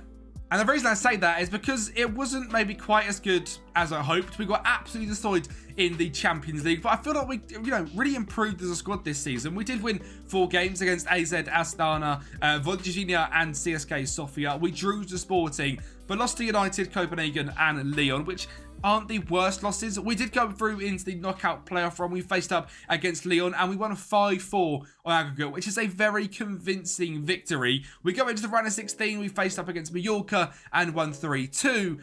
But we go into the quarterfinals, and that's where it became all unraveled. We lost to Real San Sebastian 5-1 on aggregate, and was quite disappointing. I thought we had a good chance of winning this one. The Europa League is a competition which I'd like to try and tick off at some point, but now we're sort of this dominant side. I can't see us dropping out of this top 2 at any point throughout the rest of the rebuild, because our squad is so young. If we sort this by age, wherever it may be, we've got just such a young squad full of incredible wonder kids, with only one person at 30 years of age, one at 29, one at 27. The rest is all under 25. So I can't really see us falling out of that top 2 position anytime soon. So the Europa League might not come to standard, which is a shame because I'd like to win it, and it's going to take us quite a while to win the Champions League. So probably no European trophy for us for quite a few seasons. In terms of finances, we're looking great. £66 million in the bank. All the debt is now gone, and the board have been very, very nice to us.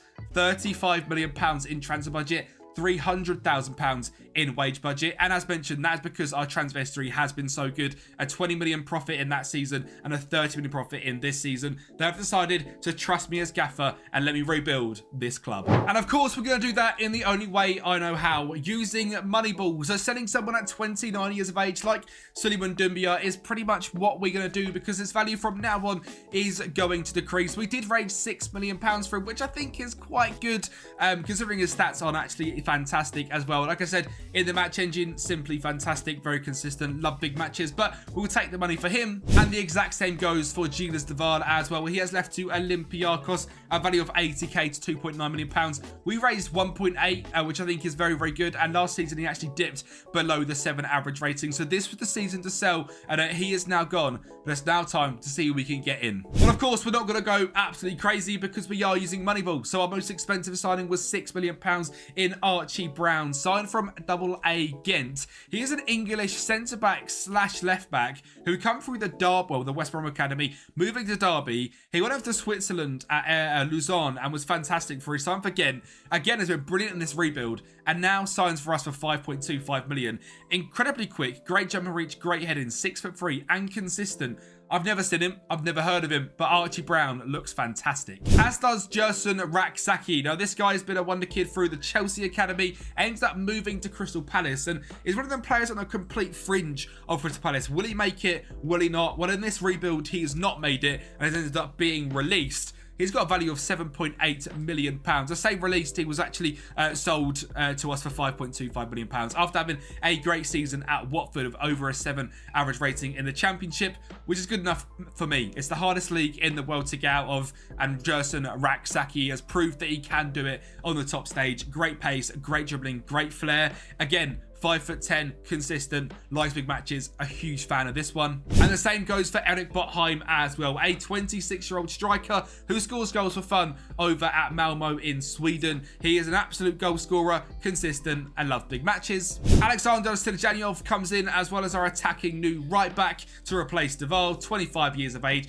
consistent, and likes big matches. I think what you can see here as well is that I'm going for players that aren't 18, 19, because we've already got so many of them through the academy. We need to bring in that experience to, really build a squad. Who said it once? You don't win anything with kids, and we are doing that here. We are buying players that are a bit more experienced, that bring that, match sharpness and game ready attitude to come in here and take us to the Champions League. And keeping on that, our final signing is Andre Bowman, a 24-year-old right back / central midfielder who is coming in to back up Silenovic at right back. He's consistent, very, very good, and looks fantastic. And even with that £35 million transfer budget and raising £7.5 million, we only signed £19 million over players because I'm not going to go mental. We're not at that stage yet where I need to think, right, let's go for it. I do that once every single time we do Moneyball. I can tell when we are at a point where a few sprinkled in stars gets us a Champions League trophy. We're not there just yet. So we're going to take things easy and ease ourselves back into the Champions League. And that's with this squad as well. With Zetstrom in goal,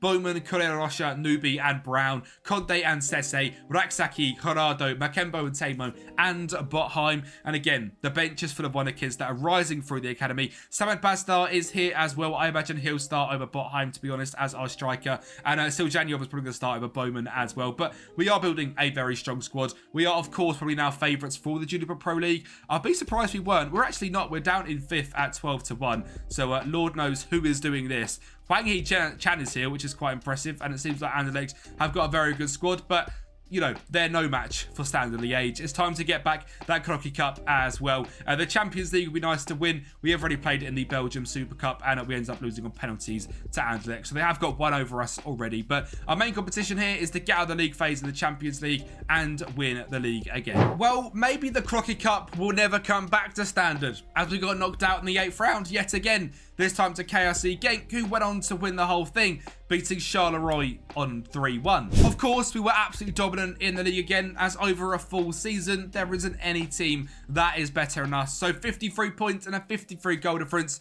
absolutely dominant, with Archie Brown and Makembo and Tamo at the top of the average rating list. Archie Brown, a 7.52. But it was the same story as last time in the Champions League. In fact, the exact same. One victory over Ludogorets, 3 draws against Dortmund, Salzburg and Benfica, but 4 losses to PSG, Lyon, Leipzig and Galatasaray. And we're on 6 points again with a negative 10 goal difference and knocked out in 32nd place. So while we can dominate Belgium, Europe has been very, very tough. And when we look at this competition screen, things look great. We win the league. I mean, they don't even look that good. We won the league. That's about it. I'm disappointed. I'd like to just get out of this league phase. This new league phase system is very hard for a smaller team to get out of. Give me the group stages back where I've got to face up against a couple of teams a couple of times and we can actually beat them, because this is too tough. In terms of our squads, I mean, it's very good. We're scoring lots of gold through Samet Basdar, Eric Botheim, Noah Makembo and Tamo. Archie Brown with 13 assists and 8 goals overall. Gerardo 7 and 15, looking good, but it might be time to cash in, and that's probably the case on a few of these players as well. Jesper Sesse, another great season, a 7.07, but his value is now up at £16 million. Gerardo, not the greatest of seasons, value of £28 million. And Samet Basdar, even though he scored 20 goals and 28, only a 6.94 and a value of 27 million. So maybe some players to cash in on. As we actually look through the squad and who has progressed into being starters here, Hugo Correa Rocha and Lucas Nubi are both from the academy. So is Noah Makembo and Tamo. On the bench, Hamdi Razik is our backup goalkeeper. Brandon Hurkade, Adrian Mansala, Alexandre Shaderon, Rabi Montemba and Pepper, Jerry Veach, and Lucas De La Cruz and Nico Gilson are all through the standard academy. So if you're looking to look at a Belgian builder nation or to do a youth only save, I couldn't recommend Stan Liege enough. The club info screen is fantastic. They're great at recruiting players, and you can really build a superstar team full of wonder kids within a couple of seasons. I mean, even here, we've got Omer Ozkez, who's a 5-star left back from Turkey with 20 aggression and 16 stamina and 6'3", and Angano Village-Lali, who's 15 years of age, and already looks absolutely brilliant. Already 2-star, great speed, great crossing, decent determination as well, both footed. They really do produce some talent. Let's get into Season 5 though, as Season 4, a little bit of a write-off. But one thing that did happen last season was that Jacob Vidal-Zetterdom's release clause was met in January. He left to Al Sadd for 13.75 million and is on 100k a week. I'm not even going to blame that on anything either, because we still won the league. Maybe he would have helped us in the Crockett Cup. But overall, a fantastic signing. Signed for £1 million within 2 seasons, goes off to Qatar and earns himself 100 grand a week. You're welcome, Jacob. We also decided to cash in on Heriberto Gerardo. He is off to 1FC Köln for £18 million. He's now got a value of 47. That's just what it is when you're playing in a lower reputation league. He was okay for us over the 2 seasons. 7.14 last season was decent. 6.85 season for that. A little bit of a letdown, but hopefully in Germany he can become a superstar. And then we've got a few players which we have sold for some middle of the range money, raising up to £30 million overall. Lucas Nubi is number 1 for 4.5 mil. Andre Bowman leaves the club just a season after joining to Cadiz for 2.7. Luka Bedovic goes off to AEK Athens again for 2.7 million after being a great free agent signing. Raduljevic leaves to Palermo for £1.1 million, meaning an 100k profit. And Noah Martine Kinsonia leaves the club to head to Rondas FC again for £1.1 million. A wonder kid through the academy, a little bit of profit. But overall, it gave us a nice bit of a transfer kitty to go and spend money. We already had 44 million before adding the 30, so we had lots of money to spend. We spent 41 million pounds overall, so a 10 million positive in terms of money spent. And number 1 signing was Maxim Decker from AZ Alkmaar. This guy is one of the best left-footed wonder kids on the game. Great consistency, great in big matches, great concentration, speed, and defensive attributes as well. As is Caleb Wiley. This guy is a very attacking young left back, 22 years of age, signed from Atlanta United, where he played 176 games. So despite his young age, very experienced. 7 caps for the American national team now as well. Great speed. And I mean, like, he gave up straight away. He's basically a left winger. For us, a decent left back. He doesn't need to be great at defending, but he can do that as well as go forward and cross lots of balls in. So he is going to be brilliant. Iñaki Peña comes in from Barcelona to be our starting goalkeeper. £8.5 million as he was up on the transfer list. Great consistency, loves big matches, and was their backup last season, ended up playing 7 games. conceding just 2 goals, played enough minutes to crop up on the Moneyball search, a 7.26 average rating. A bit of a no-brainer because he is a goalkeeper that can lead us to Champions League glory. Our first regen signing of the save is Thomas Rios, a 19-year-old from Talleyrand, but again, has played 94 games, an incredibly brave, great balance, and great natural fitness. Is a bit more of a playmaker in the DM role. Last season, a 7.15 with 6 assists. I'm hoping he can bring that playmaking ability here to Standard Liege. And finally, it's Felipe Maya, signed from Aruca with great dribbling, crossing, and speed, signed for just £5 million after having 2 very good seasons over in Portugal. An absolute bargain. He's already got a value of 21 million. And again, the team is now looking incredibly strong. Peña, Silanyov, Herrera Rocha, Brown, Caleb Wiley, Cisse, Rios, Raksaki, Bazdar, Felipe Maya, and Eric Botheim up front. With Nkembo and Temo still here, it wouldn't surprise me if the game did this at some point. It just loves to pick in Nkembo and Temo, and he performs very well every single time. Bazdar will go up front, Maya on the left, Raksaki on the right,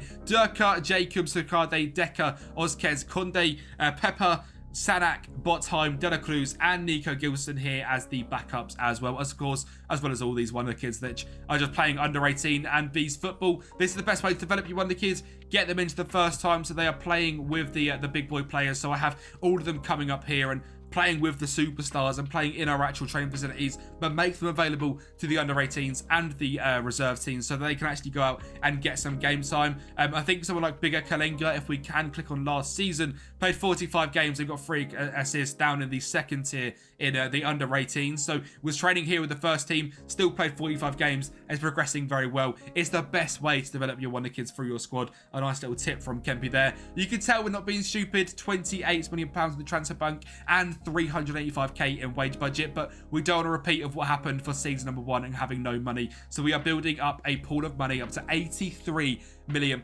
We have made them a financial superpower here in Belgium. Let's get into season 5 and please, let's get out the league phase. I just want to say as well a massive thank you to the legends on the screen right now who are the Patreon members that help support this channel in every single way possible. It costs £5 a month and you get yourself these rebuild files. If you want to pick up from the Stanley A save at any point, you can let me know. I can send you the file and you can pick up your brand new FM24 save to get you going through the summer before the big one, FM25. If you do want to do that, £5 a month, link is down in the description. It helps me out so much. If you want to support in that way, I'll be absolutely blessed. And obviously, you get your name run down the screen on videos as well. A massive thank you. Well, we're back in the Crocky Cup final, but we're going to lose it to Genk. Again.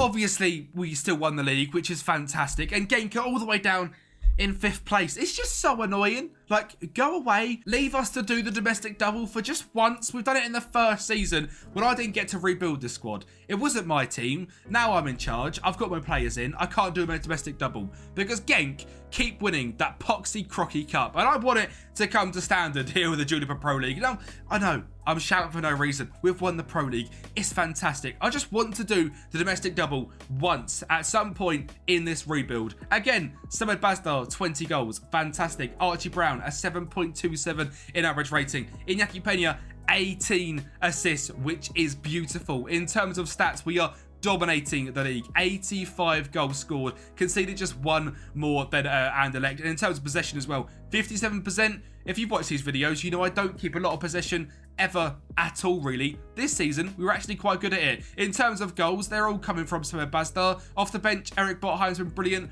Raksaki, 16 and 10, is becoming a superstar. And again, Noah Nkembo and Tembo, 11 and 7 and a 7.18 with these stats. I don't get it. I don't get how he performs so good in the match engine every single season. Archie Brown, 9 goals and 9 assists from centre-back is wild and absolutely no value as well. So obviously isn't thought of that highly. That's fine by me. I'll be keeping it around. Felipe Maya, 8 and 7. Caleb Wiley, 9 assists and 5 goals. Absolutely brilliant. A cracking value on him as well. Thomas Rios, our Wonder Kid signing from Argentina, a 7.10. In DM on this game is incredibly hard to achieve. 5 assists and 4 goals. A great value on him. Maxim Deppel, when he played, was brilliant as well. 13 assists from Alexander Shazanyov, who has been a brilliant signing at right back as well. He cost us just 3.6 million and now back-to-back seasons of a 7.18. top right back, Alexander. Hats off. You're an absolute legend at right back, mate. An absolute king. Lucas de la Cruz is coming through pretty well. Jesper Sesse, another great signing, which is now just still a superstar here at the club. And overall, very happy with how the team performed. But it's time, the big one, the Champions League knockout playoffs. Yes, we got through the league phase, ladies and gentlemen. And I tell you what, we were, 5 goals or just a singular point away from the top 8. We have finally got there. We have built the squad to get us into the Champions League, actual conversation of being a good team, which is absolutely lovely. 5 wins, and they were up against some good teams. Villarreal, Besiktas, Fiorentina, Borussia Dortmund, and Astana, all beaten. A draw against Newcastle, who were finished out in 20th, bit disappointing, and 2 losses. Manchester City beat us 6-0, which is, a bit annoying, a bit of a demolition. So if they could beat us 1-0, we'll be in the top 8. And Rennes, who we lost 4-2 to, again, maybe just draw against Rennes, who come down in 16th. Fantastic. But it's okay. We're in the knockout playoff round, and it's Fiorentina down in 22nd, who were in our place. And of course, because we were the better team, we were away from home in the first leg. What it doesn't tell you is that's quite difficult to come back from. Partizan scores in 51 minutes, and we go 1-0 down. This Fabiano Partizan is quite a good left back. He makes it 2-0. So we had it all to do at home. So we gave away a penalty in 13 minutes. It's not gone well, this Champions League malarkey, has it? I don't think it's for us. But home gets us a goal back. It's only 3-1 before it goes to 4-1. Carrera Rocha finds Sesse. Carrera Rocha, I don't know what he's doing. We're out. We've lost 4-1, and Fran Beltran scored. The Champions League isn't for standard. You could even say we're not up to standard in terms of this screen. Again, we've won the league. We've come runners-up in the cup. We've won the Super Cup, but it's disappointing. This frustrates me a hell of a lot because in the round of 16, Fiorentina 6-2 against Real Madrid. I think we'd given them a good game, and they won it as well. I think we could have won this. Maybe. Real Madrid, same points as us. We could have won the Champions League. So that's not really how it works, but that's how we're going to imagine it works. But it does mean we're actually getting quite close, and the board consistently give us lots of money. And like I said, I always get to a point in these rebuilds where I think, let's go for it. And season 6 is that time. So I refused to sell any big names and just sold Nico Gilson for £10.5 million to Juventus to raise us some more funds. A fantastic sale of Wonder Kid that's never going to progress into a superstar here and can go over and do it at Juventus. And if he does, of course, there's a 50% sell-on. And the only real player worth mentioning is Eric Botheim. He's been a great backup to us, was an absolute bargain of a 3.7, 2 seasons above a 7, sold for 2.4 due to his age. A great deal. But it's now time to make that next step. So bringing in another fantastic DM, also from Argentina, in Federico Redondo, is exactly what I've done for £6 million. And then gone to Argentina again and found a superstar striker in Ignacio Gararaza. 16 finishing, 14 composure, and decent speed. 5'9", consistent. That screams goal scorer. And if it doesn't, well, how does Fredrik Karlsson sound? A 6'2" striker who gives us a completely different way of playing when we need it. Still great finishing, still great composure. Not the quickest, but a big guy to get the ball in the box to when we need goals. A great rotational right back and left back in Daniel Hajdu has come in from TSC in Serbia for just £1 million. And finally, a free agent signing, a 24-year-old Greek centre-back / centre defence midfielder in Kostas Kyriakoulis, who is consistent, loves big matches, and comes here to standard to add some rotational options. That is it in terms of signings. That is all I've made. But what I haven't told you is we have progressed so well as a squad. In terms of the Wonder Kids, we are looking very good. Iñaki Peña, Barcelona standard goalkeeper. Hajdu, Decker, Brown, and Wiley is a solid defence with Redondo and Rios in DM with a ball played ability and aggressive. Raksaki, Felipe Maya, Bazdar, and Galazada with Nakembo and Tamo still here. Vignali, Carlson, Robert Back, Kyriakoulis, Sesse, Oskez, Carrera Rocha, Husade, Sijnadov, and Durka. I think we have built a very strong side. And again, when looking at this age profile, it's just exciting. A 29-year-old goalkeeper, a 26-year-old centre-back, a 25-year-old DM, and a 25-year-old winger. The rest 23 and under. And we have to have them players in to keep us with some experience. I think we are close. Maybe not this season, maybe quarterfinals, semi-finals this season, but I think we are building a team which is good enough to do it all. So let's get in to season 6. Right, first of all, it's time to get our hands finally back on the Crocky Cup for the first time since season 1. We're gonna be an absolute menace this season. I'm gonna tell you that right now. A great goal there at the back stick from Archie Brown, and then Rios scores a screamer. That's 2 in 9 minutes. Redondo then finds Raksaki to find Hajdu down the right-hand side. He drives into the box and scores to make it 3-0. And then we wait all the way until the 68th minute. And they're going to score an own goal. And I think in this game, it really shows you how much of a class above we are in the Belgium League. And I say that because this season we finished 27 points above second place KRC Genk. 27 wins, 2 draws, and 1 loss against Club Bruges, who finished down in 5th. 83 points from 30 games. Now, when doing this, I looked at the history, I looked at the records, and sadly, the most points won in a season was 84 by Club Bruges. We were 1 point away from getting that record in the first 30 games, which was Club Bruges. So, hats off to Club Bruges. They beat us. They kept their record, which is so frustrating because that would have been fantastic. But a literally outrageous season. We've proven we are Belgian domination. And when we go into the championship group as well, another 10 games, another 5 wins, another no draws and a loss. Well, actually, hang on a minute. Another 8 wins. So was that 8 wins, 1 draw? Maths isn't drawing. What 8 wins, 1 draw and 1 loss against the rest of the top 6. 67 points. Fantastic. Most goals scored on 108, whole host clear of Genk, and just 27 conceded, even keeping 56% possession of the ball. A superstar season. Please, let's just get out of the league phase. Well, it certainly wasn't as easy as last season. 8 games, 3 wins against Chelsea, Sevilla and Young Boys, a draw against Lyon, and 4 losses against Inter, Arsenal, Stuttgart and United. I thought we were on to something. And well, we weren't exactly given an easy tie in the knockout playoff round either, facing up against Chelsea.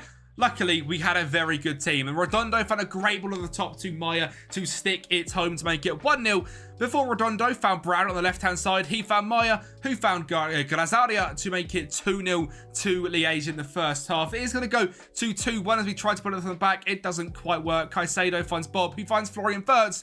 We have to go back to Stamford Bridge. Well, this was going to be a game of the ages. Sterling on the left-hand side cuts inside and scores. 6 seasons in, he's still going. And they're actually going to make it 2-0, so they are leading this tie by 1 goal as Sterling drives to the box, finds Nkunku and makes it 2-0 Chelsea. And as mentioned, they're ahead by 1 goal. Fofana at the back is going to just dilly down on the ball, and Galazard is going to get in there, poach it and finish. I told you to be an absolute finisher. That's exactly what he was, and that gave us the confidence in the second half to take control of this game. Thomas Rios finds Maxim Decker and he scores to make it 2 to Liege, and we're back ahead by 1 goal. And we're going to have a great goal here, building up from the back, sort of a massive lump over the top, and Galazard's there to make it 3. An absolute victory. Chelsea do score in the 90th minute to get the game down to a 1 goal back, thanks to a goal from Mikhailo Mudryk. But that was that. We're through to the round of 16. We faced up against PSG. Yeah, I mean, I thought Chelsea was going to be hard. I also thought PSG was going to be hard. Samed Bazdal scores in 18 minutes past the goalkeeper to make it 1-0. And we skip all the way to the 88th minute, where Bazdal makes it 2 with a deflection of Agate. Keeper just doesn't read it, and it's 2. Sadly, 94th minute, PSG get 1 back away from home through to Kylian Mbappe. And I mean, you can see here from the stats as well, when you actually compare us to PSG on the night, same possession by 1%. We had 1 more shot, we had more on target, we had more XG. We have actually outperformed one of the best teams in the world. And we'd have to do it again if we were going to win. I don't know what they're doing at the back, but we end up scoring and we are 2 goals ahead. Dembele finds Decker, dilly down in the back, and Vitinha scores. And then what I could only be described as the wildest moment I've ever seen. This will be replayed. Gianluigi Donnarumma. Yes. Gianluigi Donnarumma has scored, not with his head, with his right foot, to get PSG level. And we go to extra time. Donnarumma Fair enough. What a goal. We are hopefully going to get a goal back, and it's Carlson on the right-hand side who gets tackled by Mendes. It does drop to Gallarza in the box, and he scores past the goal scorer. I can't believe it. 94th minute to take PSG through to extra time. Mental. Fabio Vieira ends up blasting it, and it hits against the Asensio, and we're level. And it goes to penalties. Hopefully, it doesn't come down to the goalkeeper's taking, because I know my money is on Donnarumma scoring. It's currently 1 apiece, and Sesse makes it 2-1 before Fabio Vieira makes it 2-2 in for the top bins. Carlson steps up, and Donnarumma saves. Is he going to be the hero of the night? Asensio scored in the 108th minute and scores there. Koudakis scores for us. Zaire-Emery has to miss, and he does because of an Inaki Peña save. Bertrand has to score with his fantastic mohawk, and he does. And sadly, because of the bug with showing penalties, it doesn't show you Hakimi missed his penalty as well. And we go for penalties against PSG. I still can't believe Donnarumma scored in the 94th minute. And again, just to mention, before anyone claims we're doing saves coming, because I've said it a few times in the comments recently, because these rebuilds are fantastic. Level on shots, level on target, we were better on XG. So have that. We got done out of that game by Donnarumma scoring in the 94th minute of his right boot. No idea how, but we move on to the quarterfinals. I mean, I feel like I've been through enough already through this rebuild not to have Barcelona knock us out. Well, Noah Darvic scores an absolute screamer to make it 1-0, but we've got our own wonder kid in central attack midfielder. His name is Noah Makembo in Tamo, and he makes it 1-1 away at the Nou Camp. And we take things back to Belgium, and we got off to a fantastic start as 1 minute and 4 seconds in, Carlson heads in at the back stick before just 2 minutes later, we go 2-0 up thanks to Brown, firing the ball licks, and Galazada is there to make it 2-0. And that was that for the rest of the game. 90 minutes of not a lot. And again, in terms of the stats, absolutely even. Better on possession, same XG, same shots. We are through 3-1. We head into the semis, where finally we may have met our match. It's Manchester City, and you can't make defensive mistakes like that against them. They've replaced Haaland with Evan Ferguson. He fires a great ball through there to Julian Alvarez to make it 1-0. Makembo and Tamer has other ideas, and Caleb Wiley is there at the back stick to make things 1-1 in this one. 17 minutes on the clock, already 1-1. Well, here's 2-1 to Manchester City as it drops to Gvardiol from a tackle on Echeverry. He makes it 2-1. And City are going to go 3-1 up. Bernardo Silva finds Evan Ferguson. The guy's a joke. It's 3-1. It's not fair. Luckily, in the 62nd minute, we do get another goal back to finish this game off at 3-2. A great finish from Shadu at the edge of the box. So 1 goal down. Everything to do. A great header from Correa Rocha makes it 1-0. And we take things to extra time when the thrower Hajdu actually ends up scoring the goal to make it 2-0, and we beat Manchester City, but there was nearly more drama. The 121st minute, a penalty to Jeremy Doku. He steps up. Does he score? No, he doesn't, obviously. Inaki Peña is there.